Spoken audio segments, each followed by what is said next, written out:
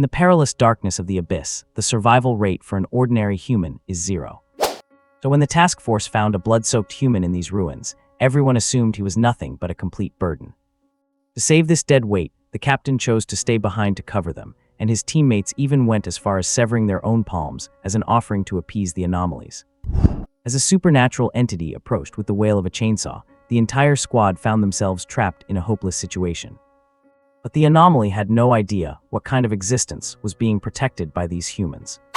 His name is Luzayo, the ultimate glutton who has kept anomalies like livestock for 3 years in an abyss even gods have abandoned. With just a soft word from him, those arrogant monsters would be terrified into dropping their chainsaws and tucking their tails as they crawled back into the darkness. But at this very moment, this uncrowned king hiding in the depths of the abyss has yet to reveal the trump card that could shake the world. Because the task force has not arrived yet. Luzayo, crouching in the eerie, blood-red light, is holding his humble cutlery, getting ready to enjoy his dinner. Drip, drop. Foul-smelling blood dripped from the sharp knife onto the ground, making a steady dripping sound. Luzayo stared with dead fish eyes, lost in thought as he looked at the unknown creature in front of him. After a long while, he raised his hand and used the still-dripping sharp knife to gesture over the pile of rotten flesh on the ground. Cut off the head and the tail, yep. He grinned. Scarlet moonlight fell on his face, making his smile look incredibly eerie and terrifying. Just as Luzayo was about to eat, a flurry of noisy footsteps reached his ears. Target spotted. I repeat, target spotted. All team members prepare for combat. At the same time, a squad of well-equipped soldiers surrounded Luzayo, who was crouching on the ground. Luzayo froze for a moment, looking around with his dead fish eyes. Are you humans? A hoarse voice came from his mouth. There were 7 soldiers in the squad, all wearing masks that obscured their faces. In an instant, 7 dark gun muzzles were aimed at Luzayo. Drip. A drop of blackish-red blood dripped once more from the sharp knife in Luzayo's hand. He squeezed out what he thought was a very handsome smile. Hello there, my name is... Bang, bangs, bang. Gunshots rang out one after another. Blood blossoms bloomed across Luzayo's body. What the hell? This was the last sound Luzayo made before falling down. A soldier spoke up, his voice sounding somewhat muffled through the mask and a little shaky. Captain, target neutralized. Saying so, he pointed his gun at Luzayo, who was lying in a pool of blood. A residual cruel smile still lingered on Luzayo's face. His mouth was covered in blood clots, and his face was full of grime. Especially those dead fish eyes, just meeting their gaze for a second was enough to make one's hair stand on end. A female squad member crouched down to perform a routine check, then spoke with a hint of surprise in her voice. Captain, he seems to be human.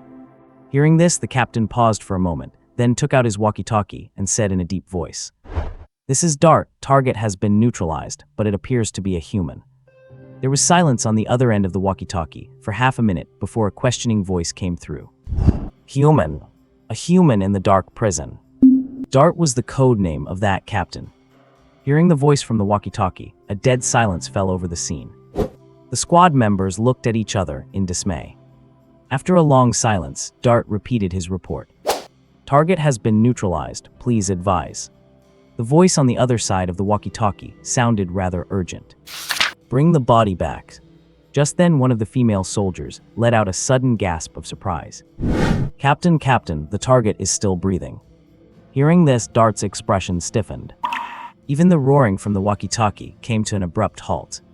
Quick, bring him back even if he is a corpse. Beep, beep, beep. The walkie-talkie was hung up. Dart quickly snapped back to reality and immediately yelled.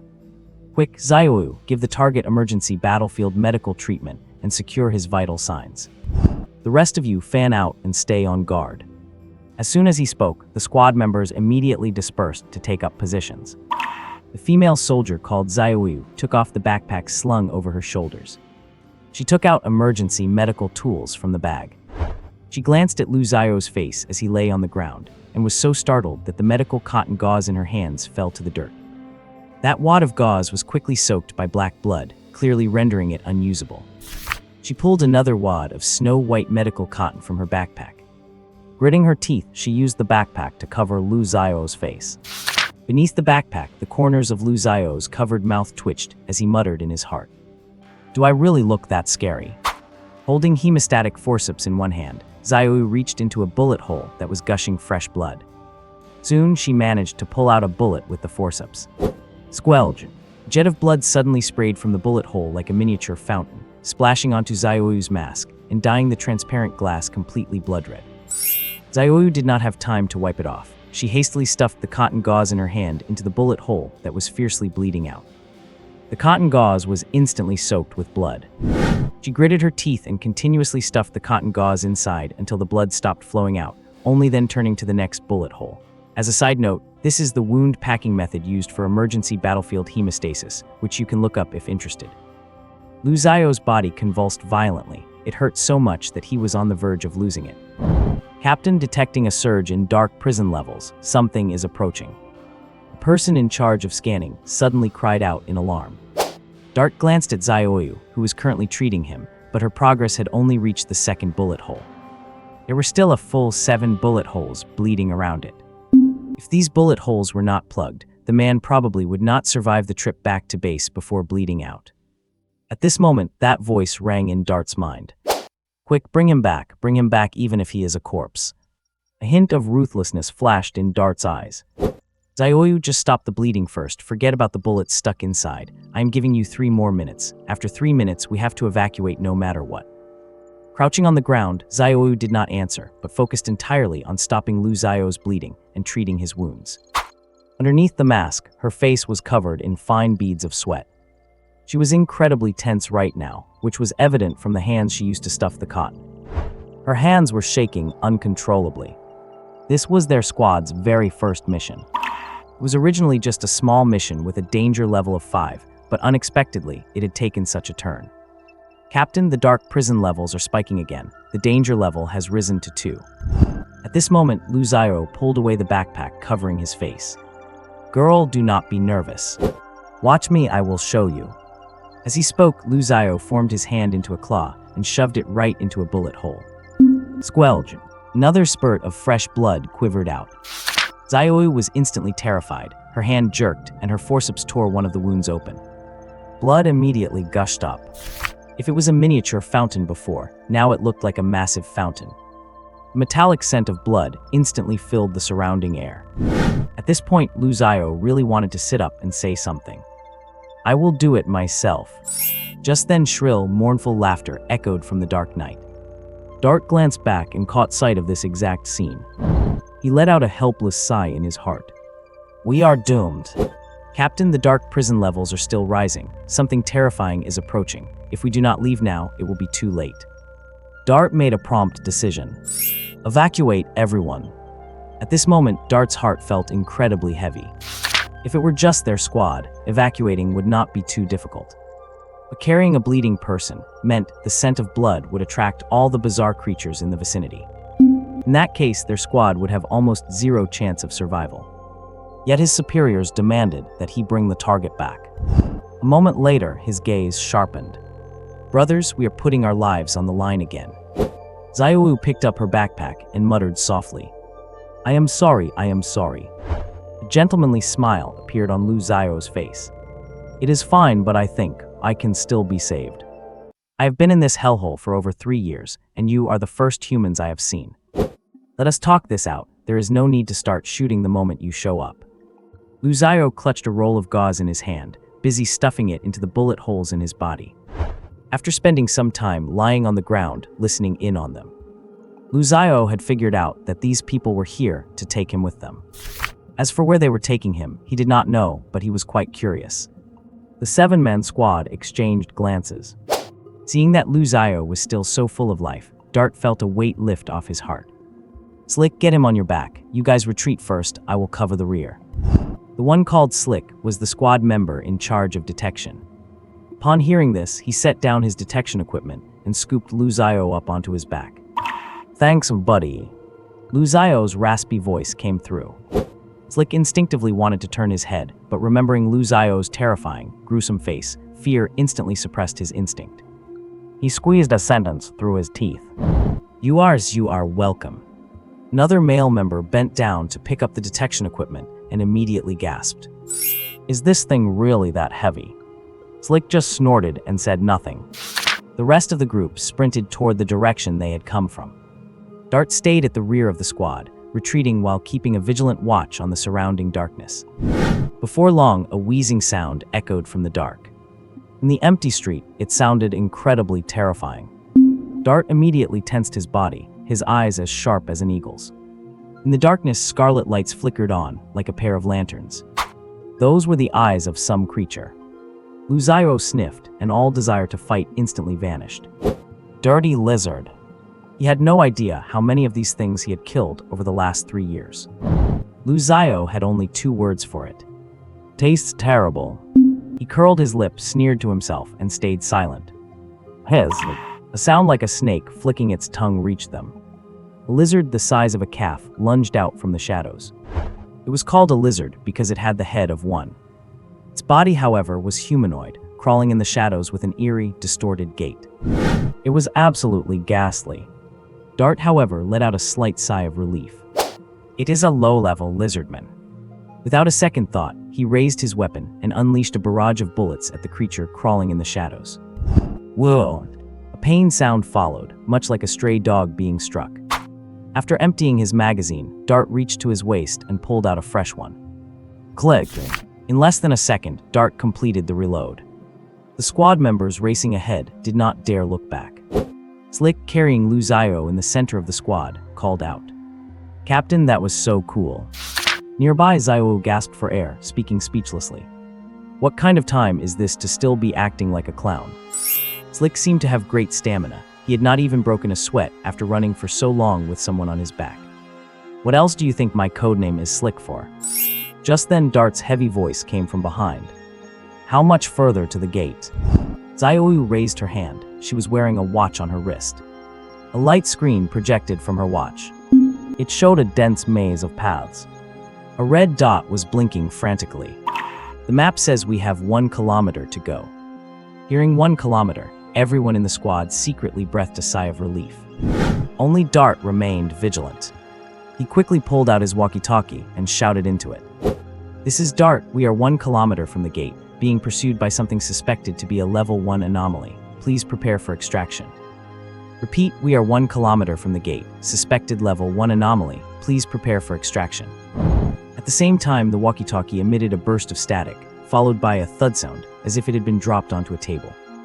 Extraction team, prepare for pickup. Bring along containment item sequence 69. Ensure the safety of the field team at all costs. Then a sound grew from near to far. They are deploying sequence 69. Just how much do they value this containment target? Slick muttered quietly. At this moment, Dart was forced to reevaluate the value of Lu Xiao. No wonder the doctor insisted we bring him back, even if he is a corpse. Slick grinned. Even though 69 is classified as safe, there are conditions for every deployment. He turned to look at the first squad member, who had fired his gun, and teased him. Are you sick or something? Upon hearing this, the squad member shuddered. Why me? Slick sneered. Why do you think? But I have to say, the way you drew your gun was cool and fast. The man's mouth twitched, but he understood that if he had not fired first, perhaps it would not have become such a hassle. I guess I should. He stammered. Dart's heavy voice came from behind. All right, Slick, stop teasing him. Hearing this, the man sighed in relief. Clearly, the captain had a solution. But Dart's next sentence made his cold sweat pour down. Flowlight, cut off your own palm. Upon hearing Dart's order, Flowlight froze. He glanced around and saw that the rest of the team members were rushing along with their heads down, no one looking at him. Slick advised at this moment. Do not worry, cut off your palm, and in a bit, sequence 69 will reattach it for you. Otherwise, when the price needs to be paid, if you have no injury or illness on your body, you are going to suffer a lot. Hearing this, Flowlight shuddered again. Then he pulled out the dagger at his waist and slashed at his palm without hesitation. Slash! The dagger was extremely sharp, and Flowlight's palm dropped to the ground, the severed end clean. Xiao hurried to bend down and pick up the severed hand. There was no time to treat Flowlight's wound. Flowlight gritted his teeth, blood spraying from his wrist. For a moment, the stench of blood in the air grew even stronger. Lu Xiao, riding on Slick's back, watched this unfold and could not quite understand it. "Why cut off your palm?" Slick heard this and was about to say something, but suddenly, beep beep beep beep beep beep beep beep. Hearing this sound, Slick was shocked. He knew this sound all too well, but this was the first time he had heard it in the dark prison. Captain Dark Prison Level has reached the threshold. A supernatural anomalous entity is approaching. By now, Slick's voice was trembling. Even Dart felt a chill run straight down his spine. His once calm brain was now gripped by fear. Zio raised her wrist and said with a voice on the verge of tears, 300 meters to the gate. 300 meters was just a drop in the bucket during this squad's usual training. Yet now it felt like an insurmountable chasm. Heavy, ragged breathing echoed in the darkness. The faint whine of a chainsaw could be heard. "Run!" Dart let out a hoarse roar. As he spoke, the sound of the chainsaw became clearly audible. In the distance, a humanoid creature wielding a chainsaw, its body wrapped in bandages, could be seen approaching the squad. It was fast, each step covered dozens of meters. In an instant, the chainsaw man was less than 10 meters from the squad. A wave of rot and decay washed over them. The squad members could smell the nauseating odor, even through their masks. Dart raised his gun and fired, unloading a magazine into the chainsaw man's bandage-wrapped head. Bullets hit the bandages on its head, as if they were hitting the hardest steel, kicking up a shower of sparks. The bullets could not even scratch it. The roar of the chainsaw sounded to the squad members like a death knell. Everyone's heart was plunged into despair. At this point, they were less than 100 meters from the gate. Meanwhile, Lu Zio fell into deep thought, wondering what he was thinking about. Dart let out a roar. "Slick, you carry the containment target and run up front. The rest of you, give your lives to buy Slick some time." After saying this, he was the first to charge at the blood saw man, attempting to use his own flesh and blood to buy time for his teammates. Hearing the captain's order, everyone's formation immediately changed. Slick, who was originally surrounded in the middle, had now been pushed to the very front. Right at this moment, Lu Zio let out a soft hum. "Uncle Chainsaw." This call could be heard by everyone present. But Slick, carrying Lu Zio on his back, could not care less about anything else and sprinted desperately toward the door emitting white light ahead. Lu Zio gently patted Slick's shoulder. "Put me down, this is an old acquaintance of mine." Slick was almost crying at this point. "Bro, please do not mess around at a time like this." Seeing that he was still dozens of meters away from the glowing door, he only needed a few more seconds to step through it. Dart's voice, sounding like he had just survived a disaster, came through. "Slick, put him down." Hearing this, Slick hurriedly turned his head. At this moment, the blade of the chainsaw in the blood saw man's hands was less than 10 centimeters away from the top of Dart's head. The buzzing sound of the chainsaw was extremely piercing. The airflow blown out by the spinning blade, carrying a strong metallic scent of blood, had shattered the glass visor on Dart's face into pieces. At this time, Lu Zio patted Slick's shoulder again. "Just put me down." Slick put Lu Zio down in a daze. "Uncle Chainsaw, I want to take a trip with them." As soon as these words were spoken, Blood saw man's body paused, then he withdrew his chainsaw, and his figure slowly faded into the darkness. The squad members all looked completely dumbfounded. Slick said with a trembling voice, "Bro, how do you even know anomalous creatures?" Lu Zio did not answer, pointing at the nearby doorway emitting intense white light. "Take me over there."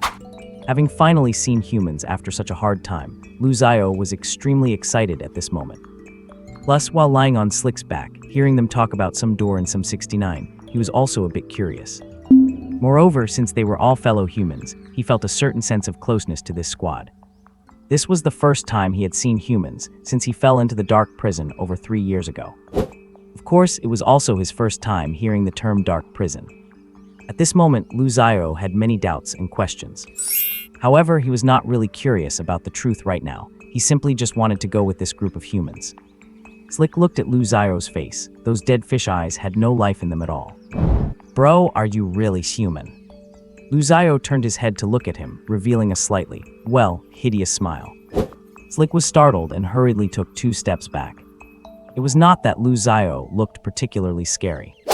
It was just that his current appearance was rather horrifying. His face was covered in grime, with bits of flesh and blood stuck to it. When he smiled, his eerie white teeth were exposed, and a piece of black bone fragment was stuck between his teeth.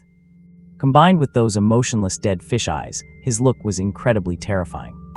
If he were to star in a horror movie, the entire film would probably be banned for being too disturbing. Dart walked over at this time and briefly checked Lu Zio's current condition, then let out a long sigh of relief. At the very least, the target seemed very energetic now. All right, enough nonsense, let us head back to the base first. Dart firmly issued the order immediately. Slick's voice was still trembling a little.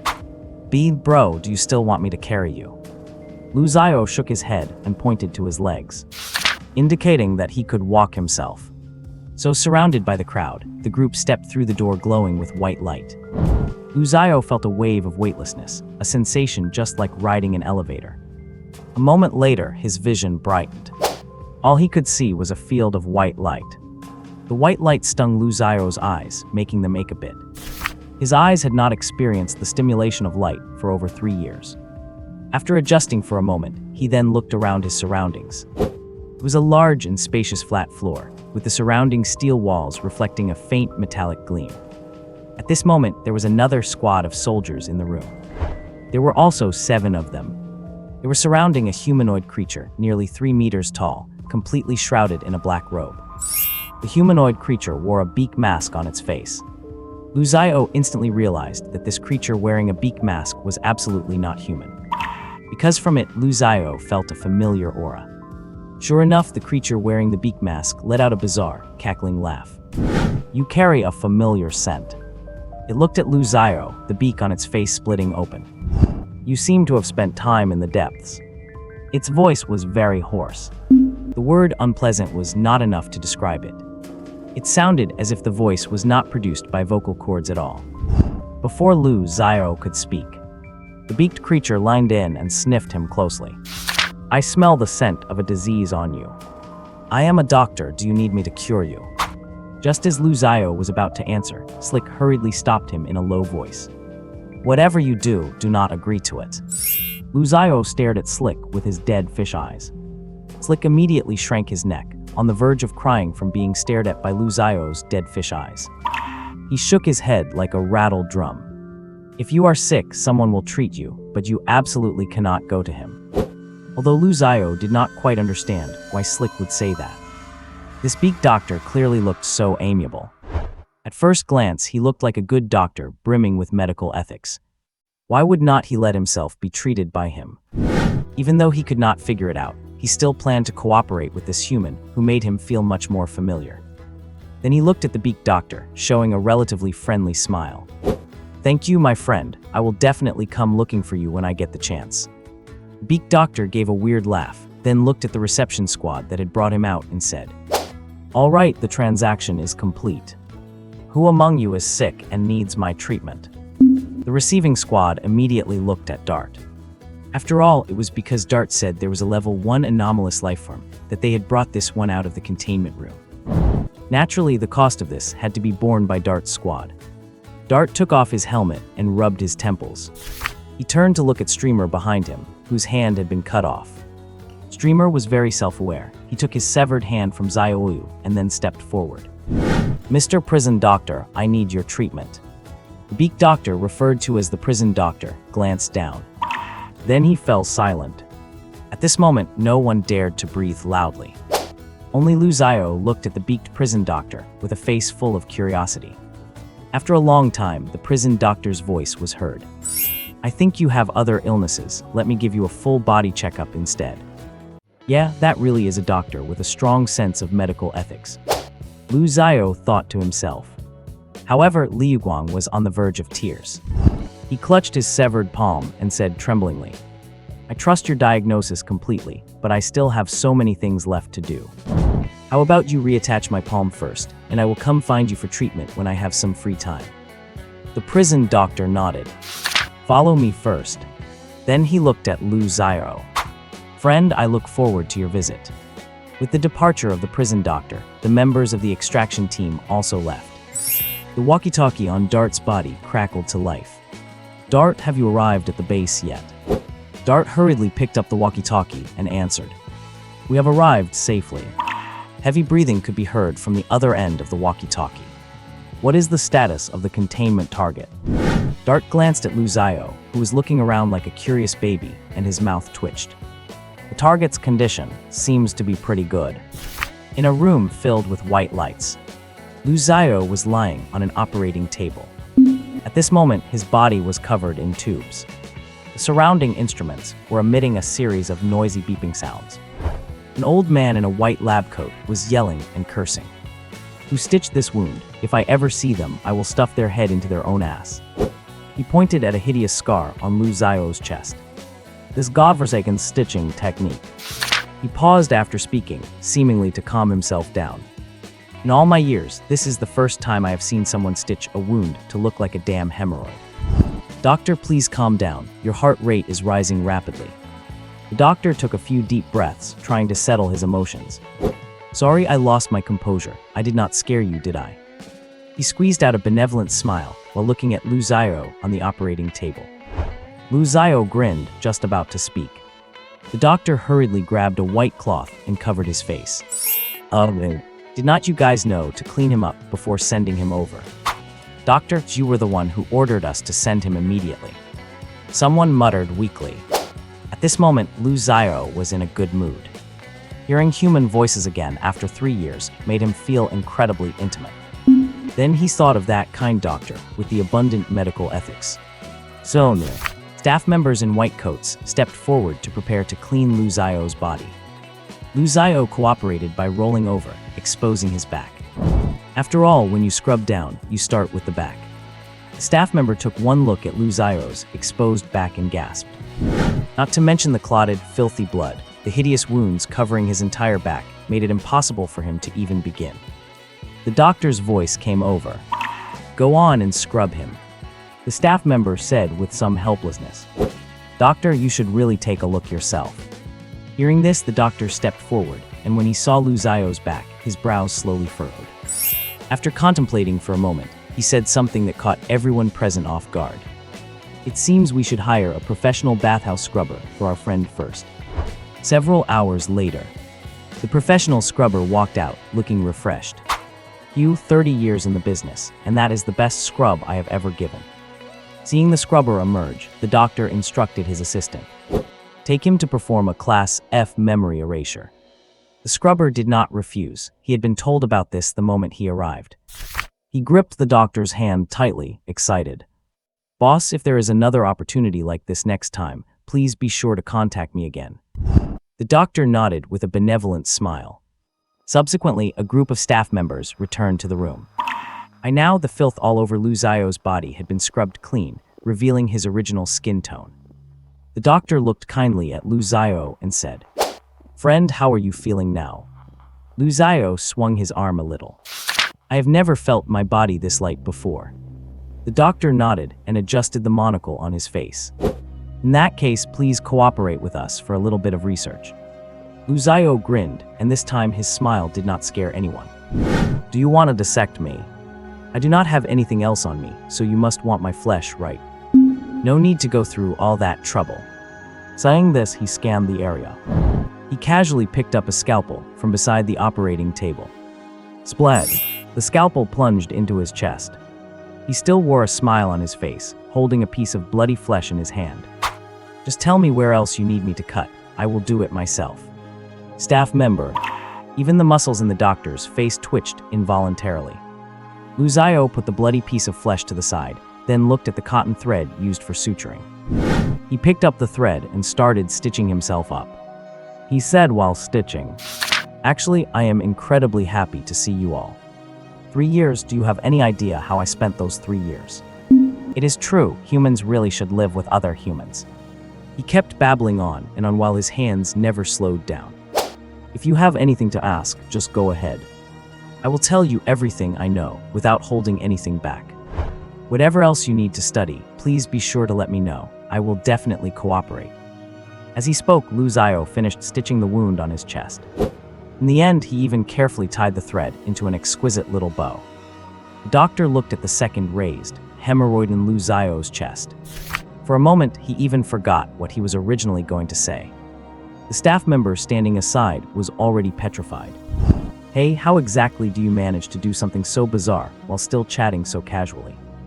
Are you really still a human? Of course, they did not dare to say these words out loud. After all, every action of this young man in front of them seemed so uncanny. The doctor adjusted his monocle, then offered a benevolent smile. He reached out, picked up the piece of bloody flesh, and handed it to the staff member nearby. Take this for analysis. After giving the instructions, he looked at Lu Zio with a gentle expression. According to our observations, you only appeared on the outskirts of the dark prison recently. Lu Zio paused, taken aback. Does dark prison refer to that hellhole I spent 3 years in? The doctor nodded very seriously. That is correct. According to the entities we have already contained, they refer to that place as the prison. And because it remains in darkness year-round, we call it the dark prison. And until now, we had never discovered any human life on the outskirts of the dark prison. A day ago, our field team found you near the gate. Originally, we planned to eliminate you because you appeared near the door. Now it seems you harbor no malice toward humanity. Now we have decided to contain you. The doctor said a lot in quick succession. Lu Zio quickly caught the main point. Containment, does that include room and board? That is great. Lu Zio sat up and excitedly grasped the doctor's hands. I will definitely do as you say. As long as you provide food and a place to stay, I will do exactly what you tell me to do.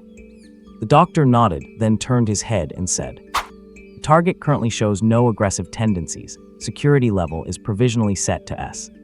Number 292. Staff member nearby quickly recorded the doctor's words. Number 292. Containment name, the Lost One. Containment class, safe, provisional.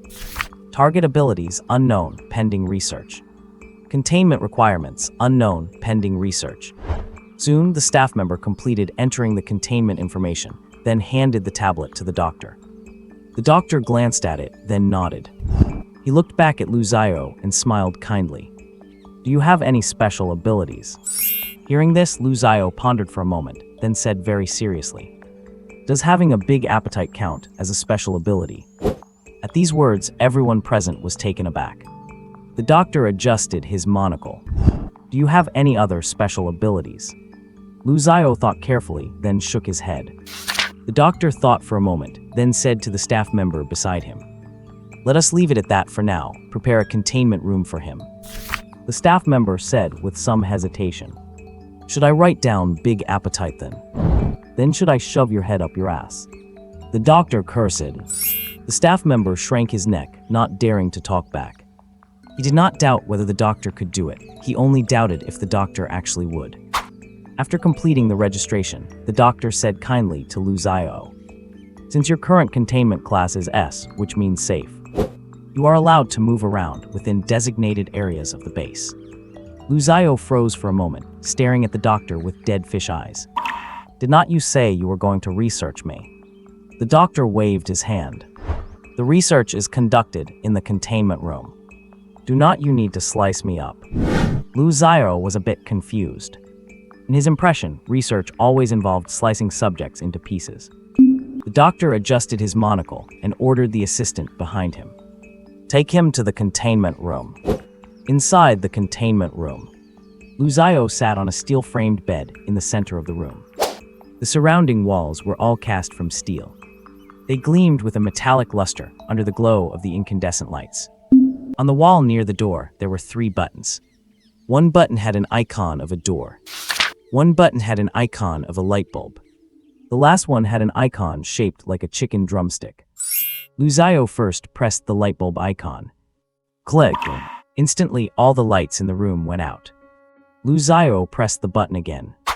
The dazzling incandescent light turned back on. Then Lu Zio pressed the button with the chicken drumstick pattern. Click. On the wall nearby, a small door instantly opened, revealing a hollow space. Then a hamburger appeared inside the space. Lu Zio stared with dead fish eyes. They really do provide food and board. This is pure bliss. As he spoke, he reached out to grab the hamburger. Suddenly, smack! A gust of wind blew out of the hollow space, knocking the hamburger out and onto the floor. The scene fell into a momentary silence. On the other side, The doctor and the rest of the staff watching the monitors also held their breath. In the surveillance footage, Lu Xiao looked down at the hamburger, completely motionless. The scene was extremely bizarre. Will he get angry because of this? A staff member whispered. The doctor's eyes were fixed intently on the monitor. On the other side, Lu Xiao did not mind the hamburger dropped on the floor. Instead, he fell into deep thought. Just one hamburger will not be enough to fill me up. I wonder if I can press it a few more times. Acting on the thought, Lu Xiao pressed the button again. Click! Another hamburger appeared in the hollow space. Then that hamburger was also blown onto the floor by the gust of wind from inside. At this moment, a touch of madness appeared on Lu Xiao's face. Seeing Lu Xiao's crazed expression on the monitor, the hearts of all the staff members sank. Looks like his containment class needs to be changed, someone suggested. Meanwhile, Lu Xiao on the screen laughed maniacally, while frantically pressing the button. In no time, the hamburgers piled up by the wall into a small mountain. Lu Xiao dove into the mountain of hamburgers with a blissful expression. He grabbed one in each hand and frantically stuffed them into his mouth. The staff watching the monitors breathed a sigh of relief. Then they recorded 2 short lines on their tablets. Sequence 292, emotionally stable. Sequence 292, enormous appetite. At this point, the doctor standing at the front suddenly slapped his forehead. Oh no! Hearing this, the staff present were all startled and turned their heads in unison to look at the doctor. I forgot to extract the bullets from his body. Staff members merely paused for a moment before returning to their original work. They were already accustomed to such scenes. Just then, an urgent voice rang out. Doctor, the lab results for that flesh tissue are out. Come take a look quickly. Hearing this, the doctor immediately walked over to the testing equipment. The moment he saw the test results, the monocle on the doctor's face dropped straight to the floor, shattering into pieces. All the staff members who saw the results could not help but freeze. The test results showed that the cells of this flesh tissue were continuously proliferating, then dividing, and finally dying off. The doctor roared at the staff member in charge of the test. Where is the earliest piece of flesh? The staff member hesitated for a second, then walked to the preservation cabinet and took out a container. Inside that container was the very piece of flesh Lu Xiao had cut from his own chest with his own hands. The doctor opened the container and took out the piece of flesh. At this moment, the flesh was still trembling slightly. It looked exactly the same as when Lu Xiao had just removed it from his body. A faint smell of blood filled the doctor's nose. A nearby staff member asked aloud, "Doctor, is there a problem with this tissue?" The doctor's eyes were full of an excited gleam. At this moment, he looked as if he had discovered a new continent. What an incredible discovery this is. He immediately sliced a small piece off the flesh and placed it under the instrument for observation. PS S-Class stands for safe. At the same time, an S-Class containment entity does not imply a lack of power. Generally, only those without aggressive tendencies toward humans and who do not attempt to break out of containment are classified as S-Class. For example, a button that would destroy the world, if pressed, would still have an S-Class containment level. Meanwhile, a containment entity that can frequently sneak out to look at the scenery, even if it has never harmed anyone, would be classified as D-Class, meaning dangerous. Because the button cannot move inside the containment facility, it is defined as S-Class safe, while the entity that can run away at any time is D-Class. There's also another R-Class. Such contained entities typically possess immense power, evil natures, a strong desire for destruction, and extreme malice toward humanity. If classified as R-Class, they are containments that the wardens must find a way to destroy. You could see countless cells on that slice of flesh rapidly proliferating. Then the old cells began to die off just as quickly. It was an endless, repeating cycle. To describe that piece of excised flesh in a single word, it would be fresh. It could maintain a state of permanent freshness. The doctor, witnessing this with his own eyes, looked like a madman, roaring in a frenzy. This is nothing short of a miracle. He grabbed an assistant by the collar, nearly insane. Do you know what this means? God, this is just too crazy. The assistant replied immediately. This means he can live forever. The doctor's eyes lit up and he nodded. Exactly. But have not we seen the same thing in some of the other containment subjects? A researcher asked. The doctor shook his head, pulled out a monocle, and put it on. It is different because this was found on a human. When he said this, everyone present was stunned for a moment, then looked confused.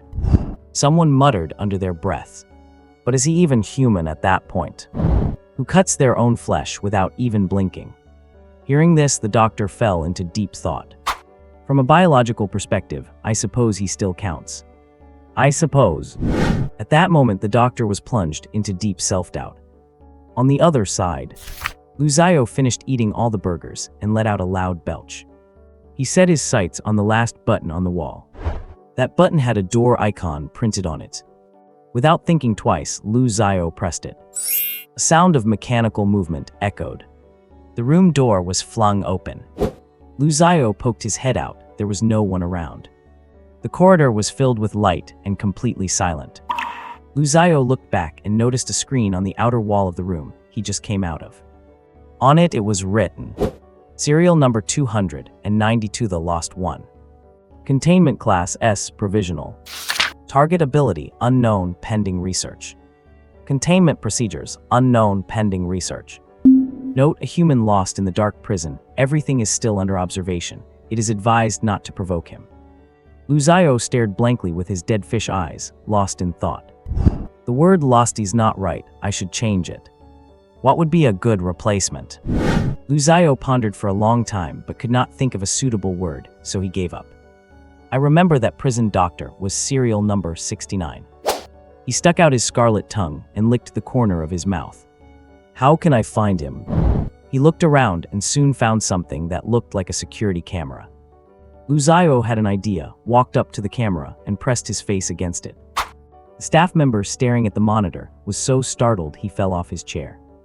On the screen, those lifeless, dead fish eyes filled the entire display. At the same time, Lu Xiao's voice came through. Hey, hey, hey, is anyone there? Bang, bangs, bang. In the monitor feed, Lu Xiao reached out and tapped the camera. The staff member wiped away sweat before replying. Why, yes, I am here. How can I help you? Hearing the response, Lu Xiao revealed a smile. May I ask how to get to the room of prison doctor 69? Follow the corridor all the way. The room with the number on it is the one. The voice came from the ceiling. Lu Xiao chuckled. Thanks. Why, you are welcome. So Lu Xiao walked down the corridor. He walked for about 20 minutes. Finally, he saw the number on the wall. Serial number 69, prison doctor. Containment class S. Target ability, diagnosis, medicine, creating and spreading viruses and plagues. Containment procedures, provide a patient for him to cure periodically, otherwise he will become enraged. Combat ability, you do not want to fight him. Note: a doctor from the Middle Ages who holds a firm belief that there should be no sick people in the world. He spares no effort in searching for patients and curing them. Note: if you are unfortunate enough to meet him, you had better hope you are truly sick, otherwise he will cut you open to find the source of the disease. Note: you can trade with him to get his help. The condition for the trade is that the trader must allow him to treat an illness and complement his exquisite medical skills. Lu Xiao finished reading and curved the corners of his mouth. What a virtuous doctor. This noble belief is truly admirable. If all doctors had such noble character, the world would be such a beautiful place. Lu Xiao exclaimed from the bottom of his heart. Meanwhile, his hand had already reached for the doorbell button on the wall. Soon the heavy steel door opened. Inside, the 3-meter-tall prison doctor was pinning down a young man in special combat gear. Be good, you must trust me. My diagnosis cannot be wrong. Your body is sick and you are very, very ill. A chilling voice came through the birdbeak mask on his face. The young man pinned down was Liu Guang, a member of the tactical team that captured Lu Xiao. Liu Guang struggled incessantly, but his mouth was tightly covered by the doctor, preventing any sound. His body twisted constantly, trying to break free from the doctor's large hand. Seeing the door open, the doctor turned his head toward Lu Xiao standing at the entrance. For a moment, his voice became quite excited. Oh, my friend, you really came. At the same time, he withdrew the hands that were pinning Liu Guang down. Seeing this, Liu Guang jumped up in a flash. He immediately bolted for the door. However, as he passed Lu Xiao, he was pulled right back by him. Liu Guang wanted to cry.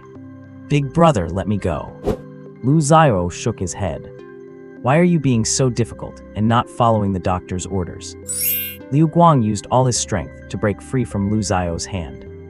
However, the hand gripping him was like an iron clamp, completely immovable. No matter how much Liu Guang struggled, that hand did not budge an inch. In that short moment, the prison doctor had already reached the two of them. He reached out a hand. It looked like some kind of avian claw with only 3 fingers. Those 3 fingers were like a bird's talons, thin and elongated, with extremely strange proportions. Surgical scalpels were embedded into the fingertips. He grabbed the fleeing Liu Guang, and his fingertips dug into the young man's flesh as the bird's beak on his mask clicked open and shut. Thank you, my friend. If you had not arrived, this naughty patient would have run away. Lu Zio revealed a warm, gentle smile. You are welcome, my friend. At this moment, Liu Guang's face was full of despair. He was slowly dragged back to his original position by the prison doctor. Faint bloodstains were left in the places where he had been dragged. After entering the room, Lu Zio politely pressed the door-close button on the wall. Dazzling incandescent light spilled across the room cast in metal. In the exact center of the room was an operating table and nothing else. The prison doctor lifted Liu Guang up as easily as picking up a little chick. Liu Guang still wanted to struggle, but a single sentence from the prison doctor plunged him into complete despair. My friend, I need your help. Lu Zio nodded without hesitation. You are too polite, my friend. What do you need me to do? The prison doctor let out an eerie laugh. Haha, help me restrain this naughty patient. I simply do not have a free hand. Lu Zio walked over to the operating table and glanced at the leather straps used to restrain patients. Without another word, he skillfully and tightly bound the struggling Liu Guang to the operating table. The prison doctor finally freed his hands. He stretched out a finger, and the scalpel embedded between his fingers flickered with a gloomy metallic gleam. Just as he was about to cut open Liu Guang's chest, Lu Zio spoke up to stop him. My friend, you seem to have forgotten to give him anesthesia. Hearing this, the prison doctor froze in place. The air seemed to freeze at this moment. The light had completely vanished from the eyes of Liu Guang, who was lying on the operating table. It is over. This madman actually dared to question the prison doctor's medical skills. If there had still been a chance for him to survive before, then now there was basically no possibility of living anymore. He knew very well that questioning the prison doctor's medical skills would drive the doctor into a frenzy. No one had ever seen how terrifying the enraged prison doctor could be, because everyone who had seen it was dead. On the information panel of every contained anomaly, every piece of data was summarized at the cost of one or countless lives.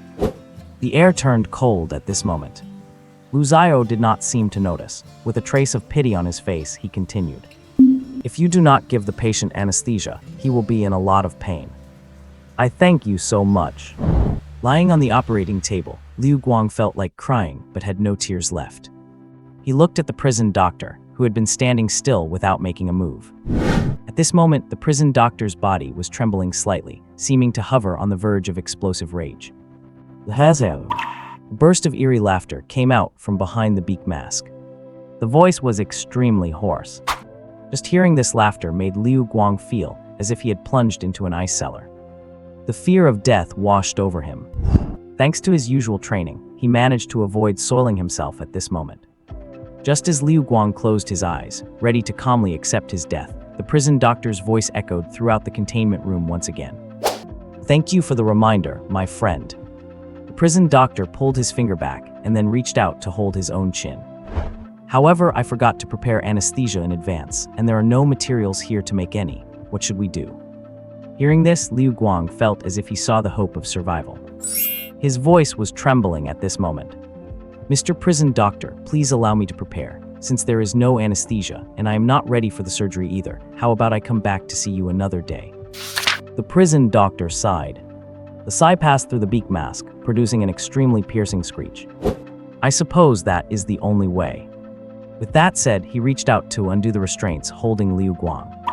Right at that moment, Lu Zio grinned. Do not worry, my friend, I have a solution. Hearing this, Liu Guang immediately looked at Lu Zio.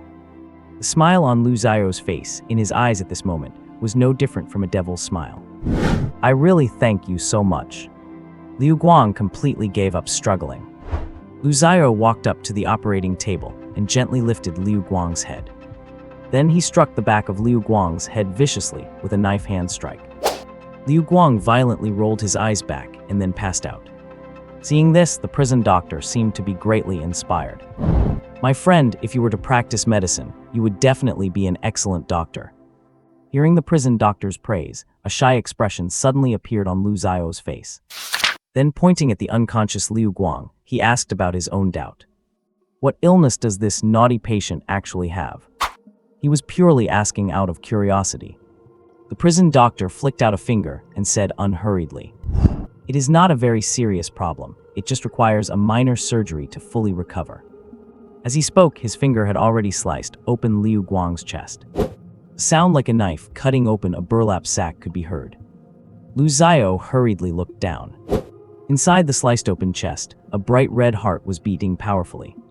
Attached to that heart was a fleshy tumor the size of a pigeon egg. The tumor was pulsing along with the beating of the heart. The prison doctor's hands moved extremely fast. With a gentle swipe of his finger, the tumor was already sliced off. At the same time, blood gushed out like a fountain from the sliced open wound. Quick on his feet, Lu Xiao dodged the splattering blood in a flash. The prison doctor remained unhurried, and with the scalpel fluttering between his fingers, he quickly excised the remaining lesions. Then, taking a cotton thread from who knows where, he rapidly sutured the wound on the heart. Liu Guang's heart was no longer spurting blood, but his chest cavity was full of accumulated blood. Lu Xiao looked on without blinking his dead fish eyes, just like a curious baby. At this point, the prison doctor suddenly felt a little annoyed. "Damn it, I forgot to prepare my toolbox in advance." This surgery was truly too rushed. Hearing this, Lu Xiao looked around the room. In the containment room, there was nothing else besides that operating table. However, Lu Xiao quickly set his eyes on his own clothes. It was a pure white short-sleeved t-shirt. The staff had changed him into this shirt after he arrived here. He reached out and gently rubbed the fabric. It is cotton." He quickly took off his shirt and then stuffed it into Liu Guang's split-open chest. Blood instantly soaked the pure cotton t-shirt. The accumulated blood inside the chest cavity was quickly absorbed by the t-shirt. Seeing this, the prison doctor let out a high-pitched sound. "My friend, you are truly a genius.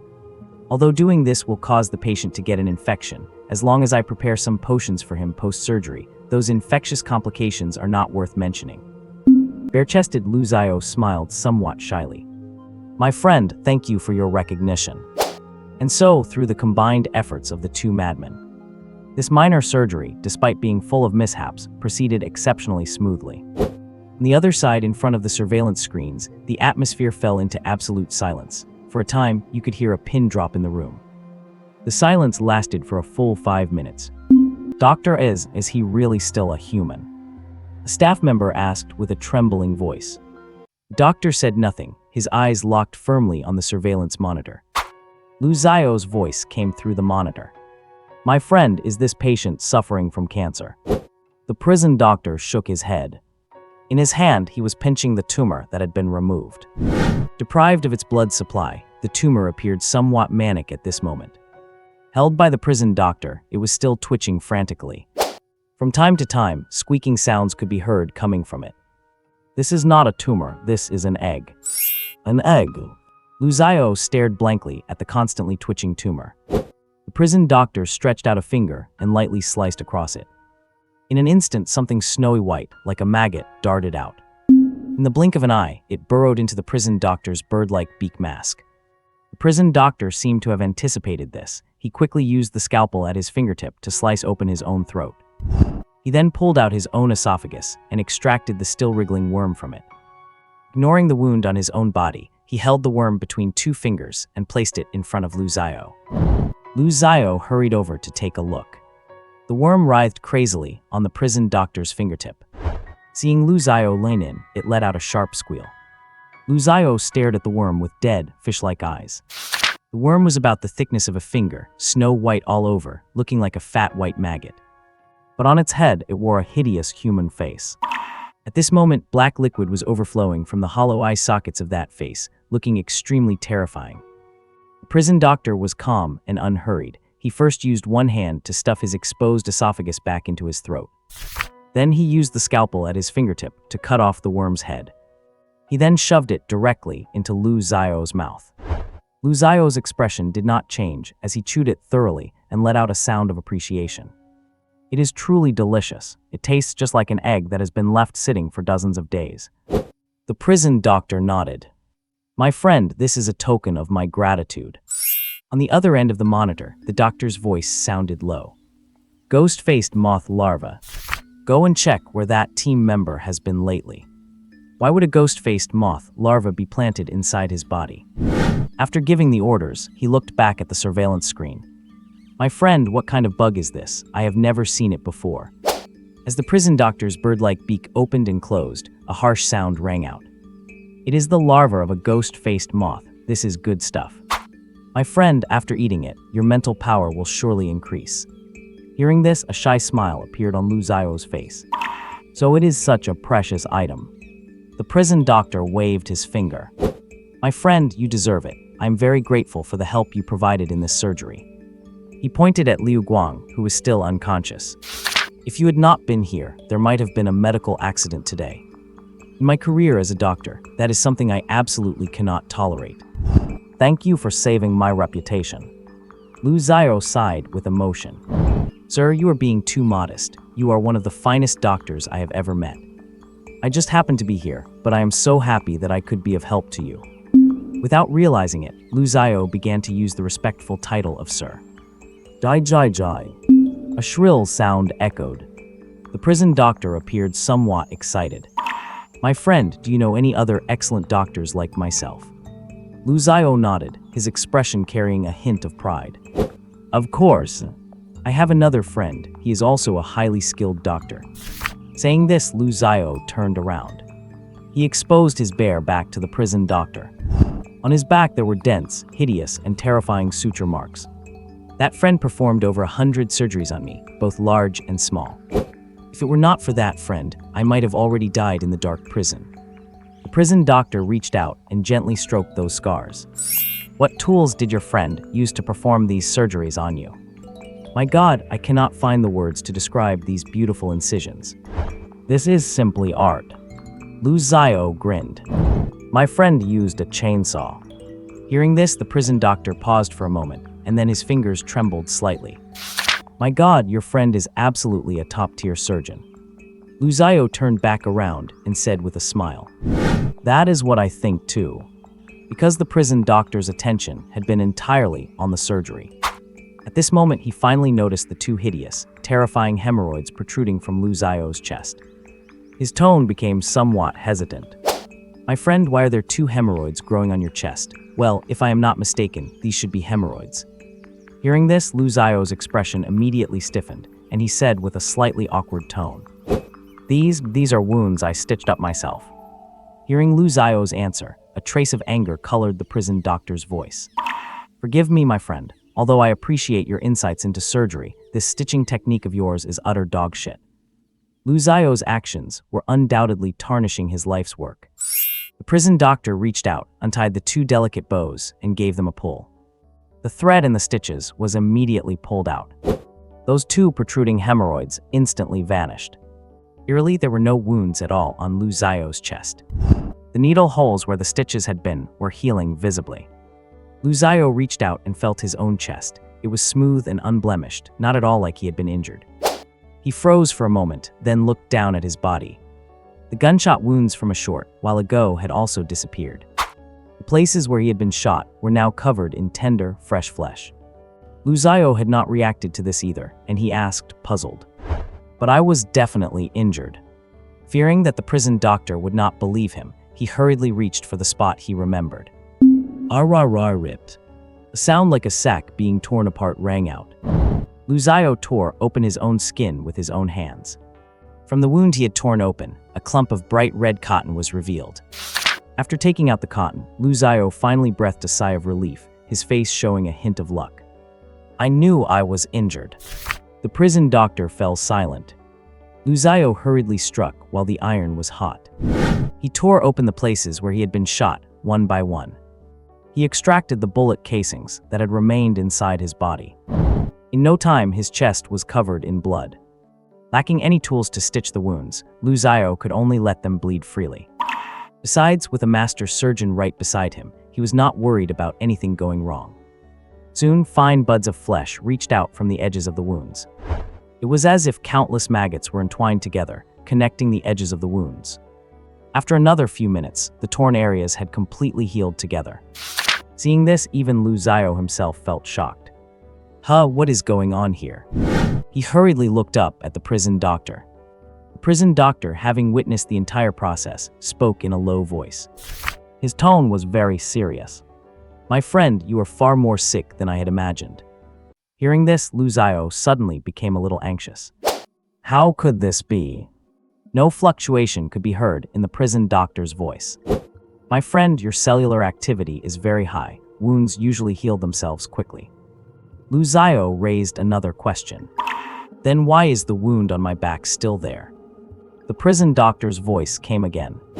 "It is probably because the wound is tainted with the power of a curse, though of course, it could also be caused by your surgeon friend's chainsaw." The prison doctor spoke to comfort him. "Rest assured, my friend, I am a qualified doctor, and curing patients is my life's pursuit. Let me give you a medical checkup first." Lu Xiao nodded, his tone somewhat urgent. "My friend, I absolutely trust your medical skills. Let us start right away." Since it concerned his own body, Lu Xiao did not dare to delay. After pulling Liu Guang off the operating table, he immediately lay face down on it himself. The prison doctor stepped forward and stretched out a finger to gently slice open Lu Xiao's back. Then he dipped his finger in some blood, brought it to the tip of his nose, and explained to Lu Xiao at the same time. "I once saw a diagnostic method in an ancient book. The doctors in the book called this method observing, smelling, asking, and feeling. It is an extremely profound diagnostic method. I spent 100 years, and I only figured out 2 of them. That is smelling and feeling. I modified my own olfactory nerves so that I possess a powerful sense of smell. Most of the time, I only need to take a sniff of a patient's blood to diagnose their illness." Suddenly, he paused. Lu Xiao sensed something unusual and hurriedly asked, "Then did you smell what kind of disease I have?" The prison doctor remained silent for a long moment, and then his tone became extremely serious and sharp. "I smelled the scent of a curse in your blood." Hearing that it was a curse, Lu Xiao breathed a sigh of relief again. "So it is a curse. I thought I was sick. That really scared me to death." However, the prison doctor's tone was not very positive. "This curse is very rare and very powerful. I have been practicing medicine for who knows how many years, and this is only the second time I have seen it." Hearing this, Lu Xiao suddenly became anxious again. "Really?" The prison doctor nodded. "The last time I saw this curse, it was on a pig. That pig eventually turned into a pile of rotting meat without thought, driven only by instinct, just like dog shit." Hearing this, an awkward smile appeared on Lu Xiao's face. "Is it that intense?" Meanwhile, on the other end of the surveillance camera, the doctor held a notebook in his hand, writing rapidly in it. He recorded the conversation between Lu Xiao and the prison doctor in detail. A terrifying gleam flashed in his eyes. "This is truly a precious treasure." Staff members nearby did not even dare to breathe heavily, afraid of disturbing the doctor. As for that bloody scene, they did not really feel much. They had seen even bloodier ones. However, their fear of Lu Xiao had deepened considerably. The prison doctor's voice rang out at this moment. "My friend, your symptoms make me feel things are a bit tricky. I need the help of another friend." As if worried that Lu Xiao would be afraid, he hastily added, "Do not worry, he is an excellent orthopedic surgeon." Lu Xiao was a little touched. "How should I thank you, my friend?" The prison doctor shook his head and said in a deep voice, "I am a doctor with medical ethics, and I do not need my patient's gratitude. As long as there is a possibility of curing a patient, even if it is just a faint glimmer of hope, I will give it my all." Hearing this, Lu Xiao genuinely admired this doctor, wearing a birdbeak mask. "You are truly a doctor of noble character." Soon, the prison doctor returned here with his friend. He was also carrying a large medical kit on his back. Clearly, he had made full preparations this time. His friend had no flesh and blood on his body, leaving only a skeleton. And that skeleton was not one a human should have. It was like the skeleton of some indescribable creature, bearing fangs and brandishing claws, looking extremely exaggerated. Hanging from the skeleton was a giant toolbox. Yes, a toolbox. Lu Xiao was already sitting on the operating table, waiting. Seeing the prison doctor bring his friend over, he hurriedly asked, "And this friend is?" "My name is Ivan." The voice came from Lu Xiao's body. The voice was not produced by vocal organs. Instead, the bones were vibrating at a special frequency. Vibration caused resonance in the bones inside Lu Xiao's body, so the voice sounded as if it were coming from Lu Xiao's own body. On the other end of the surveillance camera, a staff member exclaimed, "Subject S, the bone carver." Doctor's eyes shone brightly. He tightly gripped the notebook in his hand, waiting for the voices of the three of them to come through. Clang! Ivan heavily placed the toolbox from his skeleton onto the ground. Beside him, the prison doctor also put down his medical kit. "Ivan, this is the patient I was telling you about. He has suffered from that curse, and the curse has penetrated deep into his bones. Therefore, I had to seek your help." Ivan did not speak. In his hollow eye sockets, 2 clusters of jade-green flames flickered incessantly, as if expressing his emotional fluctuations. The prison doctor opened his medical kit and soon took out a glass bottle holding a full 5 liters. He said to Lu Xiao, "My friend, rest assured, I did not forget to prepare anesthetics this time.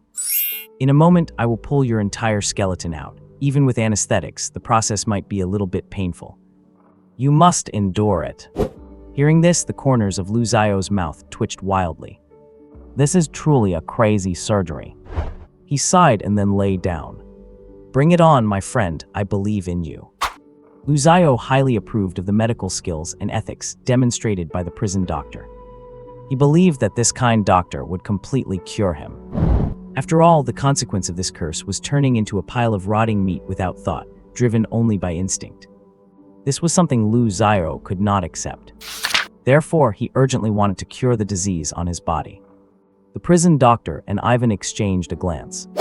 The soul fire in Ivan's eye sockets jumped violently. Then, he bent down and took out a hammer and a small chisel from the toolbox. A voice came from the prison doctor's body. "I will do my best."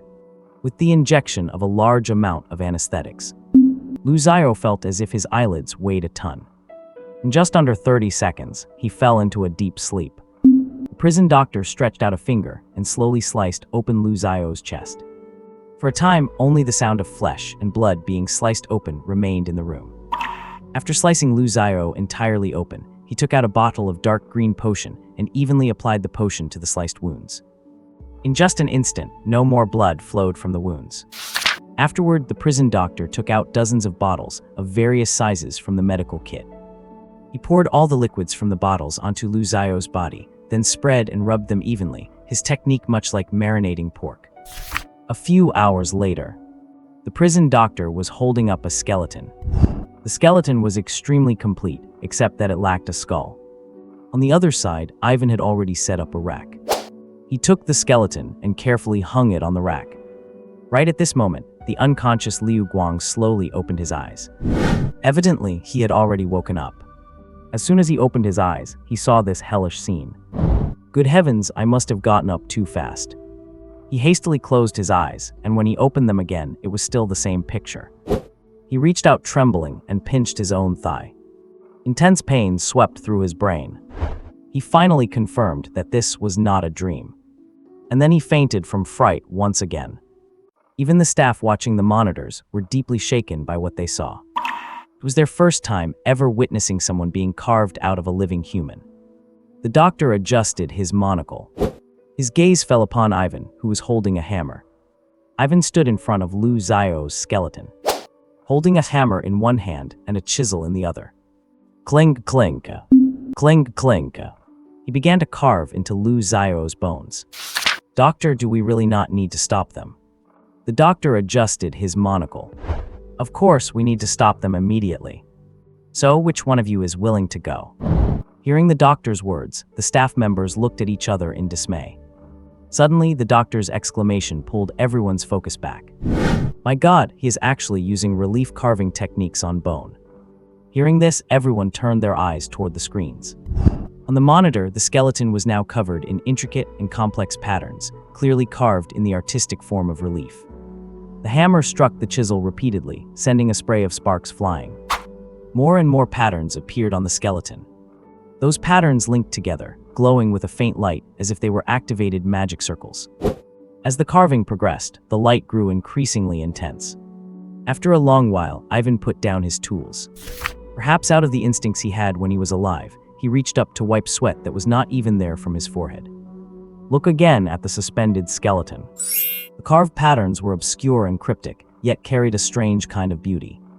The skeletal frame that looked terrifying at a single glance now looked like a work of art. His curse is planted too deeply. I can only rely on the alchemical array to suppress it. I cannot uproot it entirely. Ivan's voice came from the prison doctor. The prison doctor nodded, resting his chin on 3 of his fingers. Just about as I expected. Then I shall proceed to put his bones back in place. Ivan did not reply. He placed his tools back into the toolbox and remained standing where he was. The soul fire flickering in his hollow eye sockets seemed to be saying, "Hurry up, I want to watch." The prison doctor stuffed the skeleton back into Lu Zio's body. Then he replaced the messy internal organs back to their positions. Next came the nerves, the blood vessels. Finally, the prison doctor meticulously stitched Lu Zio's body shut. The entire operation was complete at this point. Before the prison doctor could even let out a sigh of relief, Ivan's voice came from within him again. "It seems there is one spare part left." The prison doctor froze on the spot upon hearing this. He looked down at a tray beside the operating table. A blood-soaked organ was still sitting there. Damn it, I forgot to reinstall his vocal cords. The door to the containment chamber opened. A team of fully armed soldiers swarmed in. The doctor's voice came through the walkie-talkie. "Bring subject 292 back. If 69 and 81 interfere, abort the mission." The lead soldier immediately ordered his men to lift the blood-covered Lu Zio from the table, then looked at the prison doctor and Ivan. He did not attempt to communicate. If either of the 2 anomalies made any move, they would choose to evacuate immediately. Fortunately, the prison doctor and Ivan did not stop them, merely watching them quietly. After the prison doctor's stitching, Lu Zio's wounds had stopped bleeding, but he remained unconscious. The 2 men responsible for carrying Lu Zio felt a jolt of alarm. Lu Zio's body was extremely hot. They could feel the heat radiating from him, even through their tactical gloves. "Captain, the target's body temperature is abnormal." The captain rushed over to check. He removed his tactical glove and reached out toward Lu Zio's forehead. It was like touching a red-hot branding iron. He quickly pulled his hand back and queried through the walkie-talkie. "Doctor, target 292 has an abnormal body temperature." There was a moment of silence on the other end of the line before the reply came. "Ask the prison doctor, beep, beep, beep." After the walkie-talkie cut off, the tactical team looked at each other nervously. Finally, the captain summoned the courage to speak to the prison doctor. "Mr. Prison Doctor, he..." Before he could finish, the prison doctor's hair-raising voice cut in. "Oh, it is not a big deal, just some surgical complications. I have already given him the concoction I prepared. He should wake up once his body temperature goes down." Hearing this, the captain let out a breath of relief and ordered his team to carry Lu Zio away. Just as they reached the door, the prison doctor's voice came from behind them again. "Wait." At that sound, everyone froze, not daring to move. Even though the prison doctor was classified as a safe-level living anomaly, it did not mean he would not attack people. S-class usually just means if you do not provoke him, he will not attack you. "There is another human here, take him with you." The prison doctor's next words made everyone relax. They had naturally seen the person who had fainted on the floor. However, the doctor's original orders did not include bringing him out. The captain turned back. "Happy to be of service, sir." In an instant, only the prison doctor and Ivan remained in the containment room. Ivan's voice came from the prison doctor's body. "I am heading back now. I am very satisfied with this carving session." The prison doctor nodded without speaking. It seemed neither of them was worried about the surgery failing. Elsewhere, Lu Zio was submerged in nutrient fluid. His skin was rapidly absorbing the liquid. The doctor said, adjusting his monocle. "After the surgery, his cellular activity has decreased. But the cells at the incision site remain active. The wound is healing very quickly. It seems the surgery by 69 and 81 was quite successful." He had heard every word of the conversation between the prison doctor and Lu Xiao on the monitor. There are many things that science cannot explain.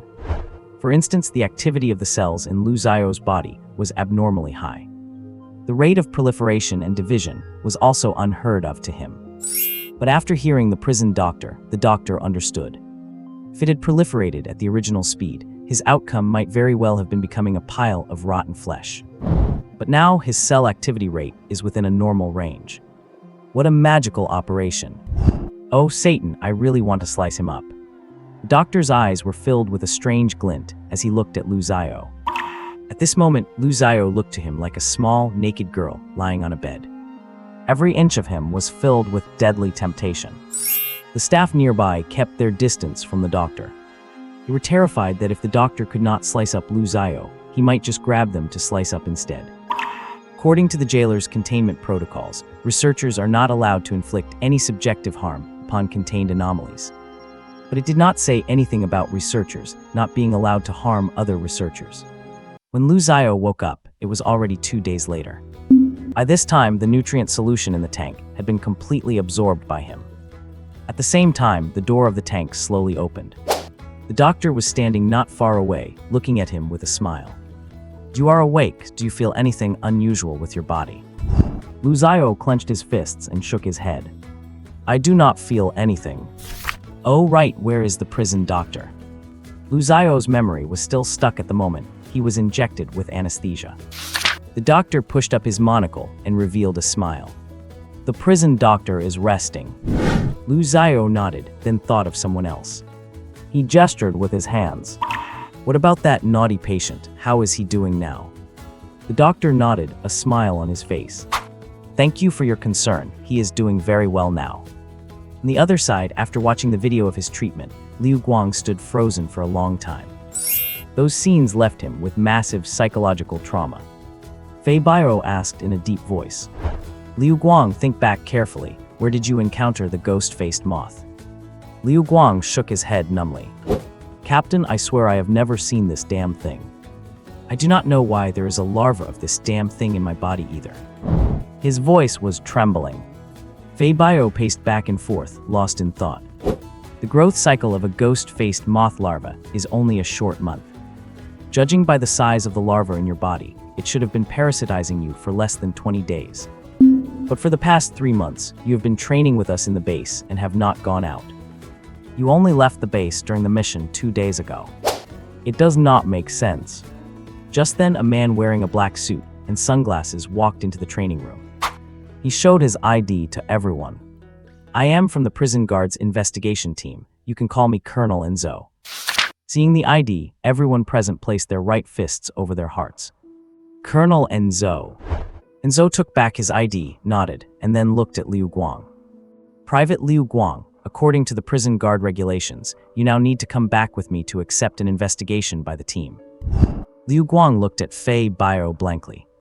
Fei Bio gritted his teeth, then said loudly. Reporting to the colonel, I believe there are still many suspicious points regarding Liu Guang's situation. Hearing this, Enzo took off his sunglasses, his blue eyes staring at Fei Bio. Second Lieutenant Fei Bio, do you know what you are saying? Fei Bio stood straight, neither haughty nor humble. Reporting to Colonel Enzo, I know exactly what I am saying. Click. As soon as Fei Bio finished speaking, a handgun was already pressed against his temple. Enzo had a playful expression. Obstructing an investigation by the team, according to the prison guard regulations, how should it be handled? Fei Bio did not even furrow his brows, his gaze looking straight ahead. According to the internal security regulations of the prison guards, those who obstruct the investigation team and act in a way that endangers the security of the containment facility shall be executed on the spot. Enzo smiled, the gun in his hand pressed firmly against Fei Bio's temple. Second Lieutenant Fei Bio, then you would not mind if I shoot now, would you? As soon as he said this, everyone else's hearts leaped into their throats. Fei Bio did not say a word. Liu Guang stepped out at this moment. Colonel Enzo, I am willing to accept the investigation. Hua Tu pulled on Liu Guang's sleeve from the side. Are you crazy? Do you know what you will go through once you are with the investigation team? Liu Guang nodded, showing a bitter smile. But the captain. What a wise choice. Enzo withdrew his gun and then looked at Liu Guang. Right after, he took out a pair of handcuffs and threw them directly to Liu Guang. Liu Guang caught the handcuffs and was about to put them on himself when the door of the training room was pushed open. The doctor, wearing a white coat and a monocle, walked in. He was followed by Lu Xiao, who was looking around out of curiosity. For a moment, everyone's eyes were drawn to them. Time went back to half an hour ago. "I have a favor to ask of you," the doctor said to Lu Xiao while pushing his monocle. Hearing this, Lu Xiao nodded without hesitation and said, "I am a person who loves helping others the most." The doctor nodded and then took out a photograph. The person in the photo had a pair of blue eyes, an aquiline nose, and short blonde hair. "When you see this person later, help me tell a lie. Just say that he has an anomalous aura on him." Lu Xiao took the photo. "Is it that simple?" The doctor revealed a meaningful smile. "It is just that simple." Thump thump. Lu Xiao patted his chest. "Rest assured and leave it to me." Back to the training room. The doctor was holding an investigation warrant in his hand. "Mr. Enzo, this is the latest investigation warrant. Please cooperate with our investigation." Hearing this, Enzo was stunned on the spot.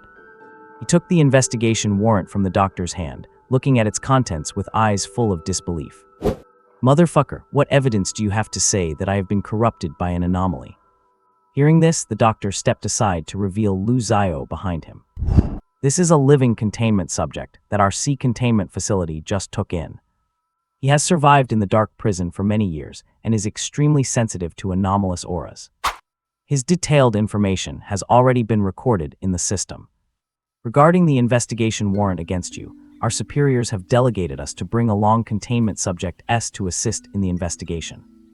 Hearing the doctor's words, Enzo said, somewhat exasperated, "But doing this does not comply with the internal regulations of the prison guards. Even if I am a suspect, it should be the investigation team that is deployed, not you guys investigating me." The doctor pushed his monocle and showed a kindly smile. "Mr. Colonel, it seems you are very clear about the internal regulations of the prison guards. However, we have special permission from above." After saying that, he took out a document from the inside of his white coat. The document was stamped with the seal of the highest office of the prison guards. "Mr. Colonel, do you have any other questions regarding this?" To this, Enzo could only let out a cold snort. Based on the materials the doctor had on hand, Sea Containment Facility's investigation of him was both reasonable and legal. These materials alone were enough to conduct an emergency investigation on anyone among the prison guards. Seeing that they had finished negotiating, Lu Xiao showed a smile. He first walked a few circles around Enzo, clicking his tongue. Enzo's scalp tingled a bit from being stared at by Lu Xiao's dead fish eyes. He said somewhat impatiently, "Have you figured it out?" Lu Xiao raised his head and sniffed gently with his nose, then looked at the doctor with a troubled expression. "Mr. Doctor, it seems I do not need to lie for you." Hearing this, the doctor instantly had the urge to slice Lu Xiao into pieces. He held back the urge to swear and tried hard to squeeze out a hint of a smile. "So what is your conclusion?" Lu Xiao showed a smile that he thought was full of positive energy, but in everyone else's eyes, this smile seemed a bit eerie. He pointed at Enzo. "This gentleman has not been corrupted by an anomaly, because he is an anomaly himself." Upon hearing this, Enzo was stunned for a moment before bursting into laughter. "Doctor, it seems this containment subject is not exactly reliable. Are you trying to stall for time by investigating me? I must say, Doctor, your plan is absolutely perfect." The doctor's face turned grim. Then Enzo patted Lu Xiao on the shoulder. "Sequence 292, I read your file on the plane over here. Have you considered transferring to our U containment facility? The conditions there are far better than here." After hearing Enzo out, Lu Xiao turned to the doctor, looking completely confused. "Is it even possible to transfer?" The doctor let out a cold snort, but answered anyway. "In principle, yes, as long as the containment subject has no strong desire to escape or tendencies toward violence." Lu Xiao nodded, then looked at Enzo, revealing a mouthful of ghastly white teeth. In the gaps between his teeth, there were still bits of vegetable left over from the burger he ate the day before. Thanks for your kind offer, but I do not have any intention of moving. Enzo was not annoyed. No worries, if you change your mind, feel free to contact me. A strange smile appeared on Lu Zio's face. I do not think there will be an opportunity to contact you. As soon as he said this, the atmosphere in the room turned ice cold. Everyone could feel a powerful murderous aura radiating from Lu Zio. Enzo was caught off guard. He now looked like he was facing a formidable enemy, because Lu Zio's killing intent was directed squarely at him. The doctor sensed something was wrong and quickly intervened. 292. If you kill someone, your threat level will be set to K, and the Warden organization will eliminate you.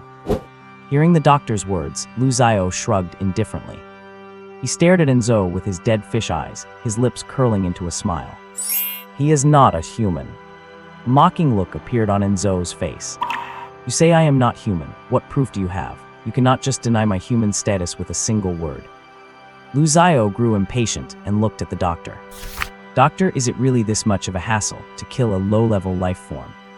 The doctor realized what he meant, and his face turned heavy. He did not doubt Lu Zio's words, because Lu Zio had lived in the dark prison world for 3 years, dealing with horrors every single day. But he still nodded. That is correct. If it can be proven that he is a horror, then naturally, you may kill him as you please. Hearing this, Lu Zio became agitated. Then what if I cannot prove it, but I kill him anyway? What are the consequences? The doctor said in a heavy tone. Elimination. How annoying. I feel like it is more comfortable staying in the dark prison. Having said that, Lu Zio left without looking back. He left a final sentence as he departed. Since you insist on proof, go find my friend, the prison doctor. He will surely be able to prove it. Upon hearing this, the doctor's eyes lit up. Right then, Enzo raised his gun again, aiming at the doctor. Bang! The gunshot rang out. The doctor adjusted his monocle. He was not harmed. At that moment, Dart had Enzo pinned firmly to the ground. Blood was gushing out from Enzo's lower abdomen. Take him to the prison doctor. Dart, you go too. It can serve as the cost of the trade. Dart nodded. It was then that the members of Dart's team regained their senses. They stepped forward together, pinning the struggling Enzo down. Flowing light still held the handcuffs that Enzo had given him. Click. In the end, the handcuffs were locked onto Enzo's own wrists. By now, Enzo's face had become twisted. He let out a low growl like a wild beast. Squish. Dart, who was pinning Enzo down, had his body pierced instantly. Behind him, a white bone spur protruded. Yet, as if he had not noticed, Dart kept his arm locked tightly around Enzo's neck. The doctor turned and walked toward the exit without a moment's hesitation. He said while walking, "See containment facility, initiate emergency protocols." In an instant, the alarm bells began to blare.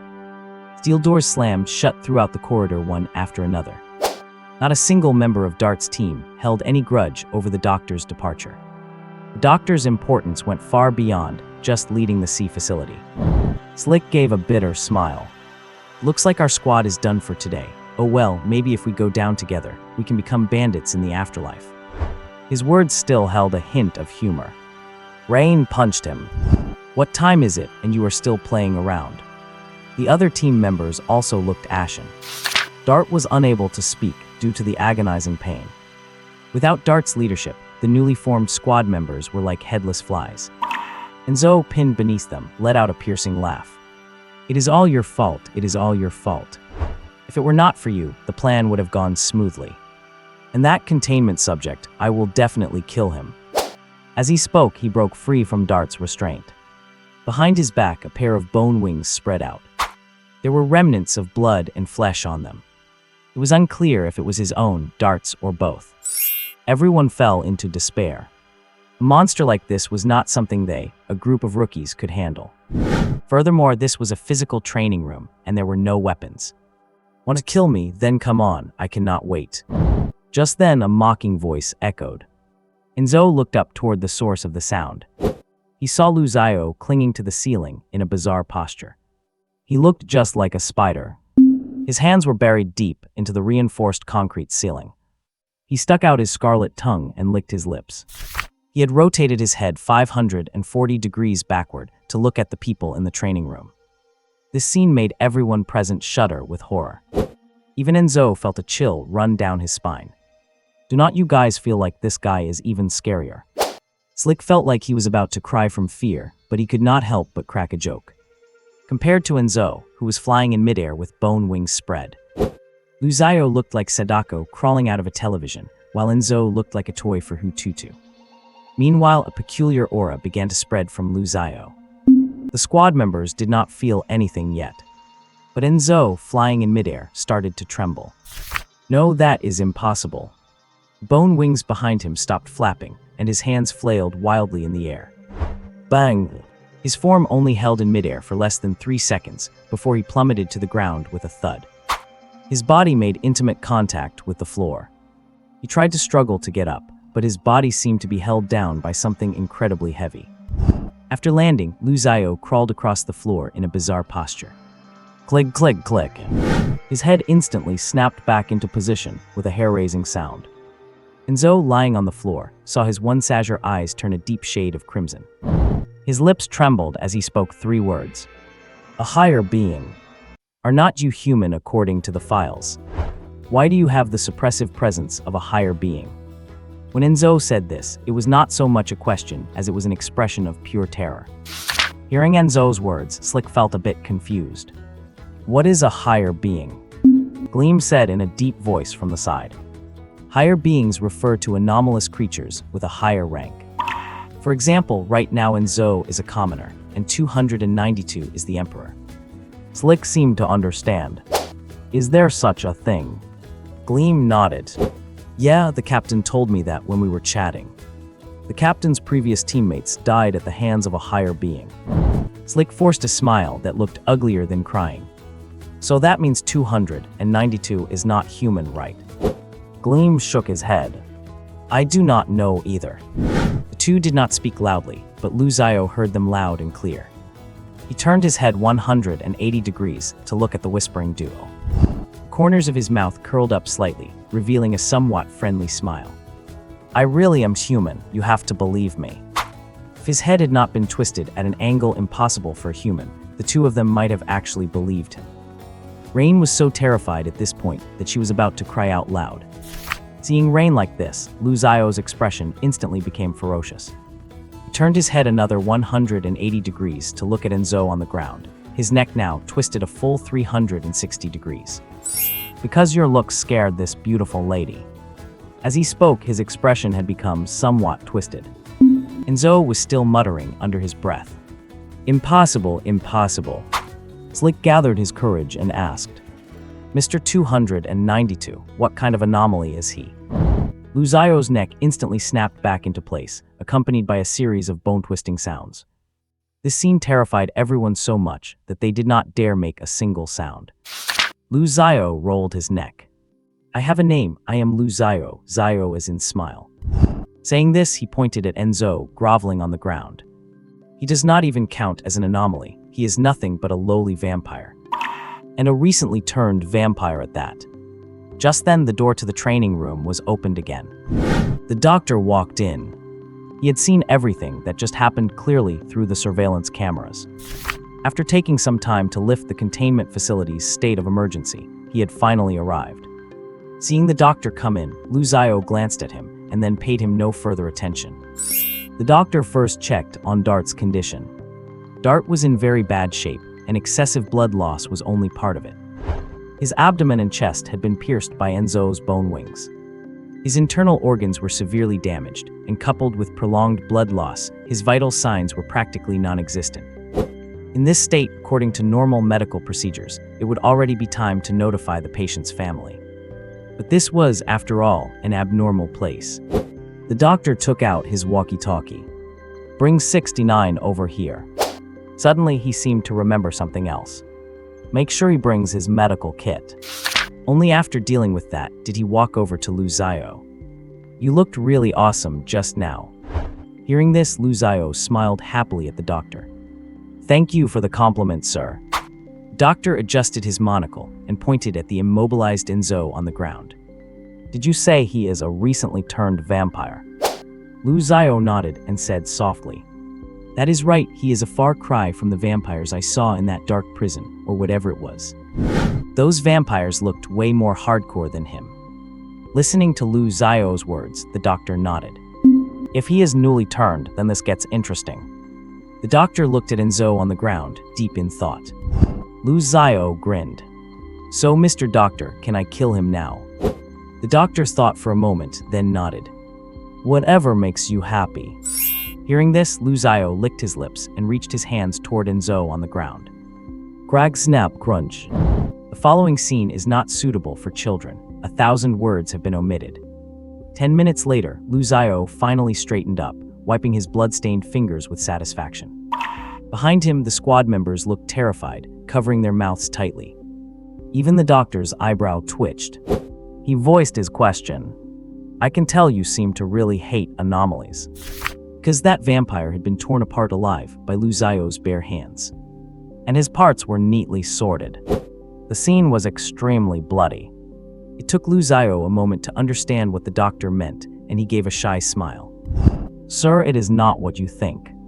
He pointed to Enzo's neatly arranged corpse on the ground. This is just to make it easier to eat. Besides, he is not an anomaly like you said. Hearing this, the doctor's monocle almost fell off, and he hurriedly raised his hand to adjust it. Are you saying you plan to eat him? Lu Zio nodded with a smile on his face. The doctor was horrified internally, but he still asked calmly. Is it tasty? Gleam was left speechless. Slick was completely confused. Rain was absolutely shocked. While they were still in shock, the door to the training room was opened once again. A team of special ops soldiers walked in, escorting a 3-meter-tall prison doctor. The prison doctor spotted Lu Zio at a glance and quickly walked up to him. My friend, I am so relieved to see you are all right. Lu Zio turned to look at the prison doctor, and he also seemed very happy to see him. My friend, your medical skills are amazing. I feel better than ever before. To have your approval makes all my efforts worthwhile. The captain of the special ops team who escorted the prison doctor made a hand gesture. The doctor said softly, Stand by for now. The prison doctor suddenly remembered that he was here for trade. He said to Lu Zio, Apologies, my friend, I have other things to attend to. Then he looked at the doctor. Mr. Doctor, how may I help you? The doctor pointed at Dart, who was lying on the ground at death's door. The prison doctor turned to look, and then his slightly excited voice rang out. Oh, what a poor soul, he seems to be very badly injured. The doctor nodded. The terms of the trade are to save his life. The prison doctor gently placed the medical kit slung over his shoulder on the ground, and began to examine Dart. What a poor man, his internal organs have been torn to shreds. Members of Dart's squad gathered around, begging the prison doctor to save their captain's life. The prison doctor's tone was somewhat moved. Seeing the bond between you all, I am deeply moved. As a doctor, I will do everything in my power to save him. He then began the surgery. The doctor started chatting with Lu Zio again. Where was I just now? Lu Zio grinned. You ask me, is it tasty? The doctor nodded. So does it taste good? Lu Zio cracked his knuckles and shook his head. It does not taste good at all. The taste is simply nauseating. It is like an old lady's foot wrapping, sour and foul. The corner of the doctor's mouth twitched. Your description is very vivid. Do all anomalous creatures taste the same? Lu Zio immediately corrected him. Correction again, he is not one of those anomalous creatures you talk about. True anomalous creatures actually taste wonderful. I once had the pleasure of tasting one, and the flavor was unforgettable. But for the sake of survival, most of the time, I just eat these lower life forms. The doctor bent down to pick up a piece of flesh and was just about to put it in his mouth. The prison doctor's voice came from the side. Mr. Doctor, I would not recommend trying that. The doctor stopped and looked at the prison doctor in confusion. Why? The prison doctor did not stop working. Because you might not be able to digest it, or you could get infected by some unknown curse. Hearing that it could spread a curse, the doctor put down the piece of meat. That is a real shame. He wiped the blood from his fingers onto his lab coat. Could you let me taste an anomalous creature sometime when there is an opportunity? Lu Zio nodded and smiled. Of course, Mr. Doctor. The doctor pointed again at the neatly laid out pieces of flesh on the floor. Can I take these with me? They are of great research value. Hearing this, Lu Xiao looked a bit troubled. He rubbed his belly. I mean, I could, but I am really hungry right now. The doctor tilted his head, looking somewhat puzzled. Are not there endless supplies of food in the containment cell, or are you not interested in that food? Lu Xiao suddenly thought of the button that dispenses food. Sorry, I was so hungry I forgot about that thing. Saying this, he turned to leave and head back to his containment cell. Slippery whispered at this moment, "There is food here too." As he spoke, he stretched out his finger and pointed to the button on the wall. Lu Xiao looked over and his eyes lit up. Then I will go enjoy my meal. He then walked towards the button on the wall. He frantically tapped his finger on it. A moment later, seeing the mountain of food, the doctor adjusted his monocle. If he eats that much, will not he get indigestion? He was asking this to the prison doctor. The prison doctor did not even look up as he explained. His digestive ability is very strong. In other words, his body requires a massive intake of energy just to keep running. The doctor, thinking of Lu Xiao's terrifying cellular activity speed, understood immediately. So that is how it is. Soon, the prison doctor finished stitching up the organs that had been shattered into pieces inside Dart. He waved his hand towards Lu Xiao, who was currently eating. My friend, I need your help. Lu Xiao walked over with a chicken leg bone in his mouth. Happy to help. The prison doctor extended a finger and lightly grazed Lu Xiao's arm. A tiny incision instantly appeared, and a drop of bright red blood oozed out. The prison doctor caught the drop of blood with his fingertip and dripped it into Dart's abdominal cavity. Then the prison doctor stitched up Dart's abdominal cavity. The doctor watched this in silence. Lu Xiao, however, was a bit curious. Should not my blood contain curses? The prison doctor stood up, straightened his black robe, put his tools back in the medical kit, and then said, "A single drop of blood has a limited amount of curse power, but that faint amount is enough to heal him." Hearing the prison doctor, an idea occurred to the doctor instantly. Mr. Prison Doctor, if what you say is true, then would not subject 292's blood be able to heal any injury? The prison doctor nodded. He did not mind the doctor interrupting their conversation. Perhaps this was the tacit understanding between researchers. Theoretically, that is correct. But it also depends on the patient's subsequent clinical reaction. After all, this is my first time trying this method. His blood might cause uncontrollable mutations in the patient. He gestured toward Dart, who was lying on the ground. Wish him luck. The doctor nodded, but his gaze toward Lu Xiao had changed. That look was as if he were staring at a treasure. Without a doubt, Lu Xiao was now his golden boy. After returning to his office, the doctor first ordered all staff to leave. Then he took out a communicator. Beep. The call connected instantly, as if the person on the other end had been waiting. Has the investigation into the investigation team been completed? A deep, authoritative male voice came from the communicator. The doctor adjusted his monocle. The investigation is complete. The voice on the other end came through again. Good, that should buy us some time. The doctor said softly, Sir, there were some unexpected findings in the results. There was silence on the other end for a few seconds. What kind of surprise? The doctor sent over a clip of security footage. It was exactly what happened in the training room. There was another long silence on the other end. What is your take on this? The doctor adjusted his monocle. This needs to be explained by starting with the characteristics of the ghost-face moth. The ghost-face moth stays dormant in the human body during its larval stage, and after it breaks from its cocoon to become an adult, it resides inside the host. It lays its eggs through human secretions.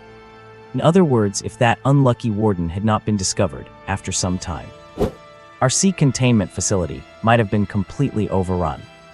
A rhythmic tapping of fingers against a tabletop came through the communicator. So you suspect that this incident was a premeditated operation against the sea facility. The doctor just smiled faintly and said nothing. I understand what you mean. What do you think their goal was in targeting C? The doctor replied in a deep voice. Subject 9, the corrupted creator. Their goal must have been to cause the collapse of C and then transfer Subject 9. Thump thump thump. The sound of tapping on the table came from the other side again. The doctor continued, "You can make use of the fact that the person from the investigation team was a vampire." The voice on the other end replied, "Yes, I know. Is there anything you need from the U containment facility?" The doctor did not hesitate. "I want subject 97, the cursed toy cap gun." "Fine, I will handle the negotiations." The doctor nodded and continued, "I have another proposal." "Go ahead." The doctor took off his monocle and wiped it on his lab coat. "I would like to borrow the abilities of subject 292 to assist in the containment of certain anomalies." Hearing the doctor's words, the other end remained silent for a long time before replying. "According to the video you sent, that contained entity seems to be extremely dangerous," the doctor said in a deep voice. "But he has not shown any malice towards humans yet. When containing him, the city fire squad shot at him, and he did not fight back either." The voice on the other end of the communicator became somewhat low. "I think he needs to be observed further." Hearing this, the doctor merely shrugged. "All right." The other end of the communicator spoke again. "By the way, his existential rank seems to be quite high." The doctor pushed up his monocle. "He gets along surprisingly well with the prison doctor. I suspect the two of them might be of the same existential rank." The sound of someone tapping on a desk came from the other end again. "If they are of the same existential rank, and the prison doctor possesses a faint trace of divinity, does that mean humans can also possess divinity?" The voice became somewhat hurried. The doctor shook his head and said indifferently, 292 does not have any reference value. Not to mention whether he actually has divinity or not remains to be studied." The voice on the other end carried a hint of disappointment, but mostly anticipation, making it quite contradictory. "Conduct research on this as soon as possible. If it can be confirmed that humans can possess divinity, it will be a grand feast for humanity." The communication was quickly cut off. The doctor's gaze was indifferent as he pushed his monocle up again. "That will also be a disaster for humanity." On his desk lay Lu Zio's flesh and blood analysis report. At the end of the report, it read, "The subject's flesh and blood is suspected to contain divinity." The doctor shook his head, picked up the analysis report, and fed it into the paper shredder without a second thought. Then he rubbed his forehead. The person who wrote this report had already been personally sent by him to undergo memory erasure. Afterward, he took out another blank report. Subject 292 shows abnormal cell activity, suspected to be cursed. After writing the report, the doctor locked it in the drawer of his desk. Then he called a staff member in. "Commence the box experiment for sequence 292 immediately." Soon, Lu Zio was brought to a special containment room. Lu Zio looked curiously at the heavily layered containment room, curiosity revealing in his eyes. That containment room was like 3 boxes of different sizes. The largest box nested the 2 smaller boxes inside, like a Russian nesting doll. The furnishings in each room were different. Lu Zio was brought into the smallest room. A staff member said to him, "Number 292, you will be contained here for the next 7 days." After giving the instructions, the staff member closed the heavy door. Once the staff member left, Lu Zio finally began to observe the room. The room was not large, even seeming somewhat cramped. There was a large floor-to-ceiling window on the wall, through which the next room could be seen. Lu Zio stared with dead fish eyes, then sat on the iron bed in the center of the room. Meanwhile, the doctor standing in front of the monitors gave an order. "In 1 day, send 2 expendables to provoke 292.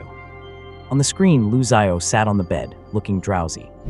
His head drooped, and before long, soft snoring could be heard. "He just fell asleep like that," a staff member said in disbelief. "An obvious result." Just like that, Lu Zio spent his first day in the containment room. Early the next morning, a burst of noisy sounds reached Lu Zio's ears.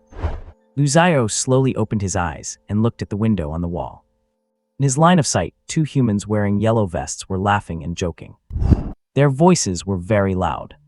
"Old Wang, this room is way more comfortable than our prison cell." The man speaking was lying on a soft sofa. The man called Old Wang was holding a goblet in his hand. It contained a bright red liquid. I did not expect to have red wine to drink here, ha ha ha. He laughed loudly. To think that 2 death row inmates like us could get this kind of treatment, I would not even dare dream of it. Old Wang sneered. That guy in the suit and sunglasses told me that as long as I stay in this hellhole for 30 days, they will drop my case. I have already been here for 13 days, just 17 more days and I can get out. The other man joked. Old Wang, you do not actually believe his nonsense, do you? With the murders on your hands, shooting you 30 times would be considered getting off easy. Old Wang did not speak, just slowly sipped the red wine in his glass. The other man suddenly said, Right, I heard that kid next door hit his 30th day yesterday. I do not know if he got out or not, but I have not seen him since. Old Wang's gaze hardened, and he said in a deep voice, What did that kid do? The man thought carefully for a moment. I heard he assaulted over a dozen children and was originally sentenced to death. Hearing this, Old Wang spat. Piece of trash. This type of criminal was the most despised, even in prison. The voices of the 2 talking were not actually very loud. But falling into Lu Zio's ears, they seemed extremely noisy. Obviously, there must be some means of amplifying sound in the room. Lu Zio was getting a bit irritated by the noise. He raised his hand and shattered the window with a single punch. The 2 men chatting were instantly startled when they heard the sound of glass shattering. From their perspective, they could not see Lu Zio inside the small room. So a person suddenly popping out at this moment was quite terrifying. Lu Zio patted the glass shards off his body and walked towards the 2 with a smile. Friends, you are disturbing my rest. Could you keep your voices down? He revealed an amiable smile. Seeing that it was a teenager, the 2 men exchanged a glance and suddenly burst into uproarious laughter.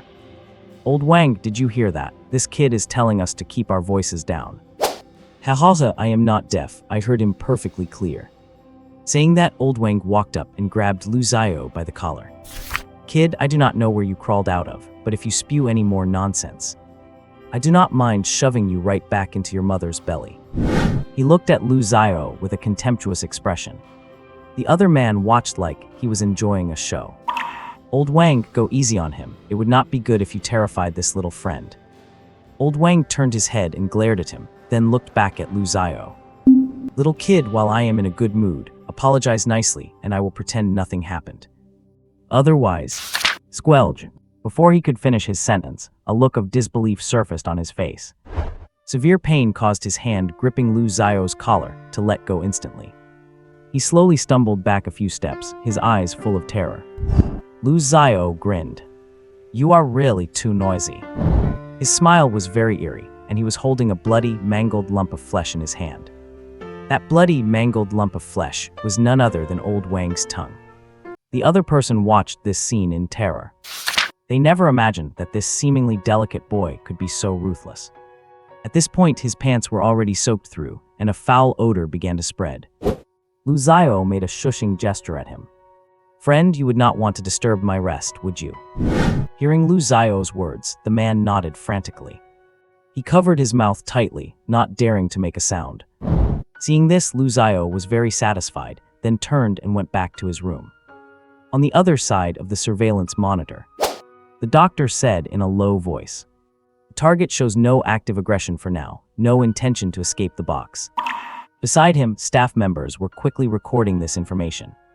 Tomorrow, send 3 expendables to clean the target's room. Lu Zio lay on the bed, swinging his legs leisurely. Although this room was cramped, it was countless times more comfortable than the dark prison. Besides, there was plenty of food. In this situation, Lu Zio had no intention of leaving at all. Soon the 3rd day arrived. 3 people in yellow vests were escorted over by a squad of Special Forces soldiers. They were holding cleaning tools in their hands. The soldiers opened the door, pushed the 3 people inside, and then closed the door. Lu Zio's dead fish eyes stared at the 3 of them, his face expressionless. The 3 expendables sent this time were clearly more sensible than the 2 from yesterday. The 3 of them looked at each other. The leader was a middle-aged man. He gave Lu Zio a friendly look and asked, "Sir, do you need us to clean your room for you?" Hearing this, Lu Zio stood up without hesitation and smiled back. "Of course, thank you all." The 3 of them immediately started cleaning. Actually, the room was very clean, and did not really need much tidying. On the surveillance side, confirmed, the target does not initiate unprovoked attacks on humans and harbors goodwill toward them. The doctor said every word clearly. This experiment is essentially to determine if the containment object harbors malice toward humans and whether it will actively attempt to escape the box. The reason there are 3 nested rooms is to confirm the target's safety level. As long as the target does not escape the largest room by the end, it can be confirmed as S-class, meaning peaceful. If the target eventually escapes all 3 rooms and displays harmful behavior toward humans, it will be classified as D-class, meaning dangerous. As for those containment objects that show extreme malice toward humans from the start, they are directly defined as D-class and are not subjected to this experiment. As for those who stay in the first room until the end of the experiment, the jailer organization will consider taking them into the real world to assist in some tasks. The purpose of the doctor conducting this experiment was to thoroughly determine Lu Zio's containment level. On the 4th day, the food supply to Lu Zio's containment room was cut off. However, this clearly could not stump Lu Zio. He climbed through the window to the 2nd room, ate his fill there, and then went back to the smallest room. On the 5th day, the food supply for all rooms was stopped. Lu Zio was slightly annoyed, but he was not exactly starving, so he went back to his room and slept for the day. On the 6th day, the food supply still had not been restored. Lu Zio's mood remained the same, and he did not do anything unexpected. It continued until the 7th day. A group of people wearing yellow vests came to the 2nd room. They held a banquet there. Lu Zio was woken up by the noisy sounds. He looked out the window to see a table full of food, all sorts, everything imaginable. Lu Zio licked his lips and went out without hesitation, under the shocked gazes of everyone there. Like a hungry beast, he swept everything on the table clean. Then he dusted himself off and returned to his room. This time he did not mind that the people were noisy. After all, he had just eaten his fill and did not really want to move. In the surveillance monitor, the doctor saw the whole scene. Experiment over. Target classified as S-class. No tendency to escape, no aggressive tendencies or malice toward humans.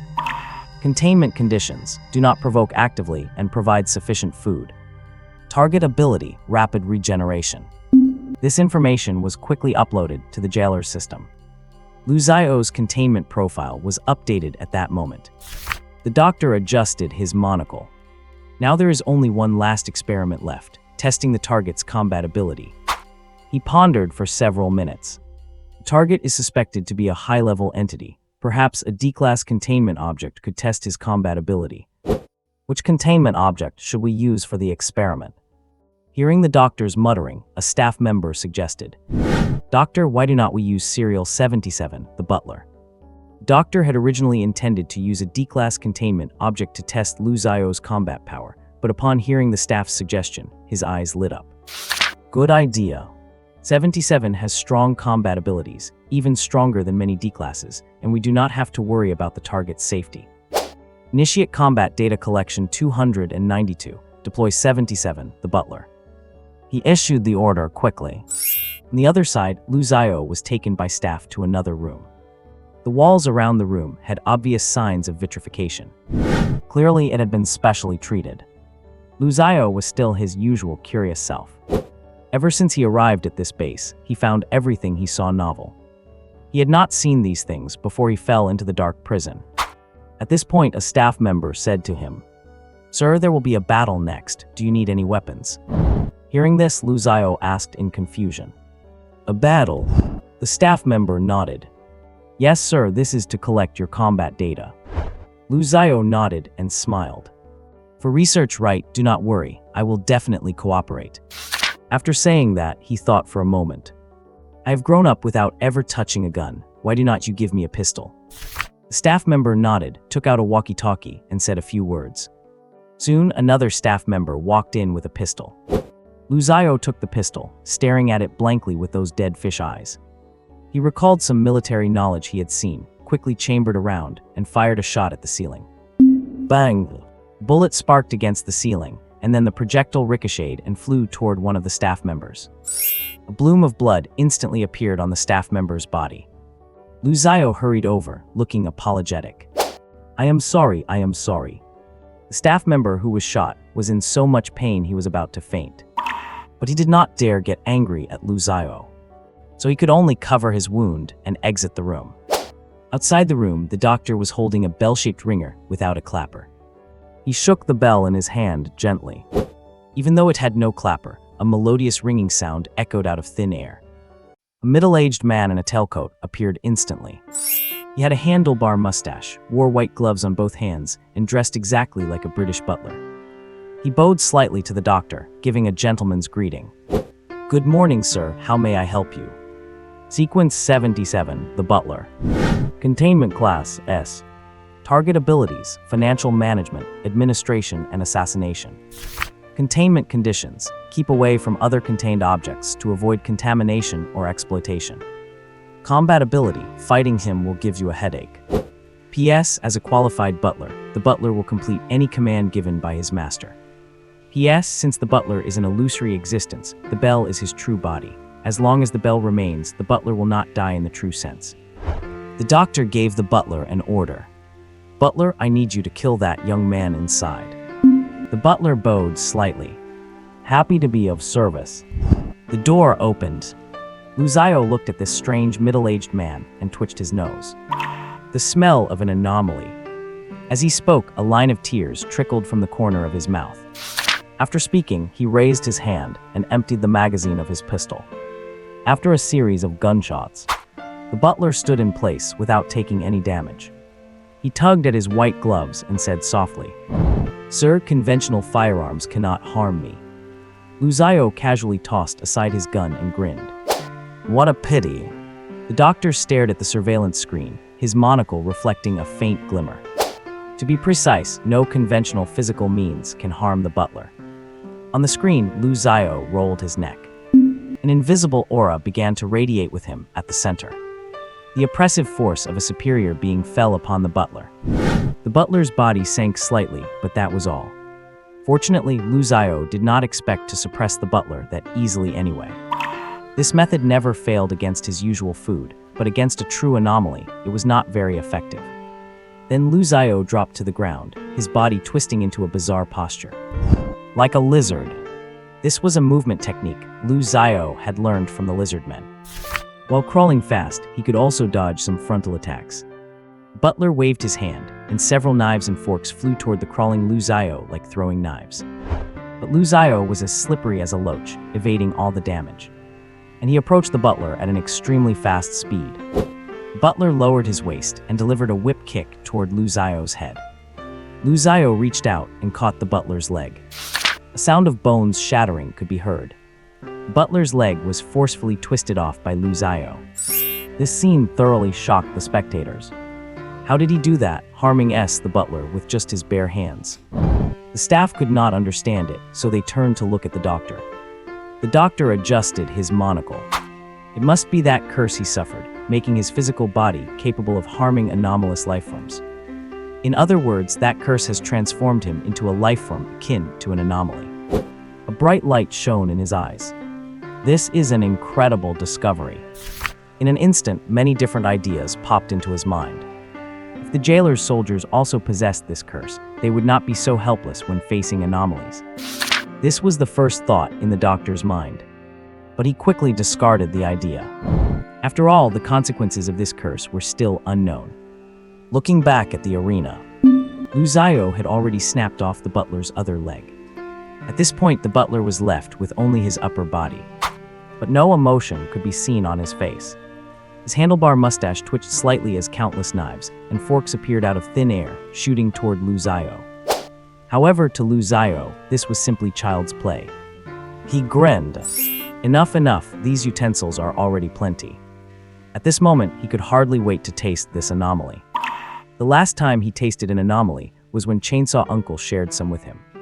Just one bite and the taste made him unable to stop. In fact, it was not that Lu Xiao's taste was perverted.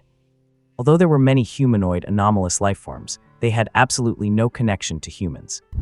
They were a manifestation of higher dimensional power. Of course, this was also related to the curse in his body, a fact he was unaware of himself. The doctor shook the bell in his hand. In a split second, the butler vanished. Seeing his meal slip away, Lu Xiao's expression froze. He looked around but found no traces. He squatted on the ground, somewhat frustrated. He was right there. How did he just disappear? Why did I talk so much nonsense with him? I should have just bitten into him. I am so mad. The doctor placed the bell back into a small lead box and handed it to the staff beside him.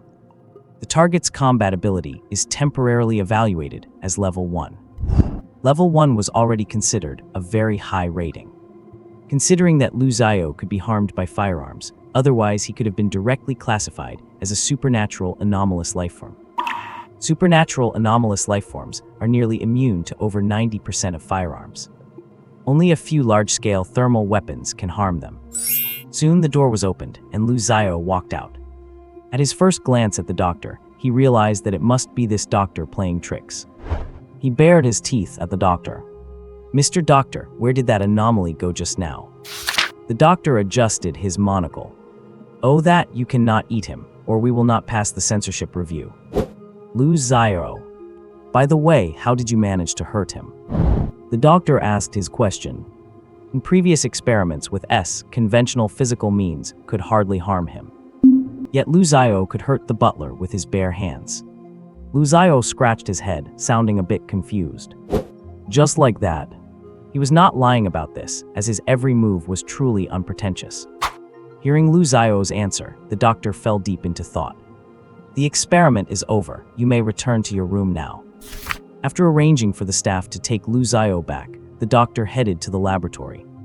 He took out the container holding Lu Xiao's flesh and blood. He removed the piece of flesh, casually grabbed a pen, and smeared it with some of Lu Xiao's blood. He then asked the staff to bring S over again. With a shake of the bell, the butler in a tailcoat appeared out of thin air. "Good morning, sir. How may I help you?" Holding the pen, the doctor said softly, "Cooperate with me on a little experiment." The butler bowed slightly. "Happy to be of service." A sudden squelching sound. The tip of the pen pierced the butler's arm. The doctor asked the butler, "Did you get hurt?" The butler nodded. "I received some minor injuries." Having obtained the desired result, the doctor shook the bell to recall the butler. It seems the flesh of S can indeed harm anomalous life forms. In an instant, countless plans emerged in the doctor's mind. On the other side, Lu Xiao was still living comfortably in his containment cell, well-fed and well-rested. He chatted with the plague doctor whenever he was bored, living quite a cozy life. "My friend, lately I feel like my appetite is not very good." Lu Xiao felt a bit distressed. The plague doctor's voice came from inside his bird mask. "Do not be nervous, my friend. It is just because your curse has been suppressed, so you do not need to consume massive amounts of food to maintain your energy expenditure." Hearing the plague doctor's diagnosis, Lu Xiao breathed a sigh of relief. He thought he had fallen ill again. Lately, he felt he was eating less and less, especially when staying in his room without going out, where he used to eat 3 large buckets of rice a meal. He could now only finish one. "By the way, where is Mr. Ivan? I have not seen him lately." Lu Xiao suddenly remembered the purpose of his visit. "I want to thank Mr. Ivan in person," the plague doctor said. "Then let me take you to him." "Thank you, my friend." Soon, the plague doctor brought Lu Xiao to Ivan's containment cell.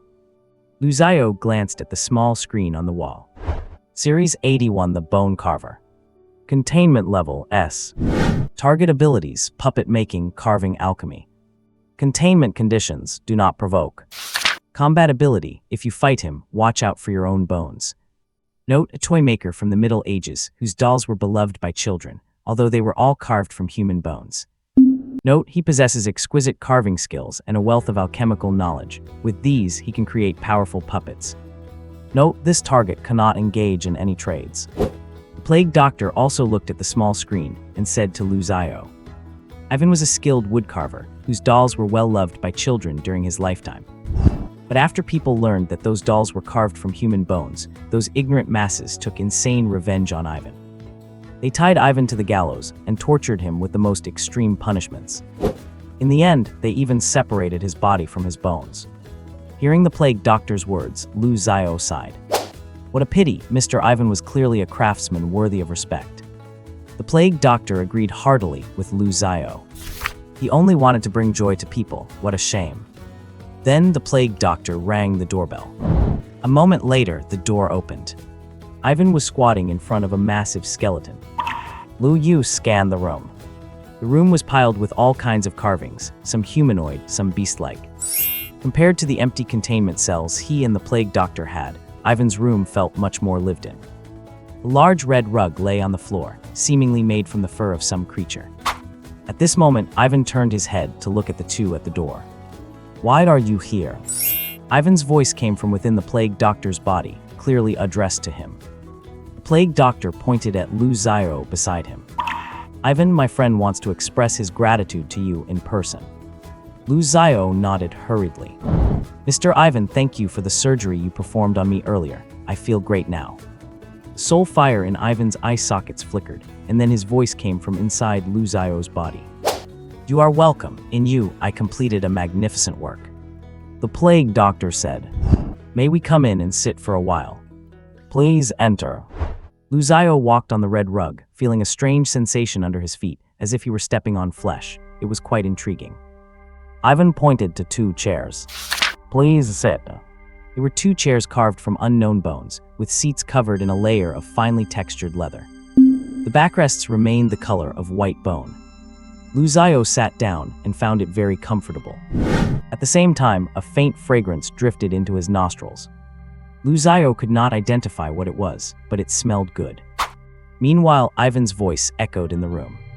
"Friend, how do you like my collection?" Bone carvings around them all vibrated in unison, emitting Ivan's voice. Lu Xiao took a look and immediately gave a thumbs up. "You're all exquisite works of art. I must say, Mr. Ivan, your carving skills are truly divine." Upon hearing Lu Xiao's words, the soul fire in Ivan's eye sockets flickered violently again. "Pity that people did not recognize my art." Ivan's voice rang out. To this, Lu Xiao offered comfort. "Mr. Ivan, great works of art are inevitably met with criticism. Clearly, this is only because they do not understand art." As he spoke, he looked over to the plague doctor. Just like Mr. Plague Doctor, his medical skills are always being questioned. Yet you and I both know that Mr. Plague Doctor is actually a great doctor. The plague doctor's beak opened and closed. For a moment, he did not know what to say. For a moment, both the plague doctor and Ivan looked at Lu Xiao in unison. A smile appeared on Lu Xiao's face. "Mr. Plague Doctor is the greatest doctor I have ever met. His conviction makes even me feel ashamed. And you, Mr. Ivan, are the most incredible carving artist I have ever seen. Look at these exquisite art pieces. They are so dazzling, they should have been displayed in an art museum." These words deeply moved both the plague doctor and Ivan. Especially Ivan. In his hollow eye sockets, the emerald soul fire flickered violently, and his body trembled incessantly with excitement. The sound of clattering bones echoed throughout the room. "But they killed me so cruelly. They forgot that the dolls I carved with my own hands had once appeared in their children's burial items. I only ever wanted to bring some joy to the children." The voice was filled with deep regret. Lu Xiao comforted him.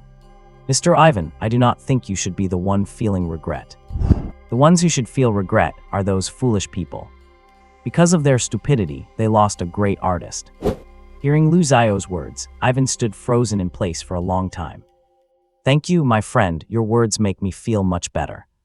Although I have never blamed those people, that matter indeed made me feel deep regret." The plague doctor also said at this moment, "Ivan, I am truly happy to see you step out of the shadows in your heart." "I am happy too. My friend, I have decided to give you a small gift." The voice came from inside Lu Xiao's body. Soon, Ivan rummaged through the corner and brought out a long box. The box was still carved from white bone, decorated with exquisite patterns. Ivan held the box and walked up to Lu Xiao. "My friend, this is a piece I have collected for many years." With that, he opened the box. Inside lay a bone spike about 30 centimeters long. Exquisite and complex patterns covered the entire length of the bone spike. At the end of the handle, a round, azure gem was inlaid. Ivan picked up the bone spike, his voice echoing in the room. "This was made from a leg bone and an eyeball I obtained by chance. I do not know which entity they belonged to. I have poured my lifelong understanding of alchemy circles into this bone spike. It is the greatest masterpiece of my entire life." Lu Xiao's gaze was firmly drawn to the bone spike. His eyes never left the exquisite bone spike for a moment. After staring at it for a long time, Lu Xiao still refused with a hint of regret. "Mr. Ivan, this is too precious." Ivan, however, shoved the box into Lu Xiao's arms. "My friend, now it is yours. Only those who know how to appreciate it deserve to own a good piece of work. Obviously, you are someone who truly understands art," the prison doctor said from the side. "Ivan is right, my friend, only you deserve to have it." Lu Xiao was momentarily stunned, though his lifeless dead fish eyes ruined the touch of emotion on his face. "Thank you for your recognition of me." He put away the bone spike and then said solemnly, "Forgive me, we have known each other for so long, and I have not even told you my name." "My name is Lu Xiao," Xiao as in smiling face. The prison doctor replied. "Lu, prison doctor is my name." Ivan's voice also came over at this time. "Lu, we will definitely become very good friends." Lu Xiao nodded, a smile beaming on his face. Through the surveillance, the doctor took all of this in. The monitoring of the contained objects is carried out at every moment. First, to prevent any anomalies with the contained objects, and second, to continuously collect data for research and analysis. The containment conditions for S can be updated," he muttered in a low voice. Then his gaze fell on that bone spike. On the other side, Ivan's voice came over again. "Lu, your curse will still bring you trouble in the near future. I carved a suppressing alchemy circle on your bones, but that only treats the symptoms, not the root cause." Hearing this, Lu Xiao immediately listened carefully. Since it concerned his own body, he did not dare to be careless. Ivan said, "That curse is rooted in your bone marrow. There is absolutely no possibility of eradicating it. But that curse also grants you formidable strength." Lu Xiao nodded and then said, "Then what should I do next? How much time do I have left?" Ivan pondered for a moment and looked at the prison doctor. The prison doctor explained, "I have told you before, the end of this curse is turning into a puddle of rotten flesh with no thoughts, only instinct. But this theory might not necessarily apply, because the last time I saw it was on a pig. The fate of that pig was that, although it became a puddle of rotten flesh, it also transformed into a higher dimensional form at the same time. That form, even when I saw it, I was almost corrupted." The prison doctor's words carried a hint of lingering fear. As he spoke, he looked at Lu Xiao again. "Your situation is similar to that of the cursed pig. Judging from the curse components in your blood, you should become that puddle of rotten flesh next month. However, after the surgery performed by Ivan and me, the time has been pushed back by a year. So within this year, you need to find a solution." Lu Xiao nodded and said in a deep voice, "Then where should I go to look? Back to the dark prison?" The prison doctor replied, "If you return to the dark prison, your curse will deepen, so my suggestion is to search in the human world." Lu Xiao nodded and then looked at Ivan. Ivan did not offer any suggestions. Therefore, Lu Xiao kept these words in mind. After chatting for a while, Lu Xiao bade farewell to the two of them. After Lu Xiao left, Ivan looked at the prison doctor. "Why did you lie to Lu?" Obviously, returning to the dark prison is the only way to possibly find a solution. The prison doctor, however, shook his head. "I did not lie to him. Returning to the dark prison does indeed have a higher chance of resolving the curse. But at the same time, it would also accelerate the erosion speed of the curse." Saying this, he paused. Ivan instantly understood what he meant.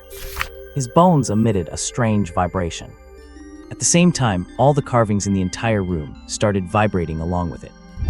On the surveillance end, the doctor looked at the pitch-black monitor screen and the noisy static, and adjusted his monocle. The prison doctor then continued to speak. "This curse is called ascending to godhood.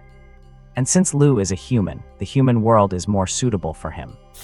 Hearing this, the soul fire in Ivan's eye sockets flickered continuously. How could a human like him be inflicted with such a curse? The prison doctor shrugged. "I am very curious too." Ivan's voice revealed a hint of worry. "But the consequences of failing to ascend to godhood." He did not finish his sentence. The prison doctor let out a harsh laugh, sounding like a coin crow. "But I believe in Lu." Lu Xiao returned to his containment cell and immediately spoke into the air. "Mr. Doctor, are you there?" Soon the doctor arrived at Lu Xiao's containment cell. Lu Xiao asked the doctor out loud. "Mr. Doctor, I want to go to the human world." Since Lu Xiao was not sure if this human world was the one he originally came from, he had to use the term human world as a substitute. Based on the things he had seen in the containment facility so far, apart from the firearms which looked somewhat familiar, almost everything else was something he had never seen before. The doctor pondered for a moment. However, there is no precedent in the containment facility for taking a living, contained object to the real world. The doctor actually was not lying when he said this, because Lu Xiao belonged to the category of active life forms, whereas the contained objects deployed to assist in containment were generally inanimate objects. The difference between the two was that Lu Xiao was much harder to control. Hearing the doctor's words, Lu Xiao paused for a moment and then asked, "Then are there any other ways?" The doctor squeezed out a troubled expression on his face. "There is still a way." Hearing that there was a way, Lu Xiao breathed a sigh of relief, then looked at the doctor with an expectant face. The doctor said in a deep voice, "I can let you go help the prison guards complete the task of containing anomalies. But this will undoubtedly bring enormous risks to me." He looked at Lu Xiao, his monocle reflecting Lu Xiao's figure. "If you harm any humans while you are out, the organization will classify you as D-class, and I will be put on trial." Lu Xiao instantly understood what the doctor meant. He patted his chest and promised, "Rest assured, Mr. Doctor, I am very friendly to humans." The doctor nodded. "At least for now, it seems exactly as you say. That is also the premise for me to believe you. But I have one more condition." Lu Xiao was not surprised to hear that the doctor had conditions. Seeing that even someone like the prison doctor was staying in this containment facility so obediently, Lu Xiao found the place increasingly unfathomable. Moreover, he had never intended to have any direct confrontation with humans. After all, before falling into the dark prison, he was a model citizen. "Doctor, just tell me what conditions you have." The doctor adjusted his monocle and said to Lu Xiao, "I need a large amount of your flesh and blood." Lu Xiao was stunned after hearing the doctor's words. Thinking he had made an excessive request, the doctor was about to change his phrasing. But to his surprise, Lu Xiao countered with a question. "Doctor, how much exactly is considered a large amount?" He held out his hand and gestured against his own body. The corner of the doctor's mouth twitched. "It does not need to be that much, just about this big." The doctor also reached out and cupped his hands into the shape of a bowl. "It is primarily the blood." The doctor had already confirmed that compared to flesh, it was Lu Xiao's blood that caused the most damage to anomalies. By coating bullets with the blood, even an ordinary person like the doctor could instantly kill the S-butler with a single shot. Of course, that was because the doctor had held the gun right against the butler's forehead. Normal anomalous creatures would not just stand there and let you shoot them. Some anomalies are even faster than bullets. "You want my blood?" Lu Xiao rubbed his chin. "Is 5 liters enough? Any more than that and I will run out." The doctor shook his head again. "Even if you give me all your blood, it will eventually run out. I intend to extract some of your hematopoietic stem cells." The doctor planned to artificially generate blood by culturing Lu Xiao's hematopoietic stem cells. Although the effect might be significantly reduced, it would be sufficient for use. Lu Xiao was familiar with the term hematopoietic stem cells, but he had no idea how to extract them. He patted his chest. "Go ahead, sir, there is plenty to take." When Lu Xiao walked out of the operating room, his face looked a bit pale. The doctor was truly ruthless and efficient, extracting quite a large portion from him. Fortunately, Lu Xiao's recovery ability was extremely strong, so it did not cause him any substantial harm, only a short period of weakness. The doctor patted Lu Xiao on the shoulder. "I will notify you when there is a mission that requires you." Hearing this, Lu Xiao began to look forward to it. At the same time, on a small hill near the Magic City urban area, there was a luxurious villa estate there. At this moment, countless burly men in black suits were standing in the garden. They were all wearing black sunglasses. At the end of the sunglasses temples, a microphone extended outwards. "Brothers, we have received intel that someone is coming to rob the estate tonight. All units prepare for combat." The voice came out from the sunglasses they were wearing. There was a protrusion at their waists, as if they were carrying firearms. In a room deep within the estate, a middle-aged man wearing a thick gold chain was facing an antique patterned mirror. He supported his belly with both hands, and his high-end custom white shirt was already soaked with sweat. Magic mirror, I want to ask how many people are coming tonight. A human face emerged on the surface of the mirror. It looked at the middle-aged man with a hint of disdain. What are you using to exchange for the answer? Do not try to fob me off with that filthy flesh from before. I need pure flesh, pure, do you understand? If anyone else saw a mirror talking, they might have had a heart attack on the spot. But the middle-aged man seemed accustomed to it. He clapped his hands. The door was pushed open, and two bodyguards in black suits brought in a young girl. The girl was wearing a blue and white striped school uniform, and her face looked somewhat pale. She had clearly suffered severe shock. The middle-aged man waved his hand, and the bodyguards immediately turned and left. The girl's hands and feet were tied, and her mouth was gagged. The middle-aged man grabbed the girl by the hair and dragged her in front of the mirror. Magic mirror, are you satisfied with this sacrifice? He looked at the mirror with a face full of smiles. The face in the mirror sniffed. Not bad, this is pure flesh. As it spoke, its mouth ripped open to its ears, revealing a bloody maw. Seeing this terrifying scene, the girl's eyes were filled with horror. She struggled with all her might, but she was bound too tightly. The middle-aged man turned around and reached out to wipe the sweat from his forehead. It was not because of fear, just that the previous physical exertion had caused him to sweat. A hair-raising sound came from behind him. It sounded like a rodent-like creature gnashing its teeth. About 5 minutes later, the voice came from behind him again. 7 people, tell your bodyguards to watch the sewers. Hearing the mirror's response, the middle-aged man nodded and then took out a communicator. 7 people, they might appear from the sewers, watch out. After tonight is over, I will give you brothers a bonus tomorrow. You have all worked hard. His voice resonated in the ears of all the bodyguards in the entire estate. His words immediately caused many of them to breathe more heavily. Mr. Liu is truly a good man. A bodyguard whispered. Yes, 60,000 in daily wages. I doubt even the bodyguards of the national leader have such benefits. If I work for just 1 more week, I will have saved enough money to buy a house in Magic City. What kind of business is Mr. Liu actually doing? Why do people come to rob us every few days? Do your job and do not ask about things you should not. The bodyguards were chatting in low voices. They did not really care much about people coming to rob them. Things like this happened every few days. Every time they would manage to beat back the robbers. And the Mr. Liu they spoke of was the richest person in all of Magic City. 90% of the businesses in Magic City had the shadow of this Mr. Liu behind them. And after every attack, Mr. Liu would give them a bonus.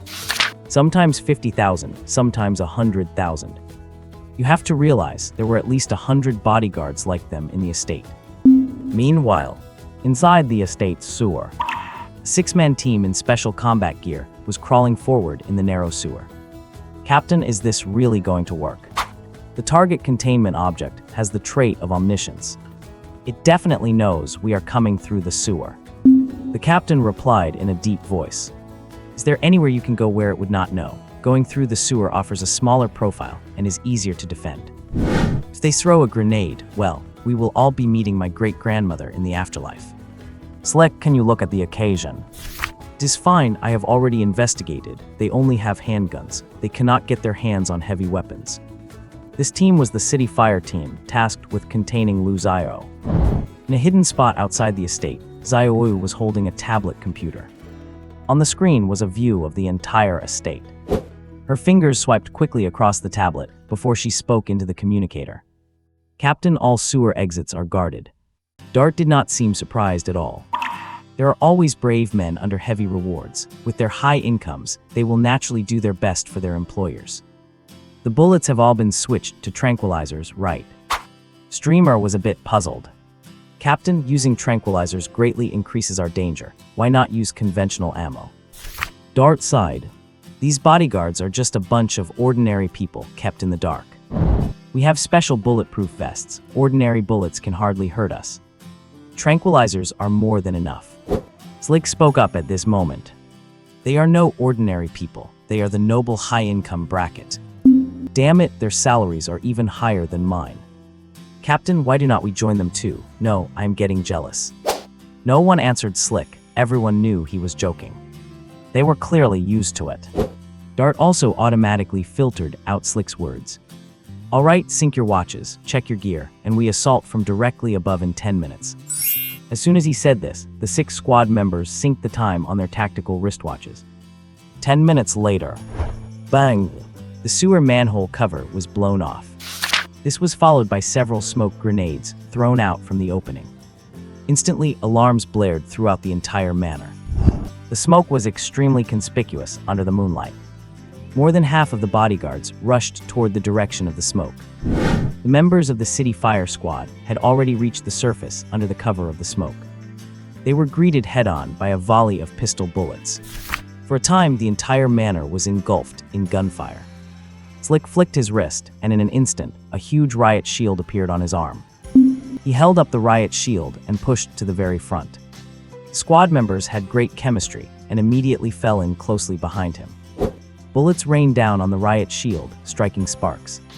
Slick's arm was shocked to the point of numbness. Too many, I cannot take it anymore. Dart, right behind him, was itching to shoot him in the back of the head. When we get back, I am going to apply to the doctor, to have the prison doctor perform a vocal cord removal surgery on you. Hearing this, Slick shivered and immediately replied, "Captain, I was just afraid you guys were too nervous, so I wanted to liven up the atmosphere." Just then, Zio's voice came through the earpieces. "Captain, a large number of targets are heading your way. Relocate quickly." Hearing this, the group immediately began to move. At this time, the approaching bodyguards had not yet arrived. Dart knew they would be discovered very soon. Through their tactical goggles, the smoke was not much of an obstacle to them. He glanced around and quickly made a decision. According to the intel, all windows on the 4th and 5th floors are sealed. We will climb the exterior wall to the 3rd floor. He then added one last thing. Be quick.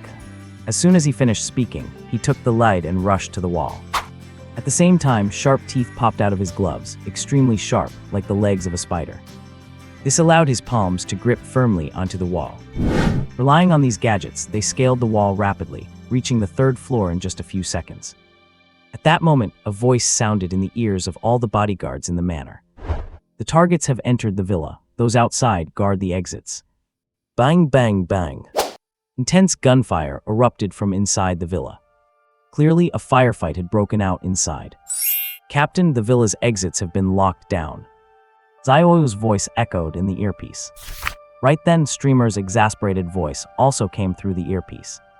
"Damn it, did not they say they had no heavy weaponry? How did they manage to dig up an ancient relic like a Maxim machine gun from the dirt?" Slick said somewhat awkwardly. According to the intel, the owner of the villa is also an antique collector. An antique collector owning an antique Maxim heavy machine gun from the near-ancient century makes perfect sense. Hearing this, Streamer fell instantly silent. Meanwhile, the doctor was remotely viewing the squad's combat feed. Hearing the endless roar of heavy weapons firing, he asked Dart, "Can you break through the suppressing fire?" The voice came from the Bluetooth earpiece hooked on Dart's ear. He answered without hesitation, "We can break through, but there may be casualties." On the other end, the doctor's assistant leaned close to his ear and whispered a few words. After hearing his assistant, the doctor immediately ordered Dart to retreat over the microphone without any hesitation. Dart was silent for a moment, then said with a heavy tone, "The doctor says retreat immediately." Soon, a squad member blew open the wall behind them. The group leaped out orderly through the hole in the wall. The muzzle of the Maxim heavy machine gun spewed a tongue of flame half a meter long. Slick, taking point at the front, held up his riot shield to block the incoming bullets. In an instant, his arm lost all sensation. The riot shield was on the verge of shattering from the bombardment. Only after everyone had evacuated did Slick finally jump out of the hole, still holding the shield up to the last second. It was at that exact moment that the riot shield, capable of withstanding explosives, shattered into pieces. Fortunately, Slick evacuated in time, or else he might have been turned into a sieve in an instant. However, the arm holding the shield was already a bloody mess. As soon as he landed, Streamer hoisted him onto his shoulder and ran wildly. Slick's weak voice echoed in the earpiece. "Oh my God, that was too thrilling." Hearing Slick's voice, everyone breathed a sigh of relief. Being able to speak meant he was still alive. At the same time, their trail was discovered by the bodyguards. Dart stepped up at this moment, taking the very front. A riot shield appeared in his hand. Clink, clink, clink. Countless bullets struck the riot shield, sending sparks flying. The sound of footsteps all around grew more numerous. The squad members retreated rapidly. Using satellite imagery, Xiao mapped out an escape route for everyone. It was not until all squad members left the manor that the bodyguards inside finally stopped their pursuit. On a remote road, the city fire squad looked somewhat battered under the moonlight. A white ambulance pulled up in front of them. The words Madu First Psychiatric Hospital were printed on the side of the vehicle. The door opened and Xiao waved at everyone from the driver's seat. "Get in, quick." The ambulance sped away with its siren blaring. In the vehicle, Xiao swapped with Dart, letting Dart drive. Xiao, meanwhile, gave Slick emergency treatment for his wounds. "It will hurt a bit, bear with it," Xiao said softly. She then rolled up Slick's sleeve, revealing his bleeding arm. The arm was covered in dark bruises caused by the intense shockwaves. Seeing this, Xiao breathed a sigh of relief. Then she checked Slick's chest and back. Several bullet heads were lodged in the back of his bulletproof vest. Thanks to the special bulletproof vests made by the jailers, the bullets were kept out. However, Slick clearly did not feel too good either. There were traces of blood at the corners of his mouth, clearly indicating he had suffered significant internal injuries. Xiao gave him some emergency medical treatment. Amidst the group's silence, the ambulance pulled into a hospital located in the suburbs of Madu. Madu First Psychiatric Hospital. The ambulance drove straight into the depths of the mental hospital. And then it vanished without a trace. When the city fire squad reappeared, they were already back at containment site C. "Doctor, we are back." The doctor adjusted his monocle and said nothing. He had already seen every detail clearly through the camera connected to the squad member Chen Yin. "Good work, you all should go take a break now." After saying that, the doctor paid no more attention to Dart, who had come to report, and instead went back to studying Lu Xiao's hematopoietic stem cells. Dart silently exited the doctor's office and returned to the squad's training room. When Xiao saw Dart return, she hurried up to him. "Captain, the doctor did not say anything, did he?" Dart shook his head. Seeing this, everyone breathed a sigh of relief. On the other side, inside Lu Xiao's containment cell, he was playing with the bone spur. The bone spur felt heavy in his hand, and it seemed to be pulsing slightly, giving Lu Xiao the feeling that it was alive. This made Lu Xiao quite curious. Ivan did not even say how this thing is supposed to be used. Ivan only said it was a piece of art. But clearly it could not be that simple. Lu Xiao pondered for a moment, then remembered what he had read in those Xinxia novels about immortal artifacts requiring a drop of blood to be bound to their owner. A smile curled onto his lips. Splat! Lu Xiao plunged the entire bone spur into his own thigh. Just then the bone spur began to vibrate violently. Lu Xiao quickly pulled it out and brought it before his eyes to examine it closely. At that moment, the intricate patterns on the bone spur were soaked in blood, emitting a faint emerald green light. The teal gemstone at the end released a halo of light. At the same time, an intense wave of dizziness struck Lu Xiao's brain. Lu Xiao shook his head to clear away the dizziness. The dizziness came and went quickly. By the time Lu Xiao's eyes regained focus, the bone spur had returned to its original appearance, with no changes whatsoever. Lu Xiao curled his lip. This does not seem like much. At that moment, inside Site C, countless staff members were lying on the ground foaming at the mouth. Those staff members were busy with their work, but suddenly their eyes rolled back and they collapsed into unconsciousness. Only a few managed to struggle and remain standing. The doctor was one of them. Upon discovering the anomaly, the doctor immediately rushed to the monitors and initiated emergency protocols. In an instant, all corridors were locked down by massive steel doors weighing thousands of pounds. Alarm sirens blared throughout the entire facility. In the residential areas where the expendables were housed, someone noticed something was wrong. Because their living area was far from the containment cells, they had not felt the anomaly. But the alarm bells were ringing throughout the entire base. One expendable had a deep look in his eyes. In just a week, the alarm has rung 3 times. Something must have happened.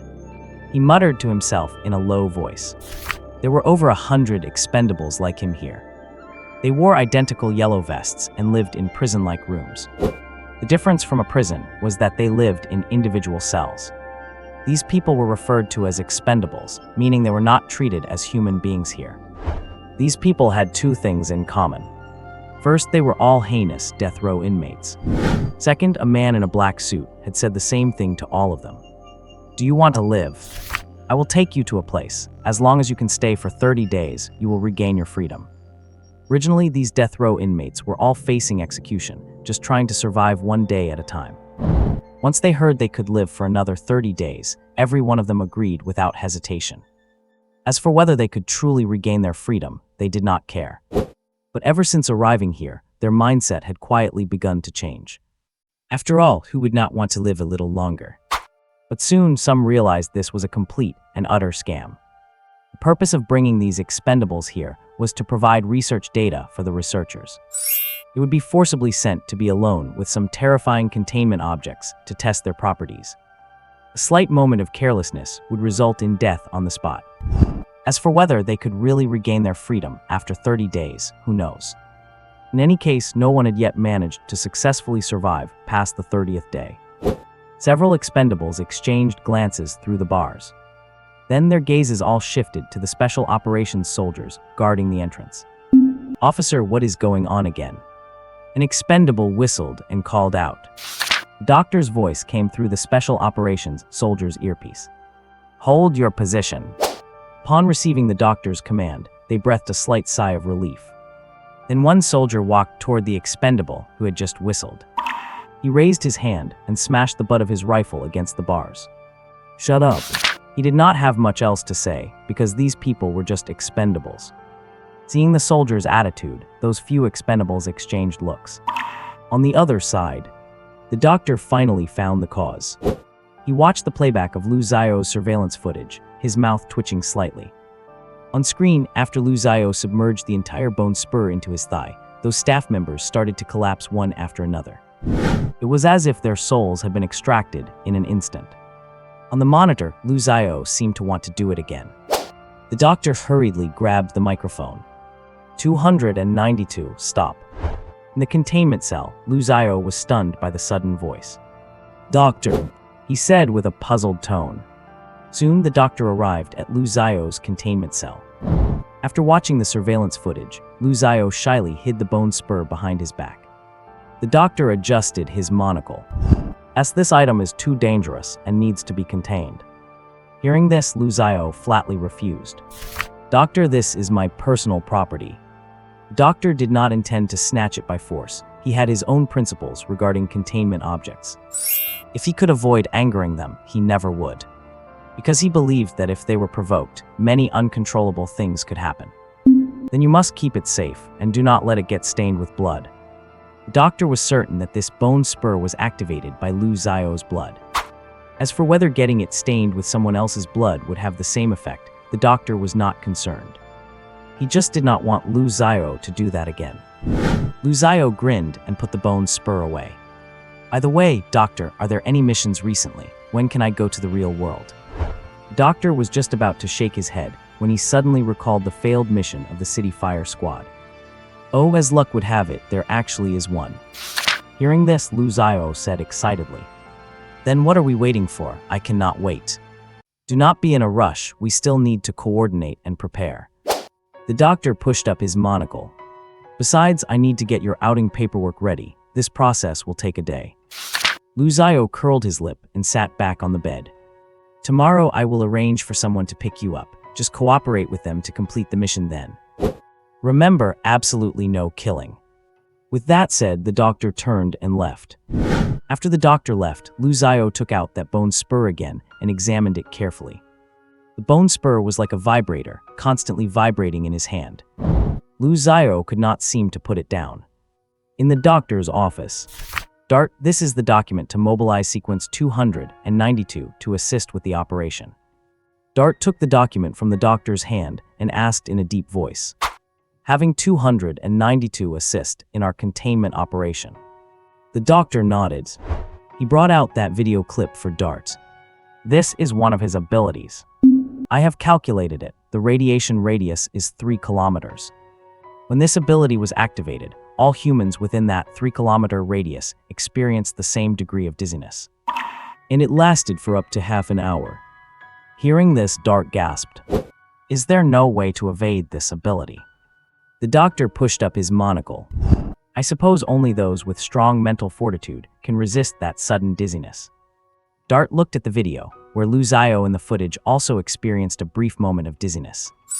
In just an instant, a plan formed in his mind. With this ability, would not the villa that they previously could not breach with manpower become a piece of cake? The doctor seemed to know what he was thinking. You are oversimplifying it. Hearing this, Dart was taken aback for a moment, then looked at the doctor. The doctor said softly, the target possesses the trait of omniscience, so the possibility of completing the containment relying on this method is not high. Dart immediately understood. Indeed, the omniscient trait of that containment subject gave them a lot of headaches. Otherwise, with their squad's capabilities, a single raid would have been enough to complete the containment mission. Then what is the point of bringing 292 along? Dart asked in confusion. 292 possesses the traits of a higher-order being, which might be able to slightly interfere with the target's prophetic outcomes. The doctor was not entirely certain about this either. They simply had far too little information regarding that mirror. Many things could only be left to speculation. Additionally, aside from containing the target, this operation has another objective. Wardens from other countries have infiltrated, attempting to hijack this containment subject. If the target cannot be contained, then you are to sabotage the containment operations of the other wardens. As he spoke, the doctor adjusted his monocle. If necessary, you can have 292 activate this ability against the other wardens. As long as the target remains within the borders of Huaxia, this operation will be considered a success. This was the real reason the doctor wanted them to bring Lu Xiao along. Dart did not question the doctor's orders. He accepted the command immediately and left. Inside the manor villa. Mirror, mirror, I want to know how to bankrupt Time's real estate. Boss Liu wiped the sweat from his head, a flattering smile plastered on his face. A human face surfaced on the mirror, looking at Boss Liu with sheer disdain. You cannot afford the price for this question. Hearing this, Boss Liu froze instantly. This was the first time he had encountered such an answer. Can you tell me why? Once he took down Time's real estate, his business would spread throughout the entire Madu, making him the mastermind behind Madu. The magic mirror scoffed. I will give you the answer to this question for free. The principle of a trade is equal exchange. Based on the impact the final outcome will have on the world, the price of each question varies. Its mouth split all the way to the base of its ears, and a scarlet tongue circled the slit twice. In other words, the meager flesh and blood you sacrificed is far from enough to cover the price required for this question. Boss Liu wiped the sweat from his forehead. But I can sacrifice more flesh and blood, 100, 1,000. Hearing this, the magic mirror clicked its tongue, the disgust in its eyes even more apparent. You still do not understand what I mean. I mean, with your capabilities, you are unable to pay the price for this question. At these words, Boss Liu slumped to the ground like a deflated balloon. The magic mirror then continued. Compared to how to bankrupt Time's real estate, I think you should be worrying about something else right now. What is it? Boss Liu's heart skipped a beat, and an extremely ominous premonition welled up in his mind. Just then, an image appeared on the mirror. In the image was a headless, obese corpse. The voice of the magic mirror rang out. This answer is also a free gift for you. With that, the magic mirror fell completely silent. No matter how Boss Liu summoned it, the magic mirror remained utterly still. Boss Liu began to panic. He recognized the headless corpse in the image at a glance as none other than himself. The next day, an ambulance drove out of the Madu First Psychiatric Hospital. The members of the city fire squad inside the vehicle seemed somewhat nervous. Lu Xiao was looking around through the car window. Everyone was too scared to even breathe loudly. This guy was a heavyweight, and they were terrified of upsetting him in any way, lest he perform a 360-degree head-spinning magic trick for them. The atmosphere was very heavy.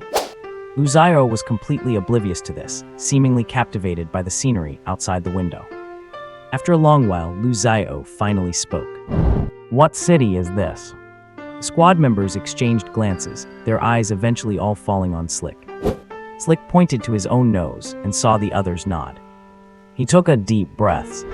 Mr. Lu Zio, this is Madu, a first-tier city in Huaxia. Lu Zio's eyes lit up. Madu, oh, I know it. This was exactly the same as the title of a certain city before he fell into the dark prison, and even the country's alternative name was the same. When I was a kid, the city I wanted to visit most was Madu. I did not expect to still have the chance in this lifetime. Hearing this, the squad members were all stunned. Slick gathered his courage and asked, Mr. Lu Zio, you know about Madu? Lu Zio nodded, revealing a warm smile. Of course I know, it is Shanghai. That is a major city. What Shanghai? Slick had a blank expression on his face. The squad members also showed looks of confusion. Seeing their expressions, Lu Zio sensed that something was slightly off. Is not Madu just Shanghai? Slick quickly shook his head. Madu is just Madu. We have never heard of a place called Shanghai. At this moment, Streamlight interrupted. I think I have heard the name Shanghai before. He thought carefully for a moment before continuing. I once heard my father's generation mention this name. It seems to have been a super city in the near-ancient century. Hearing Streamlight's words, Lu Zio's pupils contracted sharply. The ancient century. Lu Zio looked at Liu Guang, his dead fish eyes making Liu Guang feel a prickle on his scalp. Liu Guang bit the bullet and answered. Yes, the ancient century. Then what century is it now? A possibility emerged in Lu Zio's mind. Liu Guang pondered for a moment. It is now the innovation century. Lu Zio silently repeated the term to himself. Then what year of the innovation century is it? Liu Guang answered without hesitation. This year is the 211th year of the innovation era. In other words, 211 years have already passed in the innovation century. Liu Guang nodded. Lu Zio sensed something strange and instantly discarded his previous hypothesis. I have only been in the dark prison for 3 years. Has more than 200 years passed in the outside world? This question swirled in his mind. Immediately after, he thought of another possibility. Is there a difference between time in the dark prison and in reality? Hearing this, everyone shook their heads. An eerie atmosphere lingered inside the ambulance. Lu Zio said nothing. He did not think the members of the city fire squad were lying to him. That left many other possibilities. Could it be a parallel world? This was Lu Zio's guess, and he felt the possibility was high. But he overlooked one problem. Even if it were a parallel world, the timeline did not add up. Seeing Lu Zio fall silent, everyone held their breath, not daring to make a sound. He did not know how much time had passed. Dart, who was driving, finally broke the silence. We are here. With that, he immediately got out of the vehicle. The other team members followed suit and got out as well. Just as Lu Zio was preparing to get out, Dart said in a deep voice, Mr. Lu Zio, please follow my orders. If I do not tell you to act, just watch from the sidelines. Hearing this, Lu Zio did not refuse. Seeing Lu Zio so agreeable, Dart let out a sigh of relief. He had been worried that Lu Zio would break free of their control. If Lu Zio insisted on acting on his own, their team would have no way to stop him. And once a containment object escapes control, the consequences are unpredictable. But clearly, Lu Zio had no such intention. As soon as he stepped out of the car, he began curiously examining his surroundings. In the distance stood a brightly lit manor villa. He asked Liu Guang, Buddy, what is the containment target? Liu Guang immediately looked at his captain, and only after Dart nodded did he answer. According to the file, the containment target is a mirror with omniscient properties. Omniscient properties. Lu Zio's eyes lit up instantly. Liu Guang nodded. This mirror is very strange. It is said that it knows everything, both the past and the future. Is it really that wicked? Must say this sentence had completely hooked the curiosity in Lu Zio's heart. He happened to be full of questions at the moment. It was truly like having a pillow handed to him just when he felt sleepy. Lu Zio suddenly took an interest in this containment mission. Originally, he intended to just go through the motions, but now he was determined to get that containment object. At this moment, Mr. Liu sat on the sofa with an ashen face. It was not that he had not thought about running away, but the images shown in the magic mirror had already foreshadowed his end. As the owner of the magic mirror, he knew best. The mirror's answers were facts that could not be changed. Over the past day, he had replayed his entire past in his mind. Originally, he was just a small factory owner in Magic City. In Magic City, there were at least 8 or 10,000 small bosses like him. Although he lived a fairly affluent life, he clearly had greater ambitions. By chance, he discovered this mirror in an antique shop. The first time he laid eyes on this mirror, his gaze was firmly drawn to it. So he spent a high price to bring it home. Once, when he was under extreme pressure and talking to himself in front of the mirror, the magic mirror responded to him. From then on, there was no turning back. With the magic mirror's help, his business thrived. He learned the weaknesses of his competitors one by one. In just 10 years, he became the biggest boss in Magic City. He was the ultimate behind-the-scenes boss for 90% of the businesses in Magic City. In the process, he might not even remember how many lives he had sacrificed to the magic mirror. But he remembered the first life he sacrificed very clearly. It was his wife. But all of that was now in the past. He stared blankly at the magic mirror, his mind swirling with thoughts. After knowing his ending, he considered destroying the magic mirror. But no matter what he tried, he could not even scratch the mirror. The magic mirror never paid any attention to him again. Regret, annoyance, fear. In an instant, countless emotions surged within him. Just then, a piercing alarm sounded. The villa had been attacked again. Gunfire rang out across the night sky. The road from Magic City to this manor had already been blocked off by officials. A police car was parked at every intersection. At one of the intersections, an old policeman and a young one were leaning against their car to rest. The young policeman pulled out a pack of cigarettes and offered one to the older officer beside him. "Uncle Wang, day after day, they only tell us to block this road without giving a reason. Why is that?" The old policeman, known as Uncle Wang, had been on the job for over a decade and knew a fair bit more than the rest. Uncle Wang slowly blew a smoke ring. "Kid, just do what you are told. Do not go digging for answers. Some things are not meant for us to know." The young officer nodded, though he only half understood. Just as they were chatting, a van drove up from the distance. The vehicle's path was very strange, swaying back and forth in an S-shaped curve along the road. The headlights bobbed left and right, making their eyes uncomfortable. Uncle Wang nudged the young policeman beside him. "Looks like drunk driving, pull them over." The young policeman nodded and walked to the middle of the road, signaling the van to stop.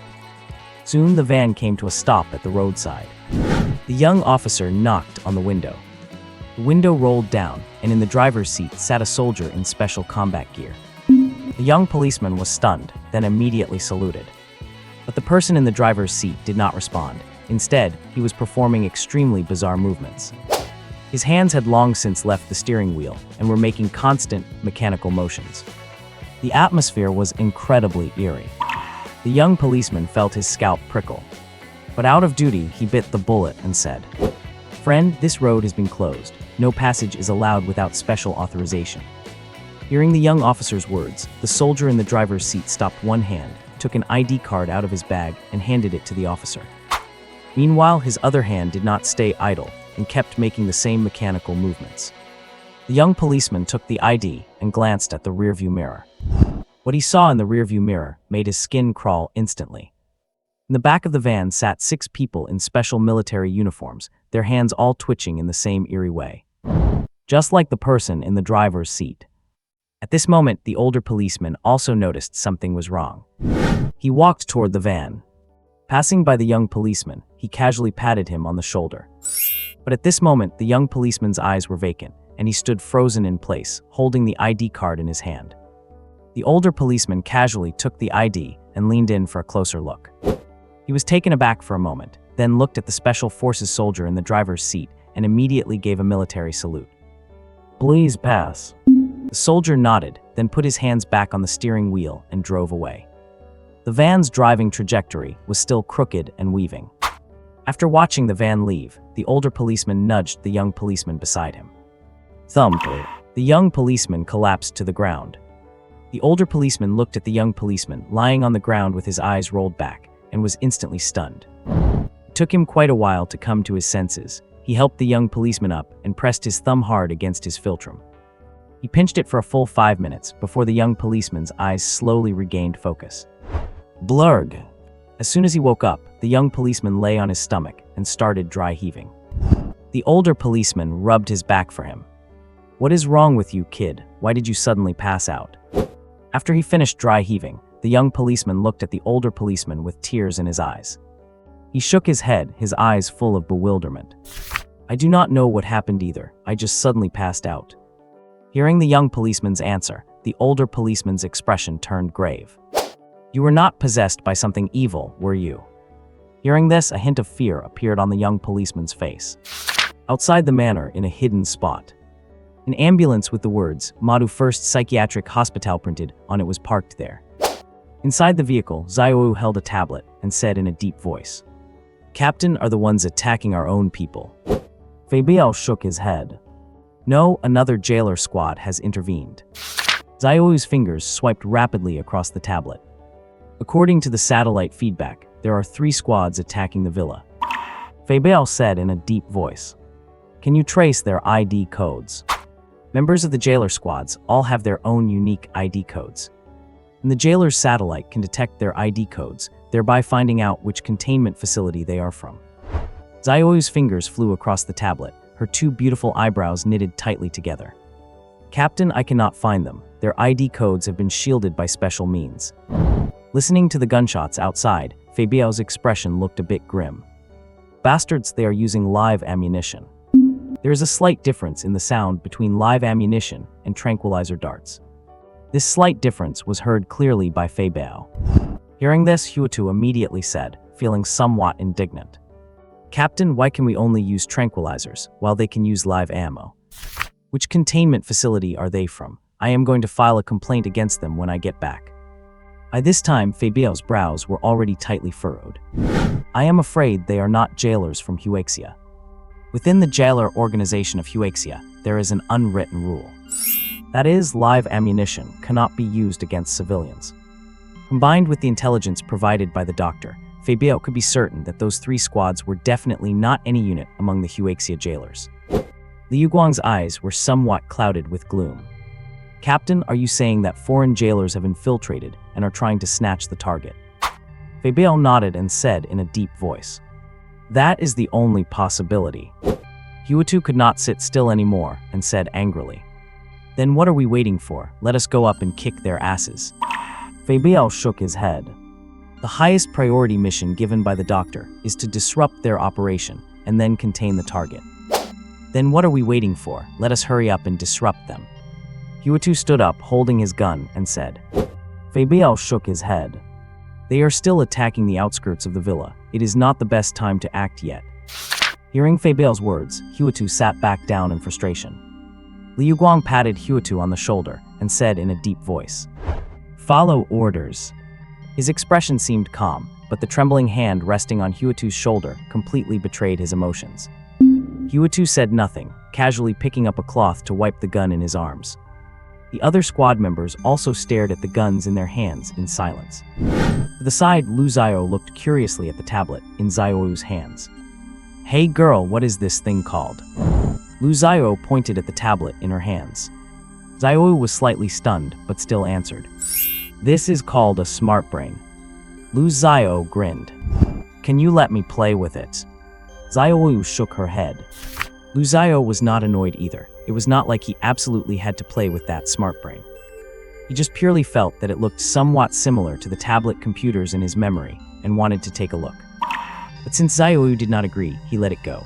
After all, as a 5-star good citizen, forcefully robbing someone was obviously wrong. Meanwhile, the battle in the manor was approaching a fever pitch. At this time, dozens of bodyguards' corpses were already lying in the garden. Those 3 jailer squads were obviously together, and they coordinated very well.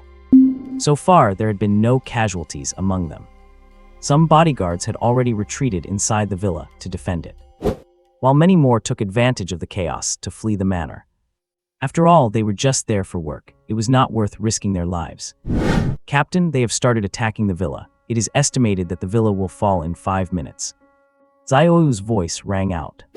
Fei Biao pondered for a moment, then gave the order. "Check your equipment, wait until they come out of the villa, and then intercept them." Liu Guang said in a deep, cold voice. "Tranquilizers or live ammo?"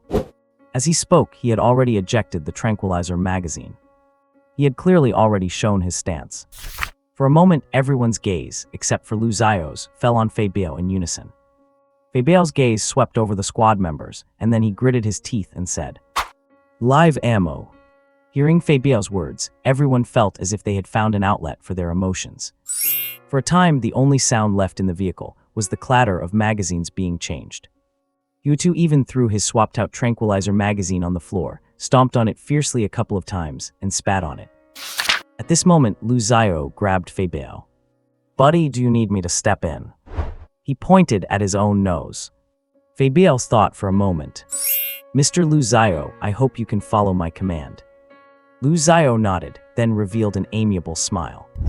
"I have one more question." Fei Biao met Lu Zio's dead fish eyes and said in a deep voice, "Go ahead." Lu Zio stuck out his tongue and licked the corners of his mouth. Moonlight shone through the car window onto his face, making those dead fish eyes look extremely terrifying.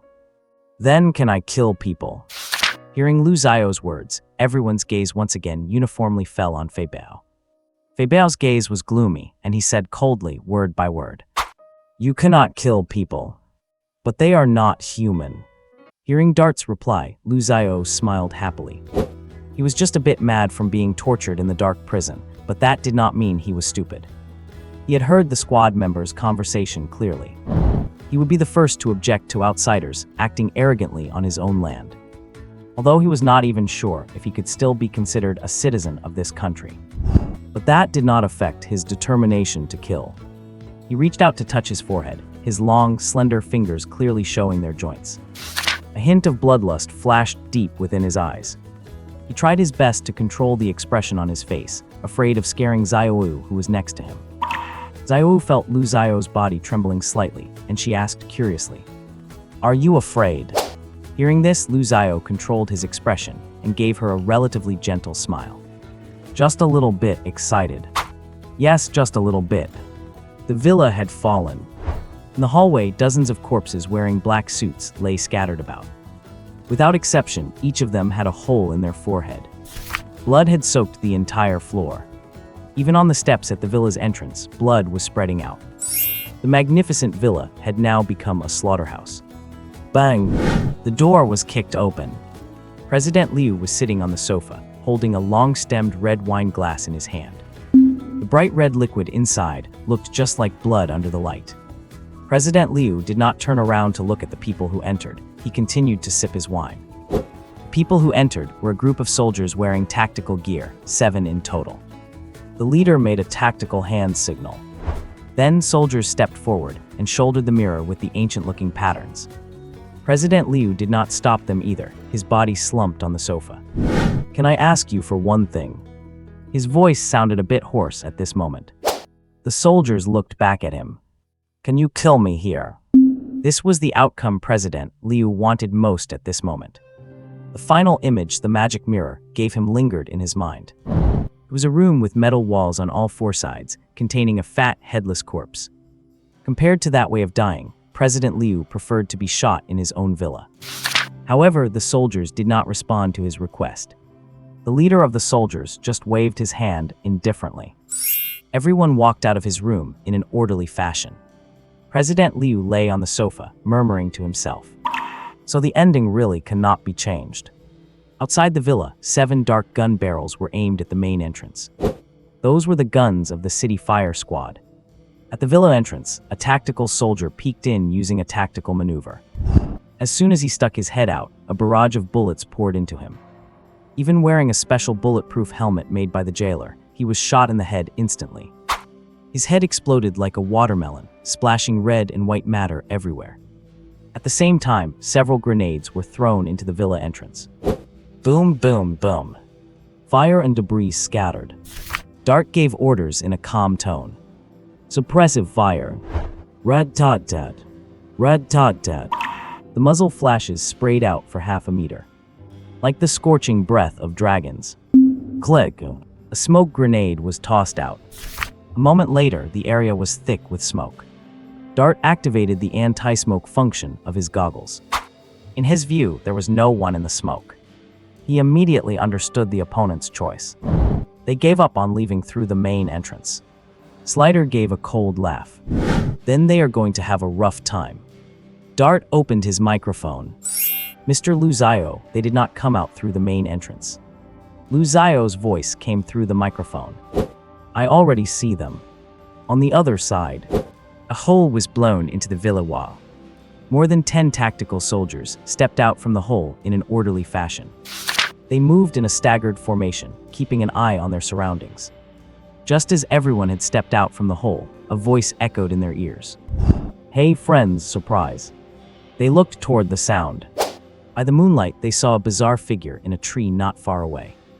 The figure was hanging upside down from a branch, its head twisted at a gruesome angle to look at them. A scarlet tongue was stuck to its forehead. Red Tot Dad. Red Tot Dad. They were all professionally trained soldiers. Although seeing this in the middle of the night was terrifying, they did not hesitate to open fire in that direction. After Lu Zio landed from the tree, he crawled through the shadows in a distorted, unnatural posture. He dodged the incoming bullets one by one. He was extremely fast, and in less than 2 seconds, he had approached the squad of soldiers. While crawling, he struck out with his palm. Splat! The soldier he struck lost his leg instantly. A shrill scream rang out. At the same time, countless bullets rained down on that spot. But Lu Zio had already left. The soldier who lost his leg was shredded by his own teammates. Shit, what kind of monster is this? Finally, a soldier let out a terrified scream. Damn it, how did another weird thing pop up? Before he could finish his sentence, he could not make another sound. His vision was turning upside down. His neck had been shattered by a single blow from Lu Zio. Oh, you guys are truly fragile. Fragile just like a piece of paper. Splat! Another strike landed. The head of the soldier he hit exploded instantly. Lu Zio stuck out his scarlet tongue and licked the tip of his nose. Under the moonlight, his silhouette was terrifying. His whole body was covered in blood and brain matter. Is it a surprise, my friends who have come from afar? Embrace the fear, you pawns. Just then, a grenade landed at Lu Zio's feet. Lu Zio quickly bent down, picked it up, and stuffed the live grenade into a soldier's mouth. Under the horrified gaze of that soldier, boom! The grenade went off. His upper body was instantly blown to pieces, leaving only a pair of blood-soaked legs on the spot. Lu Zio turned his head, his lips curling into a wide, stretched grin. Boom! The word escaped his lips. At this moment, though his face was stained with flesh and blood, his expression was as refined as a gentleman's. This scene left a deep, dark shadow in the hearts of the remaining surviving soldiers. Dart looked at his tactical watch. 3 minutes have passed. Just as he spoke, Zio's surprised voice came through. Look! Under the moonlight, a young man was carrying a mirror on his shoulder, walking leisurely. He looked as if he were strolling through his own back garden. On his clothes, there were still some ragged pieces of flesh hanging. Blood dripped from the hem of his clothes onto the ground. Slider watched this, unable to stop himself from shivering. Does this guy not care about his image at all? He voiced his own doubt. Just at that moment, thud! 2 of the squad members suddenly convulsed and collapsed to the ground. This scene happened so suddenly. The 2 fallen squad members were foaming at the mouth, their eyes rolling back. Zio hurriedly crouched down to check. She first reached out to check their breathing. They are still breathing, they must have fainted. Dart also crouched down with a look of confusion on his face. Just then, another squad member fell to the ground with a thud. Immediately after, Streamer and Slick also fell down. All 5 of them had the exact same symptoms. Just as Dart fell into deep thought, he felt his mind starting to slow down. His hands and feet also began to stiffen at this moment. In an instant, he understood what was happening. Sequence 137, Marionette. J Containment Facility. Dart's eyes turned somewhat red, his limbs already too stiff to move, and then his whole body collapsed to the ground. Hearing Dart's words, the busy Zioyu suddenly realized what was going on. She kept her hands moving mechanically while backing away from the other squad members who had fainted on the ground. On the other side, Lu Zio stopped, his eyes narrowing slightly as he looked at the 6 fallen people. Zioyu caught a glimpse of Lu Zio stopping from the corner of her eye and hastily shouted, "Keep moving, do not stop." This is sequence 137, Marionette. Within a 50-meter radius of it, if your hands stop moving for just 5 seconds, you will be assimilated by it and turned into a controlled puppet. But it was already too late. Lu Xiao felt his limbs becoming heavy, and his thoughts seemed to stagnate. For a moment, his mind went completely blank. His soul seemed to leave his body, looking at himself from a god's perspective. Crags. The fainted squad members stood up at this moment. Their eyes rolled back and their bodies twisted in bizarre postures, looking just like puppets. Xiaoyu rushed towards Lu Xiao while keeping her hands moving. Right now, Lu Xiao had not been assimilated by the marionette yet. As long as she could help him forcefully move his hands, the assimilation could be broken. In Lu Xiao's vision, the scene seemed to slowly freeze, the smooth imagery now looking like a glitching graphics card. Turned into a frame-by-frame stop-motion animation. At the same time, the bones inside his body were vibrating slightly. The alchemical array Ivan had carved onto his bones was activated. In this instant, Lu Xiao felt his thoughts return to his mind. His little finger bent slightly, even though this was the absolute limit of what he could do right now. But this single bend was enough to interrupt the marionette's assimilation. This was followed by a stronger force, one that seemed to want to manipulate his limbs. Lu Xiao understood that he had bought himself another 5 seconds. These 5 seconds were already enough for him. Looking at Xiaoyu getting closer and closer in his line of sight, the corners of Lu Xiao's mouth slowly curled up into a grin. Thud. Xiaoyu threw herself into Lu Xiao's arms. The two of them fell to the ground together. Not far from them, 7 figures emerged from the darkness. They held guns in one hand, while their other hands made repetitive, looping motions. The hands holding the guns were also constantly swinging up and down. 7 people formed a circle, and inside the circle was a wooden coffin about half a meter long. The coffin was suspended by ropes tied around the waists of the 7 people. With Xiaoyu's help, Lu Xiao had broken free from the assimilation. "Girl, who are these people?" Lu Xiao asked as he stretched his arms and turned his head towards Xiaoyu. Xiaoyu gritted her teeth and said coldly, Sequence 137, Marionette, is contained in the J containment facility.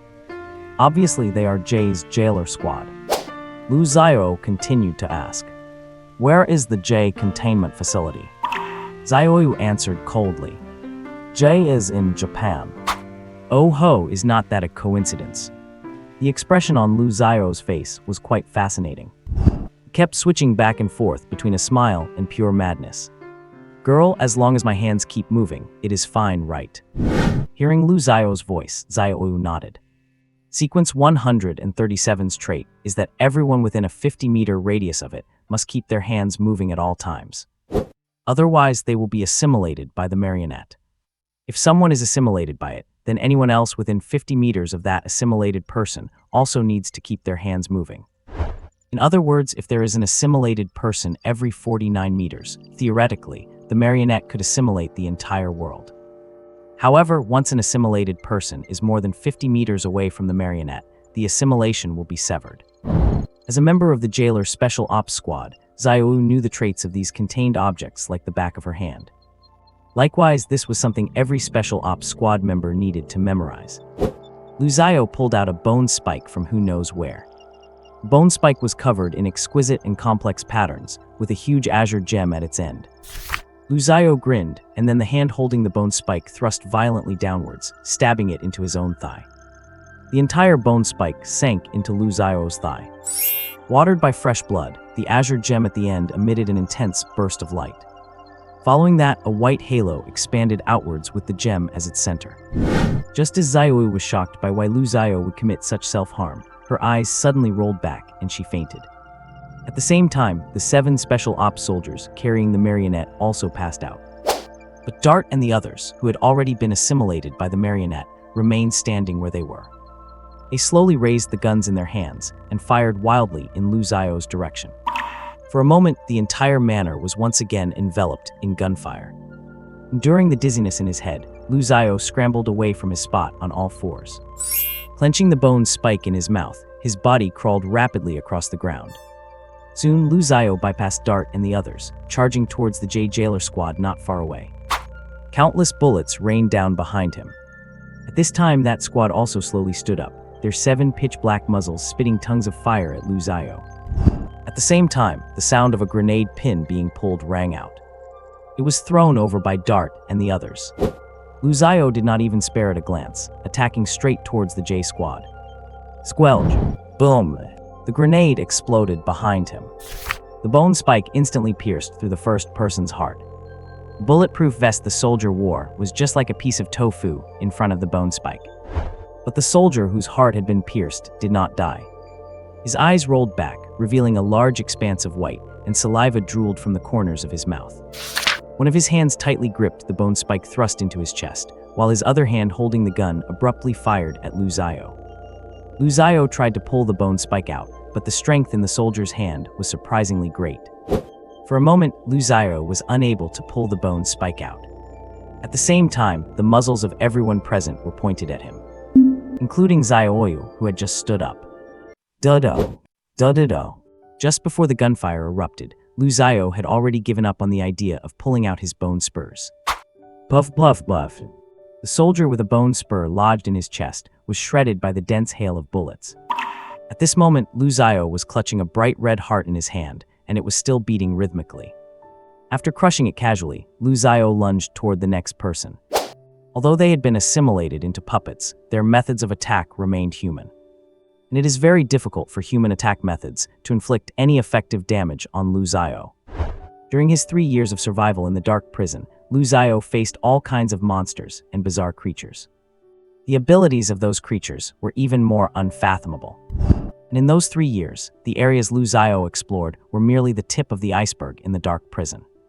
There were countless places he had never set foot in, where even more terrifying and bizarre entities resided. The scene was a bloodbath. The 7 jailer soldiers of J did not even last 2 minutes in Lu Xiao's hands. Yet, even with their heads smashed in, those soldiers continued to attack Lu Xiao under the control of the marionette strings. After finishing off the J jailer soldiers, Lu Xiao kicked the half-meter-long wooden coffin. The contents of the coffin were revealed. It was a filthy, dilapidated puppet. The expression on the puppet's face looked incredibly eerie. Lu Xiao grabbed the puppet and ran for over 100 meters in one breath. Of course, he did not forget the characteristics of the marionette, and his hands never stopped moving. Once Lu Xiao left with the marionette, the spark of life finally returned to the eyes of the 7 members of the City Fire Squad. They collapsed on the ground, retching violently. Dart was the first to regain his composure. Just by taking one look at the scene, he understood the current situation. All units prepare countermeasures for sequence 137, the marionette. After saying that, his hands began to move in a mechanical, rhythmic fashion. At the same time, he spoke into his microphone. Doctor, mission accomplished. Also, sequence 137 has appeared on the scene. How should we handle it? The doctor's cold voice came through the earpiece. Bring sequence 137 back to the containment facility. Dart nodded, then he remembered something else. Slick, go into the villa and see if there are any survivors. Slick waved his arms and entered the villa. Not long after, his voice came through the microphone. Captain Liu Mingsheng is still alive. He wants me to shoot him. What should I do, Captain? Liu Mingsheng is the owner of the villa, the biggest hidden tycoon in Shanghai, Mr. Liu. Dart's eyes darkened and he said coldly, that would be letting him off too easy. Keep an eye on him until the cleaners arrive to handle it. Let him be a consumable in our containment facility. Although Dart did not know exactly what Liu Mingsheng had done, he knew very well that anyone who makes deals with anomalies must have blood on their hands. Because for most anomalies, the price of a deal is the sacrifice of human lives. And someone like the prison doctor, who chases you down to treat your illness, is definitely a breath of fresh air among anomalies. After the squad members had recovered, Dart spoke into the microphone. Mr. Lu Xiao, you can come back now. On the other side, after hearing Dart's words, Lu Xiao hurriedly ran back, carrying the marionette. At this point, the City Fire Squad members in the field were all dancing and waving their arms, looking quite comical. Stream or side? It is a good thing 292 was here, otherwise we probably would have been done for today. Lu Xiao waved his arms and grinned. No, I got caught in it too. It was all thanks to Xiaoyu. The squad members immediately turned their gaze toward Xiaoyu. Being watched by everyone, Xiaoyu looked a bit shy. It was the captain's quick reaction. If the captain had not reminded me at the end, I would not have even thought about the marionette. For a moment, they all started praising each other. An ambulance with Shanghai First Psychiatric Hospital printed on its side was driving along a remote path. The ambulance swayed from side to side. Streamer waved his arms, his voice raspy. "Captain, could you sway a little less? I think I am getting motion sickness." The others nodded in agreement at this. Dart pursed his lips and said helplessly, "I do not want to either. My hands cannot stop moving for even a second." In the car, a filthy, dilapidated puppet was placed at everyone's feet, along with a mirror with ancient patterns. Lu Xiao kept waving his hands, looking out the car window, wondering what he was thinking about. On the other side, Slick was handing over the work to a group of people dressed in sanitation worker uniforms. He pointed at Liu Mingsheng, who was slumped on the sofa, and said to one of the people in the sanitation uniform, "Take this person back to the containment facility as a consumable." The person in the sanitation uniform was exactly what Dart called a cleaner. They were responsible for handling the aftermath for the jailer organization.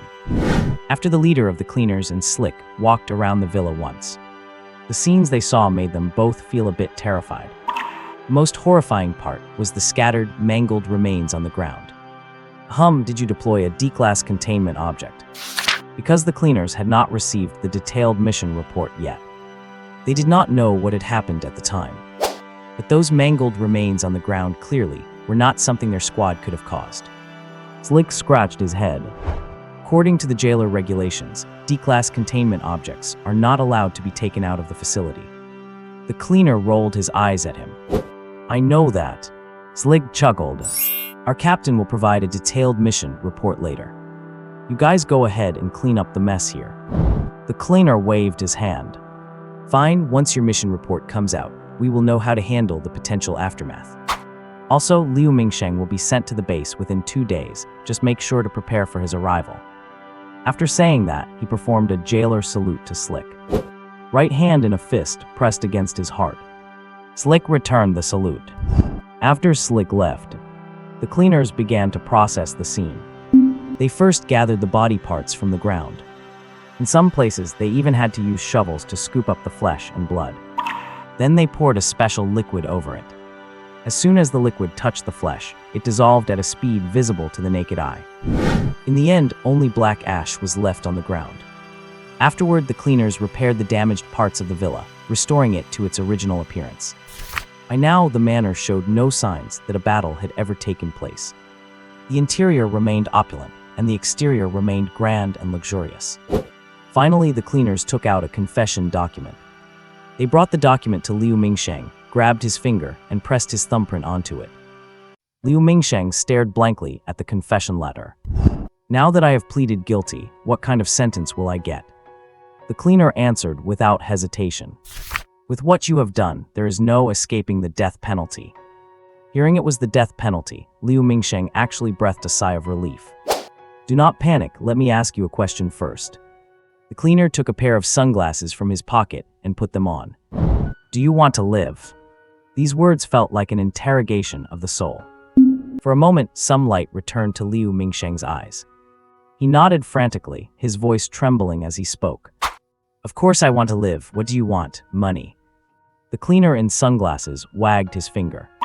"I will take you somewhere. As long as you can stay there for 30 days, you will be free."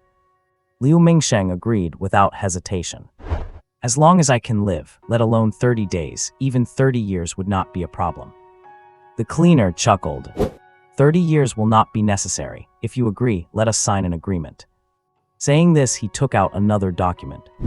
The top of the document read in large letters, "Volunteer recruitment.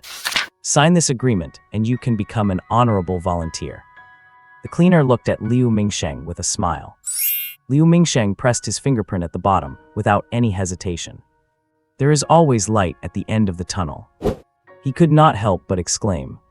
He had already prepared for death, but the moment he heard he could live, his brain instantly short-circuited. He completely forgot the characteristics of the magic mirror. The ending cannot be changed. The cleaner nodded, then clapped his hands. Behind him, another cleaner wearing a sanitation worker's uniform walked over holding a yellow vest. "Put it on." Inside the containment facility, the magic mirror had already been contained. The doctor was leading a team to study it. Lu Xiao was also observing from the side. He was quite curious about the magic mirror, and he also had questions he wanted to ask it. The doctor pushed up his monocle. "What should we call you?" He said this facing the magic mirror. A human face surfaced on the mirror. "You can call me the magic mirror or the all-knowing mirror." The doctor nodded and recorded both names. "What is the price of asking you a question?" The face in the mirror grinned, revealing a terrifying smile. "This counts as asking me a question too. However, I can give you the answer to this question as a free gift." The doctor's face was expressionless. The all-knowing mirror answered. "The price of asking depends on the answer to your question. If the answer to the question has a massive impact on the world, then accordingly, the price will be great enough to cause a massive impact on the world." The doctor pushed up his monocle. "In other words, it requires equivalent exchange, right?" The all-knowing mirror replied. "Exactly, you are much smarter than that fool. That fool only knew how to ask stupid questions and try to fool me with pieces of filthy flesh and blood." The fool it referred to was none other than Liu Mingshang. The doctor nodded, a gleam in his eyes shining through the monocle. "I happen to have a question. How should humanity break through its current level of technology?" The face on the all-knowing mirror grinned and said, "The price to exchange for that answer is something you humans cannot afford to pay." The doctor was not surprised by this answer at all. He pushed up his monocle. "Can you tell me what the price is?" The face pondered for a moment before speaking. "That counts as a second question, and it requires paying the corresponding price. Of course, the price will not be too high." The doctor nodded and said nothing. The face continued. "Sacrifice a brain possessing rich knowledge, and you can exchange it for the answer to this question." Just as Lu Xiao was still wondering what constituted a brain possessing rich knowledge, the doctor had already shoved the assistant beside him toward the all-knowing mirror. Amid the terrified screams of the assistant, the face emerged from the mirror. Its mouth opened to an impossibly wide angle and bit the assistant's head off in one gulp. The other staff members could not help but shudder at the sight. "A fine brain." The doctor pushed up his monocle. "So what is the answer to the question?" The face smacked its lips. "To exchange for the answer to break through your technology, you need to sacrifice a god." Hearing this, the doctor's eyes lit up. "Sacrifice a god, will any god do?" The face revealed a disdainful smile. "Of course not." Hearing the reply, a rare expression of regret appeared on the doctor's face. The reason for his regret was that there happened to be a god right there in the containment facility. Sequence 9, the corrupted creator. At this point, the face began to bewitch him. "Want to know which god to sacrifice? Of course, that counts as another question. However, I can give you a massive discount for the answer. You only need to sacrifice 1 million lives to me. How about it? I have already given you a 90% discount." Hearing this, even Lu Xiao's face twitched involuntarily. But the words of the all-knowing mirror were like the whispers of a demon, lingering constantly in the doctor's ears, tempting him at every moment. The doctor pushed up his monocle. "When the opportunity arises, I will ask you this question." Clearly, the doctor managed to resist the temptation with sheer willpower. The staff members now looked at the doctor with fear in their eyes. When the doctor shoved the assistant toward the all-knowing mirror just moments ago, they had not seen the slightest hesitation in him. As if sensing their thoughts, the doctor glanced back at them. The investigation results regarding Liu Guang being parasitized by the ghost-faced moth are out. His voice held no emotion, as if he were discussing something utterly trivial. In Liu Guang's movement trajectory over the past month, he once had physical contact with Liu Guang. The doctor referred to was the assistant who had been pushed toward the all-knowing mirror. But judging from the expressions of the staff, they clearly found it hard to believe. "Doctor, even if there was suspicion, should not we initiate an investigation protocol?" A staff member boldly questioned. The doctor pushed up his monocle, but did not answer the man. Just then, the all-knowing mirror spoke up. "How about it? Do you need to ask me for the answer to this question?" The doctor said calmly. "No need." The face said with a hint of regret. "What a pity. Then, sir, do you have any other questions you would like to ask?" The face revealed a playful smile. The doctor thought for a moment, then looked at Lu Xiao. 292, do you have anything you would like to ask? Lu Xiao had long since grown impatient. Hearing the doctor's words, he immediately leaned forward. Hey friend, I have a few questions. Can you answer them for me? The face on the mirror's surface flashed a smile. Certainly, I would be happy to serve you. Lu Xiao rubbed his hands together. My first question. Is this world my original world? What is the price for answering this question? The face pondered for a moment. One of your fingernails. Hearing this, Lu Xiao was stunned for a moment, then fell into silence. Do you think the price is too high? The face asked tentatively. Lu Xiao's face was expressionless, his dead fish eyes staring fixedly at the mirror of omniscience. The doctor held his monocle, lost in thought. The atmosphere turned exceptionally eerie. The face said with some hesitation, How about? But before it could finish, Lu Xiao had already ripped off his thumbnail and tossed it toward the mirror. The face caught the fingernail, which was still flecked with flesh and blood, in one gulp. The answer to your question is yes. Hearing this answer, Lu Xiao was taken aback. This was not what he had expected. He had originally assumed that the world he was in now should have been a parallel version of his original world. But hearing the mirror's response, all of Lu Xiao's previous assumptions were overturned. For a moment, he fell into silence. The face continued. Do you have any other questions? The doctor nudged Lu Xiao, finally snapping him back to reality. Oh yes, I do. What is the Near Ancient Age? What is the Middle Ancient Age? What is the Far Ancient Age? And what is the price for this question? Lu Xiao rattled off a whole list. The face was stunned. That counts as 3 questions. Just as it finished, it immediately corrected itself. But considering they are all historical questions, they can be answered as a single one. The price is still one of your fingernails. Lu Xiao nodded, and again, without hesitation, ripped off a fingernail and tossed it over. After swallowing the nail, the face began to elaborate. Let us start with the Near Ancient Age. The Near Ancient Age refers to the century before the cataclysm. Hearing this, Lu Xiao started to speak but stopped himself.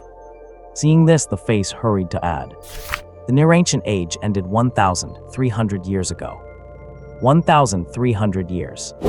Lu Xiao exclaimed in surprise. Yes, the Cataclysm era lasted 1,089 years, and adding the existence of the Innovation Century, it totals exactly 1,300 years. The face finished, paused for a moment, and then added, I will give you this answer for free. Hearing this, Lu Xiao muttered to himself. Impossible, it is impossible. At this moment, the doctor instructed another assistant. Take them and go perform an F-level memory wipe first. The assistant nodded, then led all the staff out of the containment chamber. Afterward, the doctor took out a device, resembling a remote control. He pressed something on the device, then looked back at Lu Xiao and the mirror. At this point, only Lu Xiao, the doctor, and the mirror remained in the room. Even the surveillance system had been temporarily cut off.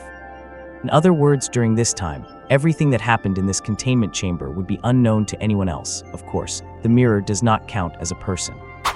Lu Xiao's expression looked somewhat frantic. The doctor adjusted his monocle, appearing lost in deep thought as well. After a long while, Lu Xiao finally calmed his emotions. Continue. The face in the mirror gave a nod. Middle Ancient Age refers to the period from over 3,300 years ago to over 1,800 years ago. The Far Ancient Age is the era before the Middle Ancient Age. Lu Xiao quickly calculated in his head. According to this, the Middle Ancient Age is what we call the medieval period. Lu Xiao did not actually know much about this history, only having a rough idea of the time range. The face asked cautiously, Do you have any other questions? Lu Xiao nodded. I want to know the method to solve the curse within my body. Hearing Lu Xiao's words, the face froze, and then its voice turned sharp. You call that thing a curse? Its tone was full of disbelief. Lu Xiao nodded. My friend, Mr. Prison Doctor, told me so. The face's tone became a bit intense. He has no idea what that thing is. Hearing this, Lu Xiao's expression darkened. Are you questioning my friend's medical expertise? The face was startled, then pressed its lips together. Actually, it is not wrong to call that thing a curse. Hearing this, Lu Xiao narrowed his eyes. So what price is needed to exchange for this answer? In an instant, a look of hesitation appeared on the face. This answer? It began to stammer. Lu Xiao stared at it with his lifeless dead fish eyes. You do not know either. Hearing this, the face on the mirror shook wildly. It is not that I do not know. It is just that the price for this answer is too heavy. To know how to solve the curse in your body, the price would be to sacrifice the entire current world. For a moment, even the listening doctor was dumbfounded. Clatter. His monocle fell to the ground, the lens shattering into pieces. Lu Xiao frowned.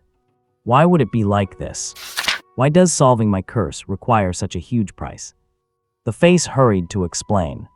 Because the greater the impact an answer has on the world, the price paid will have an equal impact on the world. The doctor pushed up his now missing monocle. You mean to say, if sequence 292 solves the curse within him, the entire current world will be destroyed as a result? The face in the mirror gave a nod. Why? Lu Xiao's voice rose in pitch. The face shook its head violently. I cannot say. The doctor patted Lu Xiao on the shoulder and said calmly, do not be anxious. Did not sequence 69 say that there might be a way to solve the curse within you in the current world? Do not you believe in 69's medical skills? Hearing this, Lu Xiao's emotions finally began to calm down. That is right, Mr. Prison Doctor said there is a solution in the current world. That is right, there must be a way. Lu Xiao kept telling himself this. The phrase was like a ray of light in the darkness, or perhaps his only lifeline. As for sacrificing the entire world for an answer, Lu Xiao did not even consider it. He rejected it immediately. The doctor watched Lu Xiao, who was busy reassuring himself, and let out a long sigh of relief.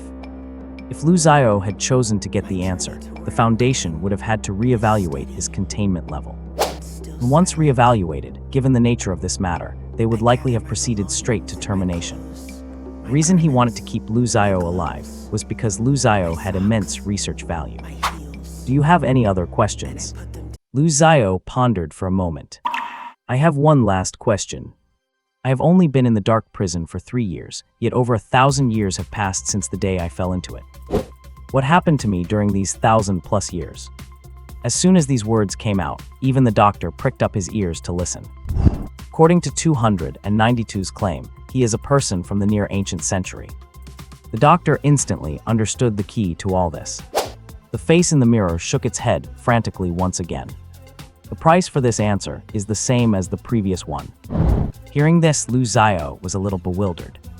Would this answer also destroy the real world? The face nodded. The doctor thought for a moment, then changed the way he asked. Let us change the question. Did he exist in the timeline of these 1,000+ years?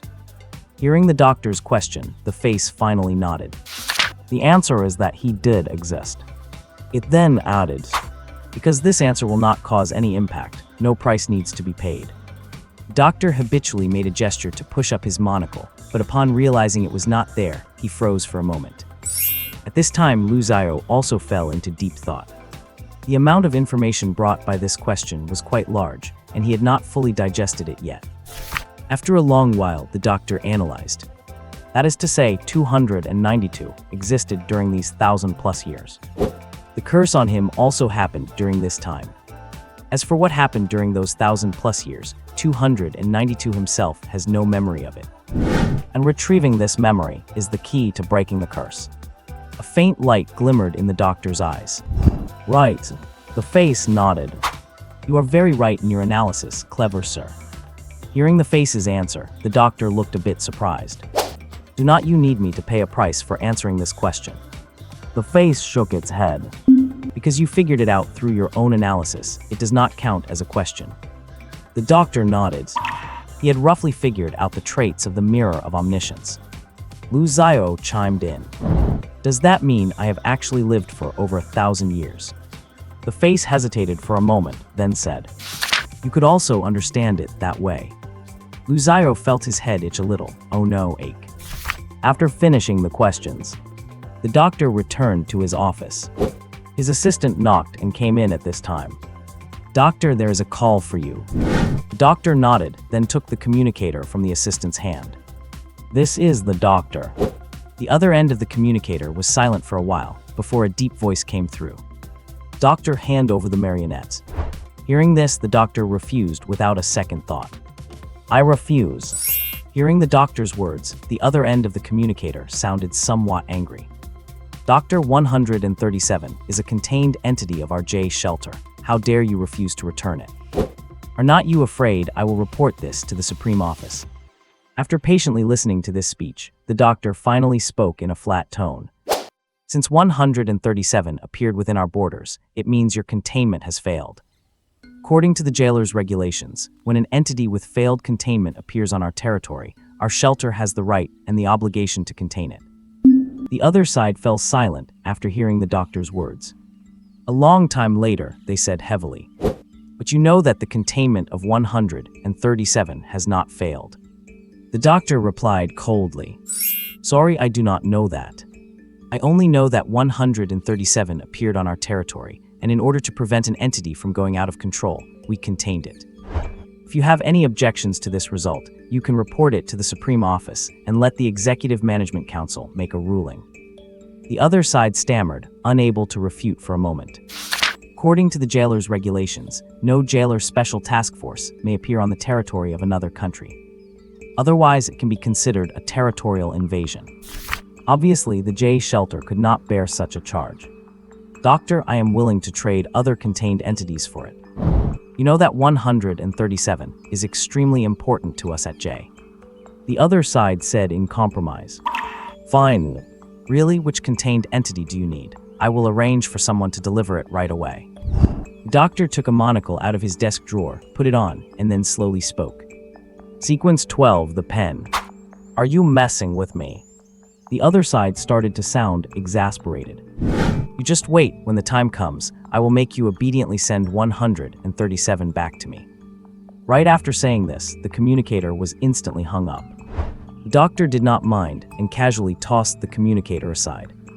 Then he began to record the traits of the Mirror of Omniscience. Number sequence 301, the Mirror of Omniscience. Containment level S. Target ability, suspected omniscience. Containment conditions, no one is allowed to approach. Combat ability, non-combat anomaly. Note, you can ask it any question, but you must pay a price equivalent to the answer.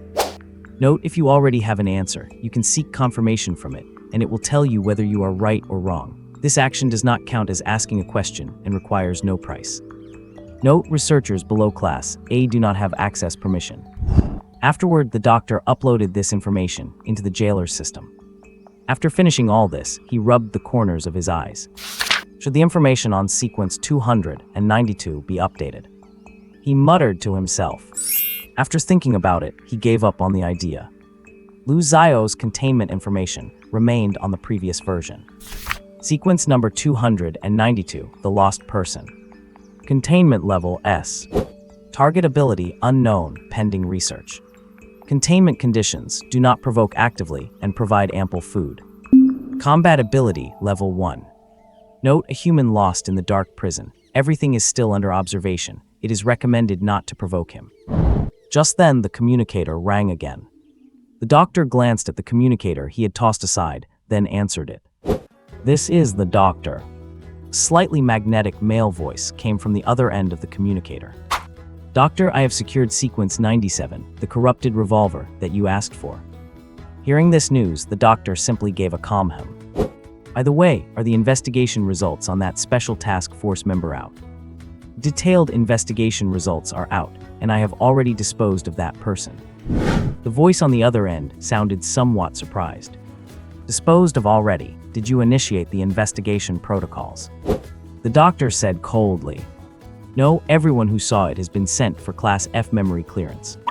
The other side fell silent for a moment, and the sound of fingers tapping on a desk came through the communicator. "Since you have already dealt with it, let it go.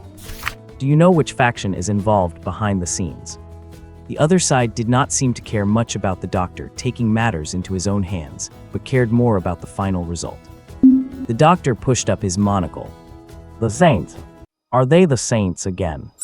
By the way, is that person from the investigation team also one of the Saints?" The doctor adjusted his monocle. "If he belongs to the Saints too, then we jailers might as well just disband right here. There was a moment of silence on the other end of the communicator. The doctor continued, that Enzo may not be a saint, but he is a vampire. That is a fact now, and it seems there are some serious problems within our jailer's organization. The doctor's gaze was sharp as a blade. An investigation procedure has already been initiated for the U containment facility, and we should have results in a few days. The Executive Management Council will hold a roundtable meeting to announce the findings then. The doctor said softly, is there anything I need to do to cooperate for that meeting? The sound of fingers tapping on a desk came through the communicator again. There were some unpleasantries with them when you were vying for Serial 97. They will likely target you at the meeting, so just play it by ear. However, you must never let them have Serial 9. Hearing this, the doctor simply replied calmly, I know what to say. Captain, are we really going to see that guy? Can I please not go? Slick looked at Dart with some hesitation. Before Dart could speak, Stream Cold snorted first. What are you afraid of? You do not think he's going to eat you, do you? Slick nodded in firm agreement. I am exactly afraid that he will eat me. Dream said, feeling somewhat speechless. He saved our lives, so is not it the right thing to go and thank him? Besides, apart from being a bit terrifying. As he spoke, Stream started to have second thoughts himself. He thought for a long time, but could not come up with a way to describe Lu Zio. Dart said in a low voice, do not overthink it, Serial 292 has no malice toward humans. Saying this, he looked at Stream. Especially you, 292, has practically saved your life 3 times. Once was at the prison doctor's office, where the ghost-faced moth inside him was removed because Lu Zio dragged him back. Then there was the incident with Enzo of the investigation team, and when Lu Zio subdued the marionette in the villa estate. The entire city fire squad owes Lu Zio 2 lives. Zio curled her lip. You 2 big men are acting like such wimps. Mr. Lu is actually a pretty good person. Of course, it would be even better if he did not act so eerie. Without realizing it, Zio had already become a little fan of Lu Zio. As they were talking, they arrived at the door of Lu Zio's containment cell. Dart reached out and pressed the doorbell. The door soon opened, and Lu Zio appeared before them looking completely listless. He looked up at the squad members, and those dead fish eyes made everyone's skin crawl. Finally, Dart spoke in a low voice. Salute! Hearing this, the team members instantly stood at attention, then made a fist with their right hand and placed it over their hearts. Lu Zio was somewhat confused. However, he did not dwell on it and just sat back down on the bed. The words of the Mirror of Omniscience had a great impact on him. According to the prison doctor's diagnosis, the curse would result in him turning into a pile of rotting flesh with no thoughts and only instincts. Facing this outcome, Lu Zio was a bit panicked. Between becoming a pile of rot and just dying was much easier to accept. Lu Zio trusted the prison doctor, but at the same time, he did not doubt the Mirror of Omniscience. He was caught in a dilemma. There is only 1 year left. Should I really exchange for the answer from the Mirror of Omniscience? His heart was wavering. Seeing this, Zio lined in. Mr. Lu Zio, are you worrying about something? Lu Zio nodded. My friend, the prison doctor, told me I only have 1 year left. After a year, I will turn into a pile of rotting flesh with no mind and only instincts. Hearing this, everyone present was stunned.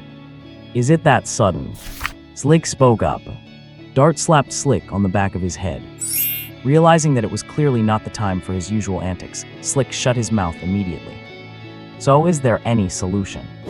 Zio asked with concern. Lu Zio nodded. The Mirror of Omniscience knows how to solve it. It is just that the price for the answer is a bit too high. Zio asked out of curiosity, what price? To sacrifice the entire current world. Lu Zio's words were like a stone thrown into water, creating ripples of shock. Slick stammered. Buddy, so you like to joke around too, huh? Stream narrowed his eyes. So Mr. Lu Zio, do you intend to trade for the answer? Lu Zio shook his head. I do not know. Mainly because this outcome is something I cannot quite accept. If it were just death, I would not mind. Having lived in the dark prison for 3 years, I am practically dead already. These were Lu Zio's heartfelt words. Those dead fish eyes seemed filled with weariness. Zio said sadly, How could it be like this? Although she did not know what Lu Xiao had experienced in the dark prison, he had finally returned to the human world. And yet, reality had played such a cruel trick on him. Stream said very seriously, "Mr. Lu Xiao, first of all, I am very grateful that you saved me 3 times. But I do not approve of your current state. As you just said, you still have 1 year. Why not shine and make an impact during the time you have left?" As he spoke, his tone became passionate. "Do you know why my call sign is Stream?" Lu Xiao shook his head. "Sorry, I am not interested." Stream felt awkward after being brushed off by Lu Xiao, but he continued anyway. "If the world falls into darkness, humanity needs light. I am willing to be that light that illuminates the world, even if it is just a fleeting stream of brilliance." This speech was impassioned and stirring, but Lu Xiao's confusion could not be resolved by these few words. He looked up and glanced at Stream indifferently, saying nothing. Seeing this, Dart felt a headache coming on. He knew more than Stream and the others, and his worry was about Lu Xiao's choices. If Lu Xiao chose to trade for the answer, or even if he just showed a tendency toward it, the jailers would certainly eliminate him. Although Lu Xiao is very strong, it would not be hard for the jailers to eliminate him if they really wanted to. He did not want Lu Xiao to reach such an end. That would not be fair to Lu Xiao. He scratched the back of his head. It was a bit itchy. "Mr. Lu Xiao, have you asked the prison doctor for his opinion?" Hearing Dart's words, Lu Xiao snapped his head up. Seeing this, Dart continued. "It is clear that you are currently lost and need the guidance of a wise man. I think the prison doctor would be very willing to be that wise man." A glimmer of light bloomed in Lu Xiao's dead fish eyes. I have to say, Dart's words really struck a chord in Lu Xiao's heart. The others had been talking for ages, but none of them hit the nail on the head. He sprang to his feet. "Sorry, I will not be entertaining you any longer. I need to go see my friend now." After Lu Xiao left, Sly patted Streamlight on the shoulder. "Brother, I have to say, that speech of yours just now really got my blood pumping. I would gladly call you a hot-blooded boy." Streamlight looked completely speechless. Dart scratched the back of his head. I hope the prison doctor can guide him to make the right choice. As for what the prison doctor was thinking, Dart could not even begin to guess. After all, they were entirely different species, and only a weirdo like Lu Xiao could actually hang out with the prison doctor. "Lu, why are you here?" The prison doctor was currently diagnosing an unlucky patient. "Lu, wait a moment, let me diagnose this poor patient first." On the operating table lay a person wearing a yellow vest. Right now, he was struggling with a look of sheer terror on his face. As a disposable, his only reason for existing was to provide data for the researchers at the containment facility, or as a sacrifice to fulfill some bizarre containment conditions. "Let me go, I am not sick, I am perfectly healthy." The prison doctor's beak opened and closed, and an extremely grating voice spat out from within. "Patients always say they are not sick. You have to trust my diagnosis." "My friend, believe me, you really are sick." As he spoke, the prison doctor flicked out a finger and lightly swiped across the disposable's chest. Instantly, his flesh and skin, along with his clothing, were sliced wide open. Blood slowly seeped out from the wound. The prison doctor caught a bit of the disposable's blood on his finger, brought it close to his beak, and sniffed it gently. "My friend, I have good news and bad news. Which one do you want to hear first?" Hearing this, the disposable was visibly taken aback. "The good news." The prison doctor nodded, then said, "The good news is, you are indeed sick." Hearing this, the disposable went a bit frantic. "How is that good news?" The prison doctor did not answer his question, but continued. "The bad news is, your illness is not serious. You only need a minor surgery to fully recover." Hearing this, the disposable visibly breathed a sigh of relief. This was probably the best news he had heard all day. But Lu Xiao could hear a hint of regret in the prison doctor's tone.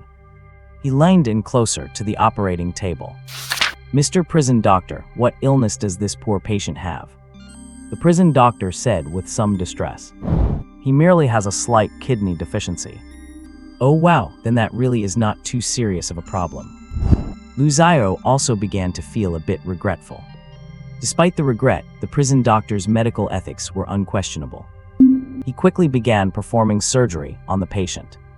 He first flipped the patient over, then made an incision near the patient's waist. While performing the surgery, the prison doctor casually chatted with Lu Zio.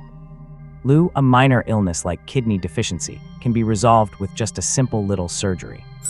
As he spoke, Lu Zio listened with keen interest. He had even forgotten his original purpose for coming. A squeal of agony, like a slaughtered pig, came from the disposable on the operating table. The prison doctor suddenly stopped his hands. Lu, I think I forgot to administer the anesthesia again. Hearing this, Lu Zio also felt a bit awkward. He raised his hand and knocked the disposable unconscious before speaking. Mr. Prison Doctor, where were we? The prison doctor nodded and continued with the previous topic. A minor illness like kidney deficiency can be completely eradicated with just a small surgery. Lu Zio chimed in as the eager listener. What kind of small surgery? As they spoke, the prison doctor was already holding a dark red lump in his hand. Lu Zio looked closely. It was clearly a kidney. The prison doctor's shrill laughter rang out. A kidney removal surgery. Hearing this, realization dawned on Lu Zio. Mr. Prison Doctor, does his other kidney also have a deficiency problem? The prison doctor nodded, looking very gratified. Lu, you have learned to draw inferences from one example. If you choose to practice medicine, you will definitely become a great doctor. And just like that, the two began to exchange academic ideas. As for that poor patient with kidney deficiency, both of his kidneys were removed by the prison doctor without any anesthesia. After stitching up the poor patient's wound, Lu Zio wiped the sweat from his forehead. A successful surgery. The patient will never be bothered by kidney deficiency again. I am sure he will be very grateful to you, Mr. Prison Doctor. The beak on the prison doctor's face kept opening and closing. He seemed a bit emotionally excited. Lu, are you really not considering studying medicine? I have a feeling that if you did, you would surpass me very quickly. Lu Zio shook his head and declined. No, my friend, actually, I came to see you this time because I am feeling lost. Hearing this, the prison doctor fell silent for a moment. Tell me about it, perhaps I might be able to help you. Lu Zio nodded. It is still the issue of my curse. A magical mirror told me that if I want the method to resolve the curse, I need to sacrifice the entire real world in exchange. The prison doctor did not seem surprised at all. He changed the subject and asked, well then, my friend, do you want to sacrifice the entire real world? Lu Zio was once again lost in confusion. I do not know. The prison doctor reached out and placed his hand on top of Lu Zio's head. Lu, you need to face your true feelings. Now, please tell me, are you willing to trade the entire real world for the answer you seek? Lu Zio instinctively shook his head. The prison doctor's voice carried a hint of relief. My friend, you have already made your choice, have not you?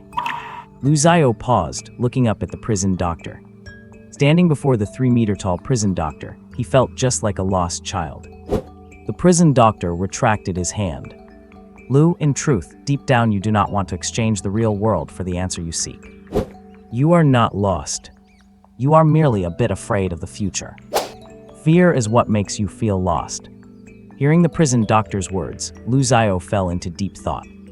Only after a long time did he say, but I also do not want to turn into a pile of rotting flesh with no thoughts and only instincts. That makes me feel disgusted.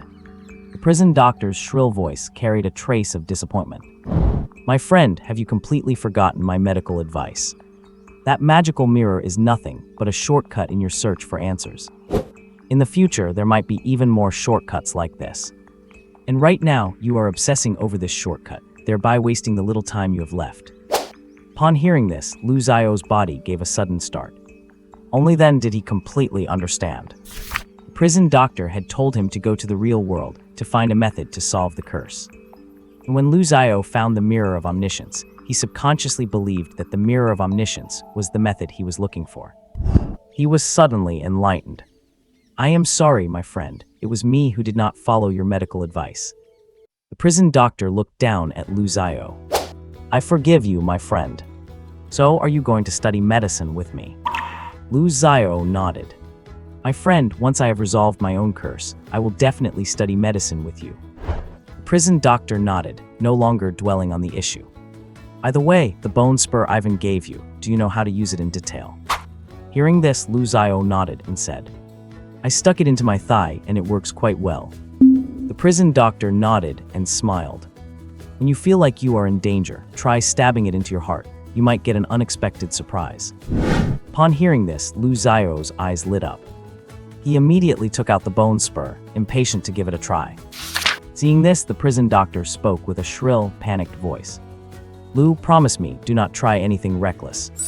Hearing this, although Lu Zio was still curious about what that surprise was, he was someone who followed medical advice, so he gave up on it decisively.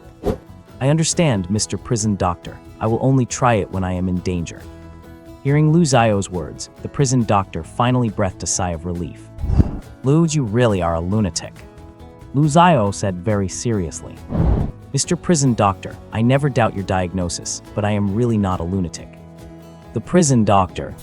Just as Lu Zio returned to his containment cell, the doctor's voice echoed from all directions. 292. In half an hour, someone will come to take you to complete a containment mission. Hearing the doctor's words, a flash of pleasant surprise appeared on Lu Zio's face. A mission right after getting back. At this moment, Lu Zio wished he could stay in the real world all the time. He tidied up his things and waited for the staff to come and pick him up. In fact, the only thing he needed to prepare was that bone spur. He placed the bone spur against his chest, right over his heart. This was to avoid being caught off guard if he encountered another anomaly like the marionette. Lu Zio trusted the prison doctor's words unconditionally, except for the part where the prison doctor said he was a lunatic. Sure enough, soon enough, a researcher in a white lab coat rang his doorbell. Lu Zio followed the staff member to an elevator. The staff member took out a headset and handed it to Lu Zio. 292. This is a hands-free communicator. You need to wear it at all times. Lu Zio took the headset and put it on. The researcher then took out a watch. This is a system carrier exclusively for jailers. It has full functionality, and the doctor will tell you exactly how to use it. Lu Zio took the watch and put it on immediately, then looked at the researcher. Why am I the only one? The researcher shook his head. It was arranged by the doctor. Hearing this, Lu Zio had no intention of asking any further. After seeing Lu Zio put on the watch, the staff member looked at the access control system next to the elevator. Iris verification successful. Identity, C-Class Researcher Lee Haekwon. Thank you for your contribution to humanity. A synthesized system voice came from the access control. The elevator doors slowly opened. Lee Haekwon looked at Lu Zio. Go up in the elevator, someone will be there to meet you. Lu Zio nodded, then stepped into the elevator. The elevator headed all the way up. When the elevator doors opened again, it had arrived at an underground parking lot. Lu Zio stepped out of the elevator and looked around. The entire parking lot was empty, with only an ambulance parked not far away. The words Magic City First Psychiatric Hospital were printed on the side of the vehicle. Just then, the ambulance's headlights turned on, and the doctor's voice reached Lu Zio's ears. 292, get in that ambulance. Lu Zio opened the passenger side door. A middle-aged man with a scruffy beard sat in the driver's seat. He squinted at Lu Zio, sizing him up, with a cigarette dangling from his mouth. Subject 292, I have seen your file. Lu Zio gave a friendly smile. Hello, my name is Lu Zio, the middle-aged man said as he started the vehicle. My codename is Devil, but you can call me Dante. Lu Zio nodded. Mr. Dante. Dante turned his head in surprise and looked at Lu Zio. I did not expect you to be so polite. You do not sound like a human living in the dark prison at all. Lu Zio did not follow up on that remark, but instead asked, Mr. Dante, what is our mission this time? Dante had one hand on the steering wheel, the other holding a cigarette, and flicked the ash carelessly. The ash drifted down next to Lu Zio's hand.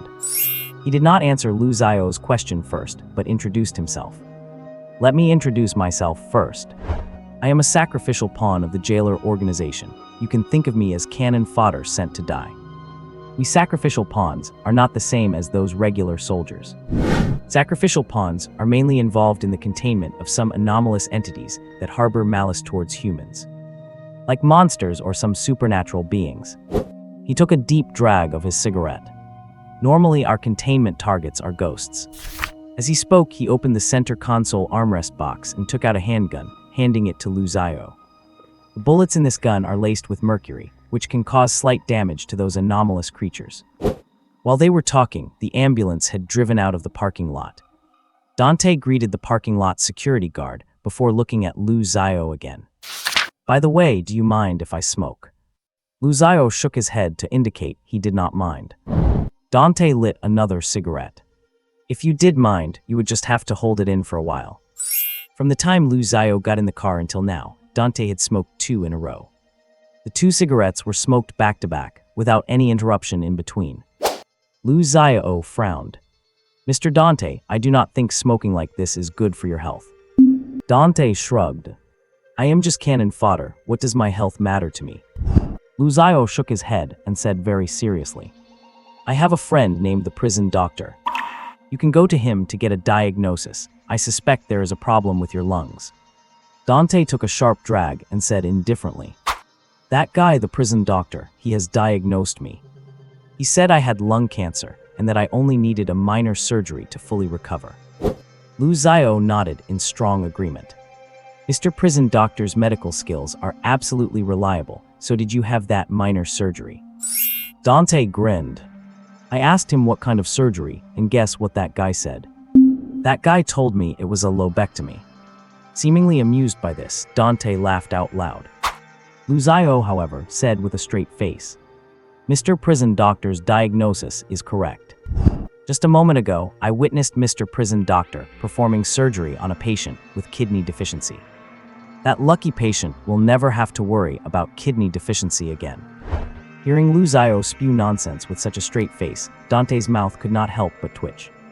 "No wonder you can get along with that guy." Dante seemed to be very clear about Lu Zio's information, knowing even that Lu Zio had a good relationship with the prison doctor. 292. What kind of monsters have you encountered in the dark prison? Dante flicked his cigarette ash. Lu Zio pondered for a moment, then said, "Too many. Pick one you think is thrilling." Dante said with a cigarette dangling from his mouth. Lu Zio nodded. "I once met a beautiful lady. We just looked at each other, and then she crawled right out of my stomach." Dante was stunned, completely unaware of the cigarette ash falling onto his collar. "Was it that thrilling?" Lu Zio nodded, his expression as if he were reminiscing. "It was indeed very thrilling." Dante smacked his lips. "What happened after that? Did you die?" Hearing this, Lu Zio's brain crashed instantly. He turned his head to look at Dante with a weird expression. Dante was also stunned for a moment, then laughed out loud. "Haha, it seems I asked a stupid question. So what happened to that beautiful lady in the end?" Lu Zio waved his hand. "I do not know either. She disappeared after she crawled out of my stomach." Dante chuckled. "It is a pity the story does not have a follow-up." Lu Zio nodded. "Indeed a pity. Do you want to hear something else?" Dante took a deep drag of his cigarette, then shook his head. "No need. If I keep listening, I am afraid I will wet my pants when I sleep tonight." Lu Zio nodded, then returned to the original topic. "So, Mr. Dante, what is our mission this time?" Dante said in a flat tone. "This time's mission is a taxi." "A taxi?" Dante nodded. "Yes, a taxi. Recently, quite a few people got into that taxi and then disappeared." Lu Zio pondered for a moment. "So our goal is to contain this taxi." Dante nodded non-committally. "The mission objective is to investigate where the people who got into this taxi ended up, and then contain the taxi." As they spoke, the ambulance had already driven onto a secluded path. Dante stopped the vehicle, then said to Lu Zio, 292. Never mind, calling you by your number is too much trouble. I will just call you Buddy. Only those researchers like to just call out numbers." Lu Zio shrugged indifferently. "Buddy, let us park the car here and wait for that taxi by the roadside." After the two got out of the car, Dante opened the hood, pretending the car had broken down. Dante threw away his cigarette butt, then took out another one and lit it. Regarding this target, the prison guard system has absolutely no information recorded. We will just have to play it by ear once we get in the car. Before long, an orange taxi slowly drove towards the two of them. Dante reached out and hailed the car. Lu Zio examined it closely. In this taxi, he smelled an eerie scent. At this moment, Dante opened the rear door. "Buddy, are you sitting in the back or the passenger seat?" Luzayo walked straight towards the passenger seat. Dante shrugged, then got into the back seat. As soon as the two got into the car, the doors closed automatically and then locked. Without waiting for the two to state their destination, the vehicle slowly started moving. Dante blew out a smoke ring. "Driver, we have not even said where we are going yet." The driver was an ordinary-looking middle-aged man. He slowly turned his head and said with a somewhat eerie expression, "Where do you want to go?" Dante casually gave an address, then continued to smoke. Luzayo turned his gaze out the car window, looking as if he were daydreaming. After the car had been driving for about 10 minutes, a burst of music suddenly played in the car. The music was a very cheesy love song. Luzayo's mouth twitched. "Driver, how about changing the song?" The driver's eerie voice came over. "When my wife was alive, her favorite thing was for me to sing this song to her." Luzayo reached out and pressed the skip button. "Sorry, I am not interested in your dead wife." The driver was left completely speechless. The atmosphere fell into an awkward silence for a moment. Dante coughed violently in the back seat, the smoke choking him until tears came out. Hey, hey, hey, do not ruin this eerie atmosphere." He roared frantically in his mind. The driver switched the song back. Accompanied by the cheesy melody of the love song, he slowly spoke. "My wife was very beautiful." Click. Luzayo pressed skip again. Staring at the driver with his dead fish eyes, he said, "No matter how beautiful she was, she is dead. I am not interested in dead people." Click. The driver switched the song back, and just as he was about to speak, Luzayo pressed skip once again. The driver turned his head to look at Luzayo with an indescribably eerie expression. Luzayo showed him a friendly smile. "How about you tell me about your beautiful wife? I am suddenly interested in her again." This time the driver did not switch the song, but directly turned off the music player. "My wife was very beautiful." As he spoke, that cheesy love song sounded out of nowhere again. Seeing this, Luzayo asked somewhat curiously, "Driver, how did you do that? Why does this damn singing sound like it is ringing right in my ears?" The music stopped abruptly, and the driver finally could not take it anymore. "Can you not interrupt me when I am talking? Do you know it is very impolite to do so?" The hand with which Dante held his cigarette was trembling slightly. By now, his face was already covered in tear streaks. Luzayo hurriedly nodded, showing a slightly apologetic smile. Go on, I promise not to interrupt anymore." The driver revealed an eerie smile. "My wife was very beautiful." At the same time, the music played again. After saying this, the driver turned his head and glanced at Luzayo. Seeing that Luzayo had no intention of interrupting, he then continued. "She was as noble as a swan." "So you are a toad." Luzayo could not help but interject. The veins on Dante's forehead bulged instantly, and his eyes were full of bloodshot. The tires rubbed against the ground, making a harsh screeching sound. The driver slammed on the brakes and stopped the car. He looked at Luzayo, his temples throbbing. Luzayo quickly apologized. I am sorry. I really will not interrupt you again, I promise." Hearing this, the driver finally started the taxi moving again. At the same time, the driver's voice and the music sounded together. "She was as noble as a swan. I was just a lowly taxi driver. Friends all said that the two of us were not a good match.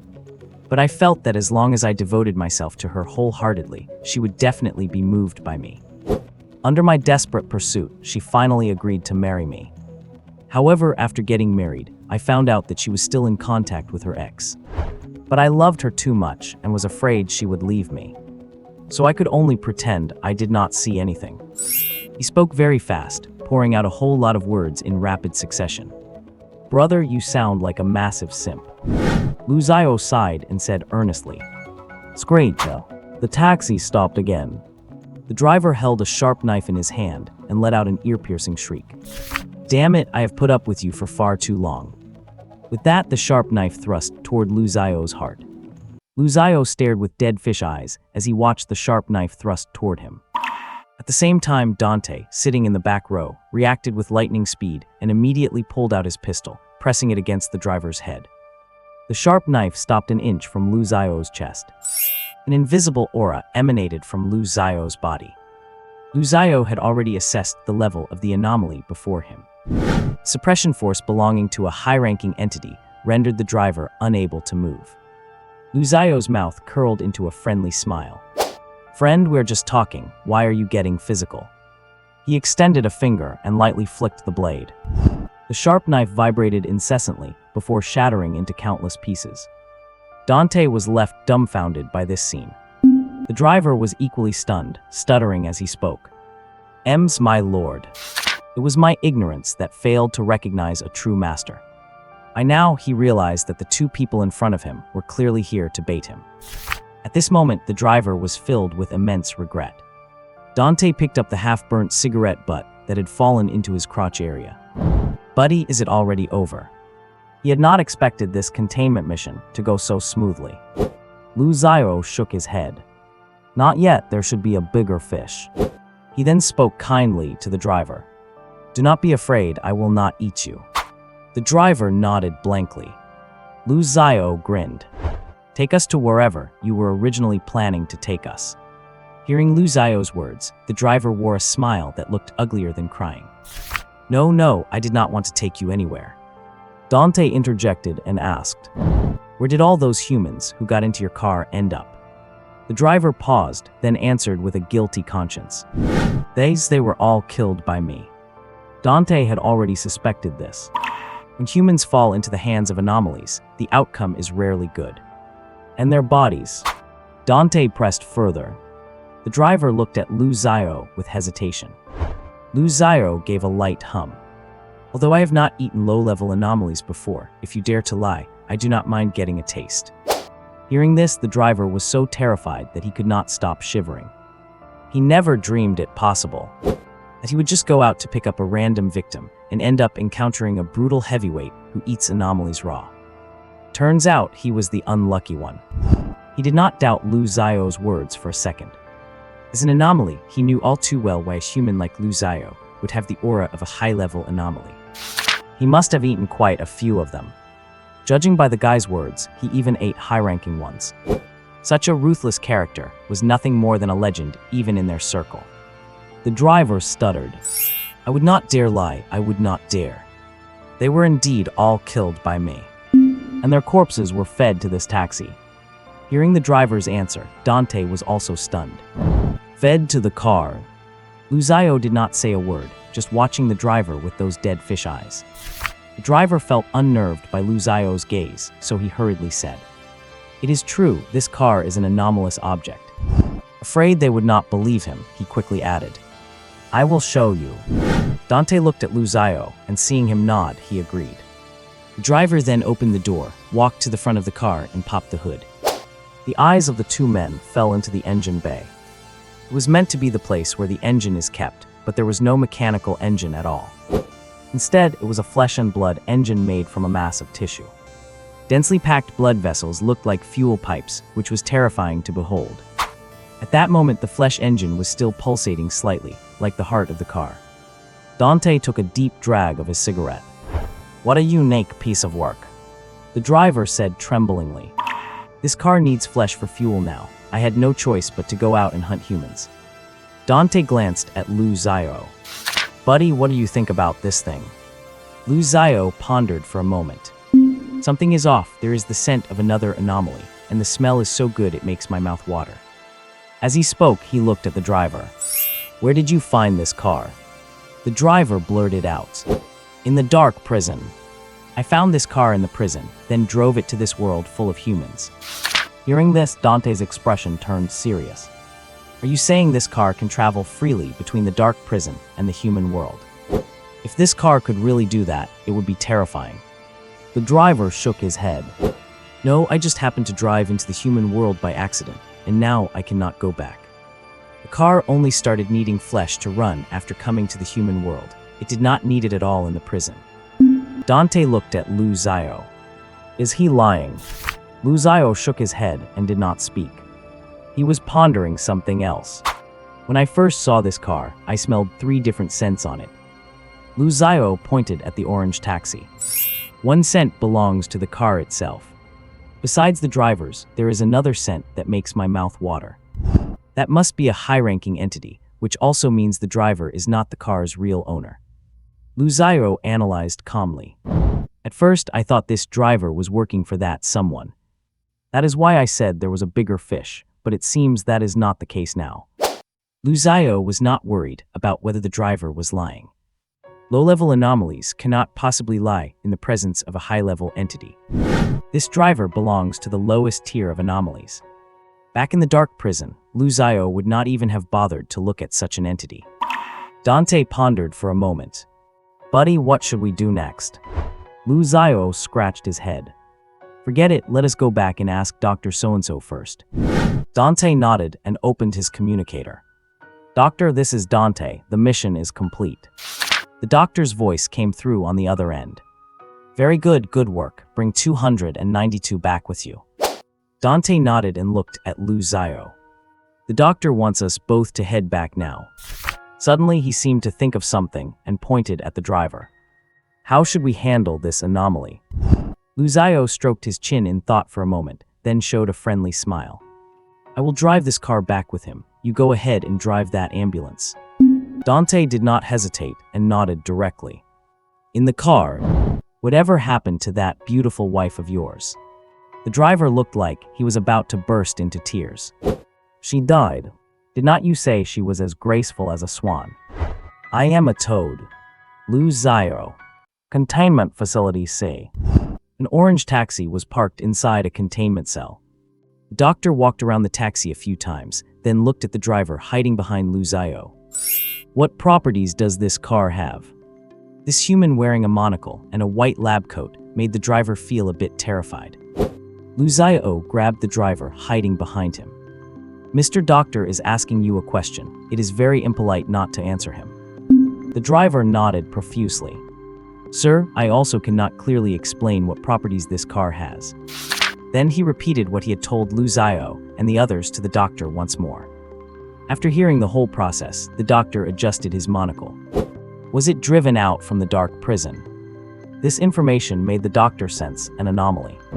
As the supreme leader of Containment Facility C, the doctor knew very well. Currently, if the creatures in the dark prison want to go to the real world, passing through the door is basically the only channel.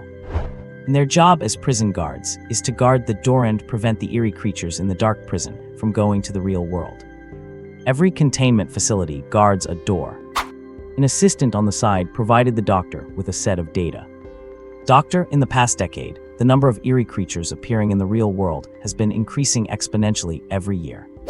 He handed the smart tablet in his hand to the doctor. The doctor took the smart tablet and looked at it carefully for a while. The assistant explained. This set of data was retrieved from the system. The doctor returned the smart tablet to the assistant and then looked at Lu Xiao. 292. Did you only recently appear near the door? Lu Xiao shook his head. Not really. My range of activity in the dark prison was quite fixed. Before you guys found me, I had not seen any other humans. And I have never seen that glowing door either. The doctor nodded, then instructed the assistant. Bring an expendable here. Soon an expendable wearing a yellow vest and blindfolded was escorted over by two special ops soldiers of the prison guards. The doctor looked at the driver. How did you feed this car before? He used the word feed. The driver looked at Lu Xiao as if asking for Lu Xiao's opinion.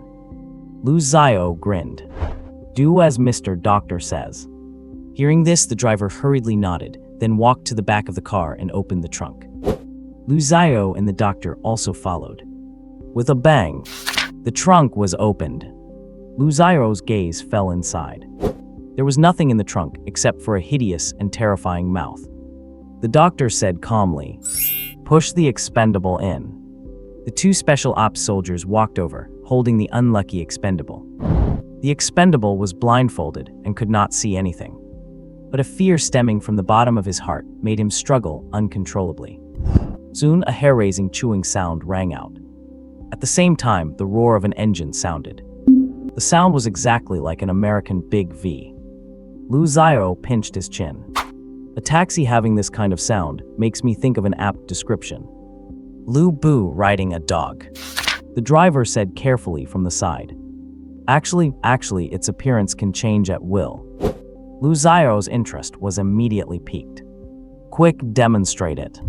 The car body squirmed and its shape began to change. Soon, the taxi turned into a brand new AIMA electric scooter. On the back seat of that electric scooter, a hideous big mouth kept opening and closing. The corners of Lu Xiao's mouth twitched wildly. You transformed it into this thing. The driver replied tremblingly. I only ever drove these two kinds of vehicles when I was alive. You useless thing, no wonder your beautiful wife still keeps in touch with her ex. The doctor adjusted his monocle. How is it operated? The driver answered immediately. Sit in the driver's seat and visualize the shape you want to change into in your mind, without missing any details. Right at this moment, Dante, who had been silent on the side for a long time, suddenly rubbed his hands together. Everyone, I have a dream. I have always wanted to experience the feeling of driving a luxury car. Saying that, he looked at the doctor and said somewhat aggrievedly, Doctor, our salary as prison guards is too low. I can barely afford cigarettes now. How about you report this situation to the higher-ups? The veins on the doctor's forehead throbbed. He looked at Dante and cursed. Bullshit, for so many years, the prison guards have always had this salary. Cannot you reflect on your own reasons? Dante straddled the AIMA electric scooter. In a moment, the vehicle's body began to squirm slowly. Then it turned into a mass of flesh and blood, enveloping Dante. Before long, the mass of flesh had expanded into a large meatball, 7 meters in diameter. Subsequently, the flesh began to deform, starting with 4 wheels. Then the car body. Finally, the mass of flesh took the embryonic form of a car. Immediately after, a metallic luster began to appear. In just under 2 minutes, that AIMA electric scooter transformed into a domineering Raptor pickup truck. Dante gripped the steering wheel and slammed his foot on the gas pedal. The engine's crazy roar sounded, and a wave of heat appeared in the room. Dante roared excitedly. Ha ha ha, American Big V, to hell with environmental protection. Lu Xiao pointed at the crazily laughing Dante.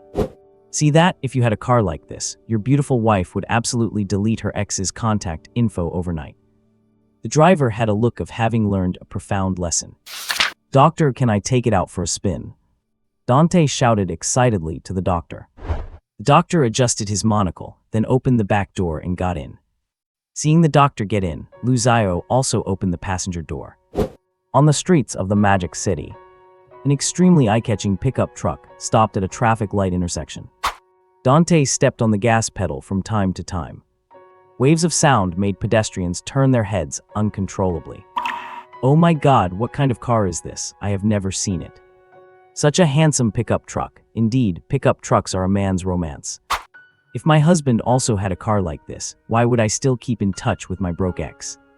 Sitting next to the doctor, the driver listened to the chatter of the pedestrians, and tears instantly rolled down his cheeks. Dante was wearing an extremely flamboyant pair of sunglasses with a cigarette dangling from his mouth. This feels so great. I have absolutely no regrets in this life. Lu Xiao, who was beside him, also felt an itch to try. Ahem, Mr. Doctor, may I drive it? The doctor's calm voice came from the back seat. Go ahead. Dante swapped seats with Lu Xiao with a reluctant look on his face. The interior space of the car was immense, and the two completed the seat swap right inside the car. Buddy, do you have a driver's license? Dante suddenly thought of a serious question and asked with some concern. Lu Xiao thought back carefully. I did not pass the test. I remember I got stuck on subject 2. As they spoke, the red light had already turned green. The doctor reacted quickly, fastening his seatbelt before Lu Xiao even stepped on the gas.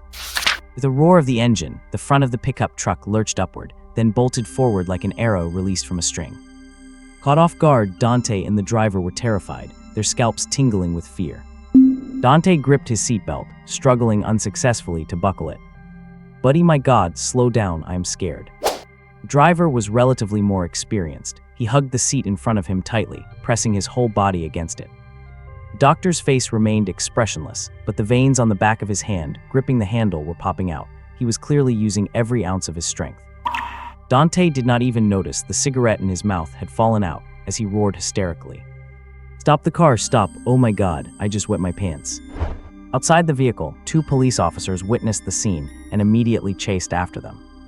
Uncle Wang, who the hell is this, daring to street race in the heart of Madu? The young officer driving could not help but complain. In the passenger seat, Uncle Wang held a thermos, looking quite indignant. Is there no law and order left? Is there no justice at all? Street racing here, call for backup immediately. In an instant, the sound of sirens echoed throughout the streets. Countless police cars appeared on the road. Lu Zio gripped the steering wheel. Whoops, seems like I have caused some trouble. The doctor's voice came from the back. 292, pull over to the side. Lu Zio pondered for a moment, his tone grave. Mr. Doctor, I suddenly recalled a painful memory. I failed my driving test because I kept stalling on the side parking maneuver. Doctor, Dante, driver, on a remote, deserted road outside of Madu. The intense roaring of engines continued incessantly. A flashy pickup truck led the way, followed closely by a dense formation of police cars. The sounds of sirens, engine roars, and tires screeching against the asphalt merged into one. Suddenly, the pickup truck at the front seemed to glitch out. The vehicle flickered repeatedly before vanishing into thin air. When the pickup truck reappeared, it was already inside a containment cell at the C containment facility. The car door opened. Dante, with trembling legs, braced himself against the door and slowly climbed out. Following that, the doctor stepped out of the car as well. Then Lu Zio. And finally, the driver from the driver's seat. The doctor straightened his monocle and said to Lu Zio, "You drive well, do not drive ever again." Lu Zio wore a sincere expression. "Mr. Doctor, thank you for recognizing my driving skills." Hearing this, the corner of the doctor's eye twitched. The driver was still shaken, his pupils trembling uncontrollably. The doctor said softly to the assistant standing by, "Record this, Series 302, the vehicle. It requires flesh or supernatural power as fuel. It possesses the ability to teleport between 2 points. The containment condition is a suitable parking space." The assistant nodded, rapidly typing into the tablet in their hand. Series 302, the vehicle. Containment level S. Target ability, teleportation. Containment condition, a suitable parking space. Combat capability, non-combat entity. PS, the vehicle possesses the ability to teleport. PS, the vehicle requires flesh or supernatural power to operate. After the assistant finished uploading the information, the doctor finally looked at the driver. "As for you, you are not qualified for containment. Terminate on the spot." The doctor's voice was calm, but hearing it sent the driver into a state of panic. He looked at the doctor and said, "Sir, I have not done anything bad." Lu Zio asked in confusion, "Did not you kill a lot of people?" The driver shook his head like a rattle. No, everyone I killed was evil at heart. The reason I tell the story about my beautiful wife in the car is to test their nature." At this moment, the assistant whispered into the doctor's ear, "Mr. Doctor, the records of those who went missing during the taxi incidents have been pulled. They were all people who committed crimes and sins." The doctor nodded, then said calmly, "But you still killed people. According to the warden regulations, you should be classified as a D-class containment object. However, you have no value for containment." He adjusted his monocle. "Unless you can give me a reason to contain you. For example, what special abilities do you have?" His eyes held no emotion as he stared coldly at the driver. The driver hurriedly looked at Lu Zio. Lu Zio grinned. "Why are you looking at me? I am just a containment object too." Saying this, he took a badge out of his pants pocket and put it on. Written crookedly on the badge was Series 292, the lost one. Lu Zio had made it himself while he had some free time. Of course, he got the materials from the staff. Seeing this, the doctor ordered the staff member beside him. Record it 292 has developed a sense of belonging to the containment facility. The assistant immediately updated Lu Zio's profile. Afterward, the doctor's gaze fell back on the driver. The driver was at a loss for words. I can drive. Yes, I can drive."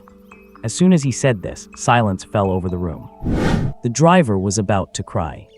"The real world is too dangerous. I want to go back to the dark prison." Lu Zio patted the driver on the shoulder and sighed deeply. It looks like you will be seeing your beautiful wife again soon." As he spoke, he reached out and flicked his own badge, a hint of smugness on his face. His expression seemed to be saying, "See that, buddy is organized." Dante also walked over at this time. "Sai, brother, promise me, if you see that beautiful wife of yours again, please do not be a simp again." Tears streamed down the driver's face instantly. He swore he had not cried this decisively when his beautiful wife left him. Just then, the doctor's voice came through. "Congratulations, Mr. Driver, your ability has made you valuable. Record at Series 303, The Driver. Containment level 500, never mind, let us make it S." As for the containment conditions, the doctor adjusted his monocle and looked at the driver. "Mr. Driver, do you have any conditions?" Hearing this, the driver shook his head frantically. He did not dare have any conditions now. The doctor nodded. "Handle the rest as you see fit." Having said that, he turned and left the containment cell. The assistant was recording rapidly. Series 303, The Driver. Containment level S. Target ability, proficient in operating vehicles. Containment condition, having a car to drive. Combat capability, to be researched. PS, a driver with a sense of justice. After uploading the driver's information to the warden system, the assistant greeted Luzayo and Dante and left as well. Luzayo spoke to the driver with a solemn expression. "Now we are comrades." The driver lost his footing and almost fell to the ground. Everything felt like a dream. In just one short day, he had experienced 3 life-and-death moments. One was being used as bait by Luzayo. Another was riding in the car, driven by Luzayo. The last one was the closest he had ever been to death. Dante lit a cigarette. "Man, I am going back to change my pants first. Next time there is a mission, I will ask the doctor to bring you along again." Luzayo nodded, then seemed to think of something. "Mr. Dante, are you really not considering going to the prison doctor for that minor surgery?" Dante nearly choked on Luzayo's words. He turned around and waved his hand. The driver passed the box experiment without any surprise. For 7 days, no matter how the expendables outside provoked him, he did not take a single step out of the first room. The day he passed the box experiment, Luzayo made him a name tag with his own hands. The moment the driver got the name tag, he hung it around his neck and never took it off for a single second.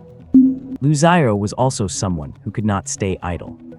Since there were no missions to go on during this time, he would come over to chat with the driver whenever he was free. From the driver's own mouth, he learned that the driver was a human from the same era as him. As for the driver's beautiful wife, she had indeed run off with her ex. When asked how he fell into the dark prison, the driver hemmed and hawed and could not explain it clearly. Similar to Luzayo, the driver also seemed to have lost his memory. He completely forgot what had happened in the intervening time. Anyway, he just woke up in the dark prison. Of course, there were differences between the two. Luzayo was still human, while the driver was already an anomalous entity. This point had already been confirmed by the doctor. "Lu, I am very glad to see you move on so quickly," the prison doctor said as he sat on a chair carved from white bones. Luzayo patted the driver beside him on the shoulder. "Let me introduce you, this is my new friend, called the driver." The driver sat on the chair with trepidation, his body trembling uncontrollably. That figure wearing a plague doctor mask, standing over 3 meters tall, made him feel terrified from the bottom of his heart. And the aura exuding from the other skeleton also made his body shiver uncontrollably. Ivan's voice came from within Luzayo's body. "Lu, I heard from the prison doctor. Congratulations on making the right choice. You really are a kind human who knows how to appreciate art." Luzayo felt a bit embarrassed by Ivan's praise. No, it is nothing. On the path to seeking the truth, some bumps and stumbles are inevitable. Fortunately, I had Mr. Prison Doctor's guidance, otherwise I might have gone astray. The prison doctor nodded, feeling very gratified. Then he looked at the driver, who was sitting on pins and needles. "My friend, you seem to be afraid." Hearing this, Luzayo hurriedly comforted him. "Driver, do not be afraid, these two are my friends, they are both very kind, people." A sharp burst of laughter rang out, it was the prison doctor's voice. "Ivan, it seems this friend has some fear towards the two of us." The soul fire in Ivan's eye sockets flickered. Friend, are you afraid of us? Driver did not dare to answer at all. He could only sit in the chair and shake his head continuously, screaming in his heart. The real world is too dangerous. I want to go back to the dark prison. Lu Zio had a slight headache seeing this scene. He spoke to the prison doctor, and Ivan somewhat apologetically. Sorry, this friend of mine might have caught a cold and is feeling a bit unwell. I will take him back to rest first. I will come visit you two later. Bird beak on the prison doctor's face opened and closed, and a piercing voice spat out from it. Lu, have you forgotten? I am an excellent doctor. Let me give this friend a medical checkup. Lu Zio's eyes lit up, and he said to the driver, Driver, rest assured, this friend of mine is a highly skilled doctor with abundant medical ethics. If you are sick, just go to him. At the end, Lu Zio seemed to remember something and hastily added, Do not worry, his medical treatments are free. Hearing this, the driver shook his head faster than a rattle drum. Ends no night. I probably just did not sleep well. He certainly did not dare let this guy diagnose him. When Lu Zio brought him to see the prison doctor, he had seen the prison doctor's information on the small screen outside the door. The prison doctor said with a hint of regret, That is really a pity. Friend, if you feel unwell anywhere, you must remember to come to me. Yeah, I am free of charge. Driver wished he would never have to see the prison doctor's plague doctor masked face again. And that skeleton. After Lu Zio left with the driver, Ivan's voice finally came out from within the prison doctor's body. Prison doctor, did you feel that aura? The prison doctor nodded. Yes, I smelled the scent from the depths of the dark prison. It seems this new friend is not simple at all. Ivan's voice came again. I am worried that Lu might. The prison doctor shook his head. No need to worry. In the laboratory, an assistant walked into the doctor's office holding a lead box. Doctor, sequence 97, the corrupted revolver, has been delivered. The doctor nodded, holding a smart tablet in his hand. Put it into containment first. Displayed on the smart tablet was exactly the information for sequence 97, the corrupted revolver. Sequence number 97, the cursed toy cap gun. Containment level S. Target abilities, pierce, destroy, corrupt, curse. Containment conditions, must be placed in a lead container and must not be touched with bare flesh. Combat ability, non-combat anomalous entity. Note, accursed toy cap revolver. Note, the flesh of anyone who touches the gun will gradually rot. Note, every time the toy gun is fired, it extracts the flesh and blood of the wielder. Each shot will also cause the wielder to randomly develop an extreme fear of a certain thing or object, with an unknown duration. This is because, so far, no one has been able to survive until the effect ends before turning into a puddle of rotten meat. Note, it is not recommended for combat. This contained item had always been kept in the U containment facility, with no one taking an interest in it, because its terrifying side effects made it completely unsuitable for combat. After learning about Lu Zio's terrifying cell vitality, the doctor developed a strong interest in this contained item. He was very curious whether Lu Zio's cell vitality could counteract the side effects of the corrupted revolver. After setting down the smart tablet, the doctor looked at a huge Petri dish next to his desk. Inside, Lu Zio's hematopoietic stem cells were being cultivated. In the Petri dish, the cells that were originally only a tiny speck were now the size of a fist. Those cells had combined to form a bizarre fleshy mass, which was still constantly squirming at this moment. Right at that moment, the smart tablet emitted a synthesized system voice. The Round Table Conference is about to begin. Please get ready, everyone. The Round Table Conference is the highest level meeting of the Warden Organization. It is presided over by the Standing Administrative Council, with members of the Supreme Office Council attending as observers. It is a multi-person conference conducted through virtual holographic technology. Leaders of all containment facilities across the human world are required to participate in this meeting. The preparation time for the Round Table Conference is 1 hour. During this time, all facility leaders, regardless of what they are doing, must immediately drop everything to attend. The doctor straightened his lab coat and then carefully wiped his monocle. After doing this, he sat in his office chair and waited quietly for the meeting to begin. Good morning, everyone. Thank you for your contributions to humanity. A pleasant female voice rang in the ears of everyone participating in the Round Table Conference. The doctor slowly opened his eyes and scanned his surroundings. He was currently inside a building resembling a temple. In front of him stood a massive ring-shaped conference table. Above him was a void of chaos, surrounded by towering white jade pillars. The doctor pushed up the monocle on his face, which was not actually there. Clearly, this was a fictional space, much like a VR game scene. In the temple, pillars of light descended from time to time. Each pillar of light represented someone taking their seat. Seated in the primary positions at the round table were 5 individuals.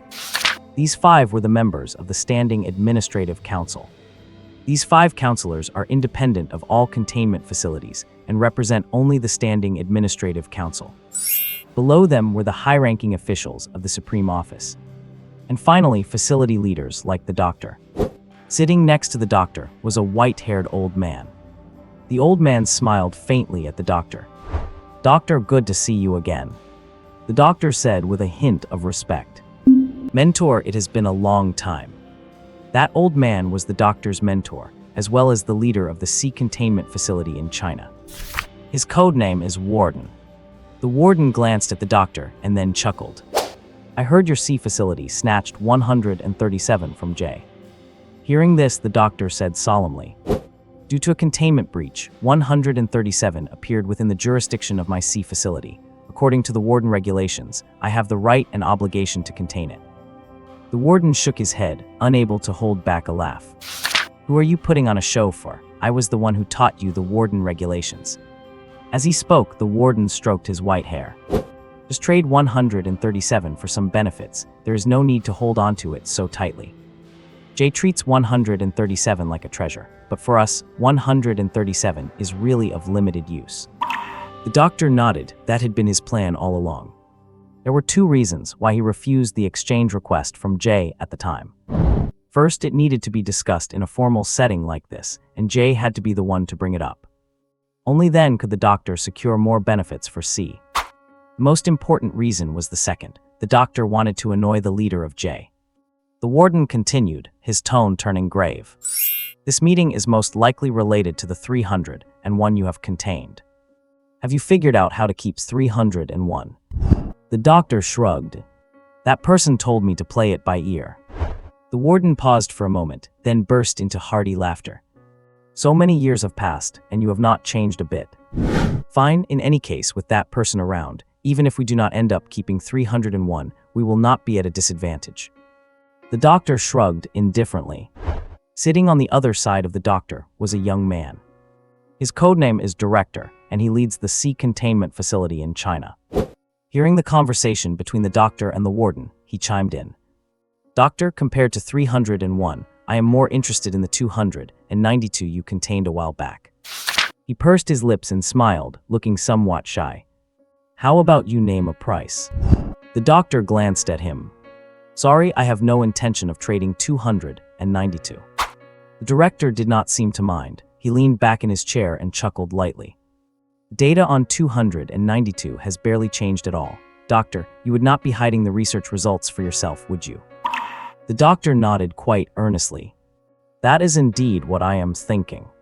The director paused for a moment, then gave 2 light chuckles. "Doctor, has anyone ever told you that you are bad at socializing?" The warden pondered for a moment. "I have told him that myself." The doctor nodded again, very seriously. "Yes, that is right, my mentor has told me that." The director immediately covered his face with his hand. He felt that chatting with the doctor was far more exhausting than studying anomalies. The 3 of them were all leaders of containment facilities in China. Therefore, the conversation took place in an independent private channel, with anti-eavesdropping measures in place. So they did not worry about anyone listening in. Just then, the 5 counselors in the lead seats exchanged looks, and one of them stood up and announced loudly. His voice resonated in the public channel. "The meeting begins. First, on behalf of the council, I would like to thank everyone here for your dedication." After saying this, he bowed. Then he launched into a long, drawn-out opening statement. The warden listened with great interest. The doctor and the director, however, were feeling rather drowsy. After the opening remarks concluded, the counselor spoke in a grave tone. "First, I would like to report to you that the investigation into you has been concluded, and the results are out. As he spoke, a light screen appeared in front of everyone. On it were Enzo's personal profile and the results of the U investigation. Mr. Smith, do you have anything to add? Everyone's gaze turned toward a middle-aged man with a full head of silver hair. He was none other than Smith, the leader of the U containment facility. Smith stood up, his expression full of deep regret. I believe you have all seen the investigation results. I feel deeply distressed by this, as it was our negligence that led to this serious consequence. Fortunately, it was discovered in time, which prevented even greater losses for our warden organization. Here, I would like to express my sincere gratitude to Dr. Doctor. Having said that, he bowed deeply in the direction of the doctor. Hearing this, the director chimed in with disdain. Passing the buck to the saints again. The reason he said that was because the investigation results pointed all fingers at the saints. The warden laughed heartily. Shifting blame has always been their usual tactic. Just pretend he is talking nonsense. The doctor touched his eye socket and remained silent. After straightening up, Smith continued. Rest assured, everyone, all involved members have been investigated, and I guarantee that such a thing will not happen again. According to the warden regulations, any individual who causes harm to the organization due to dereliction of duty shall be suspended and subject to disciplinary action. Counselor, I am willing to accept the punishment. The counselor nodded. Very good, Mr. Smith. Your awareness is admirable.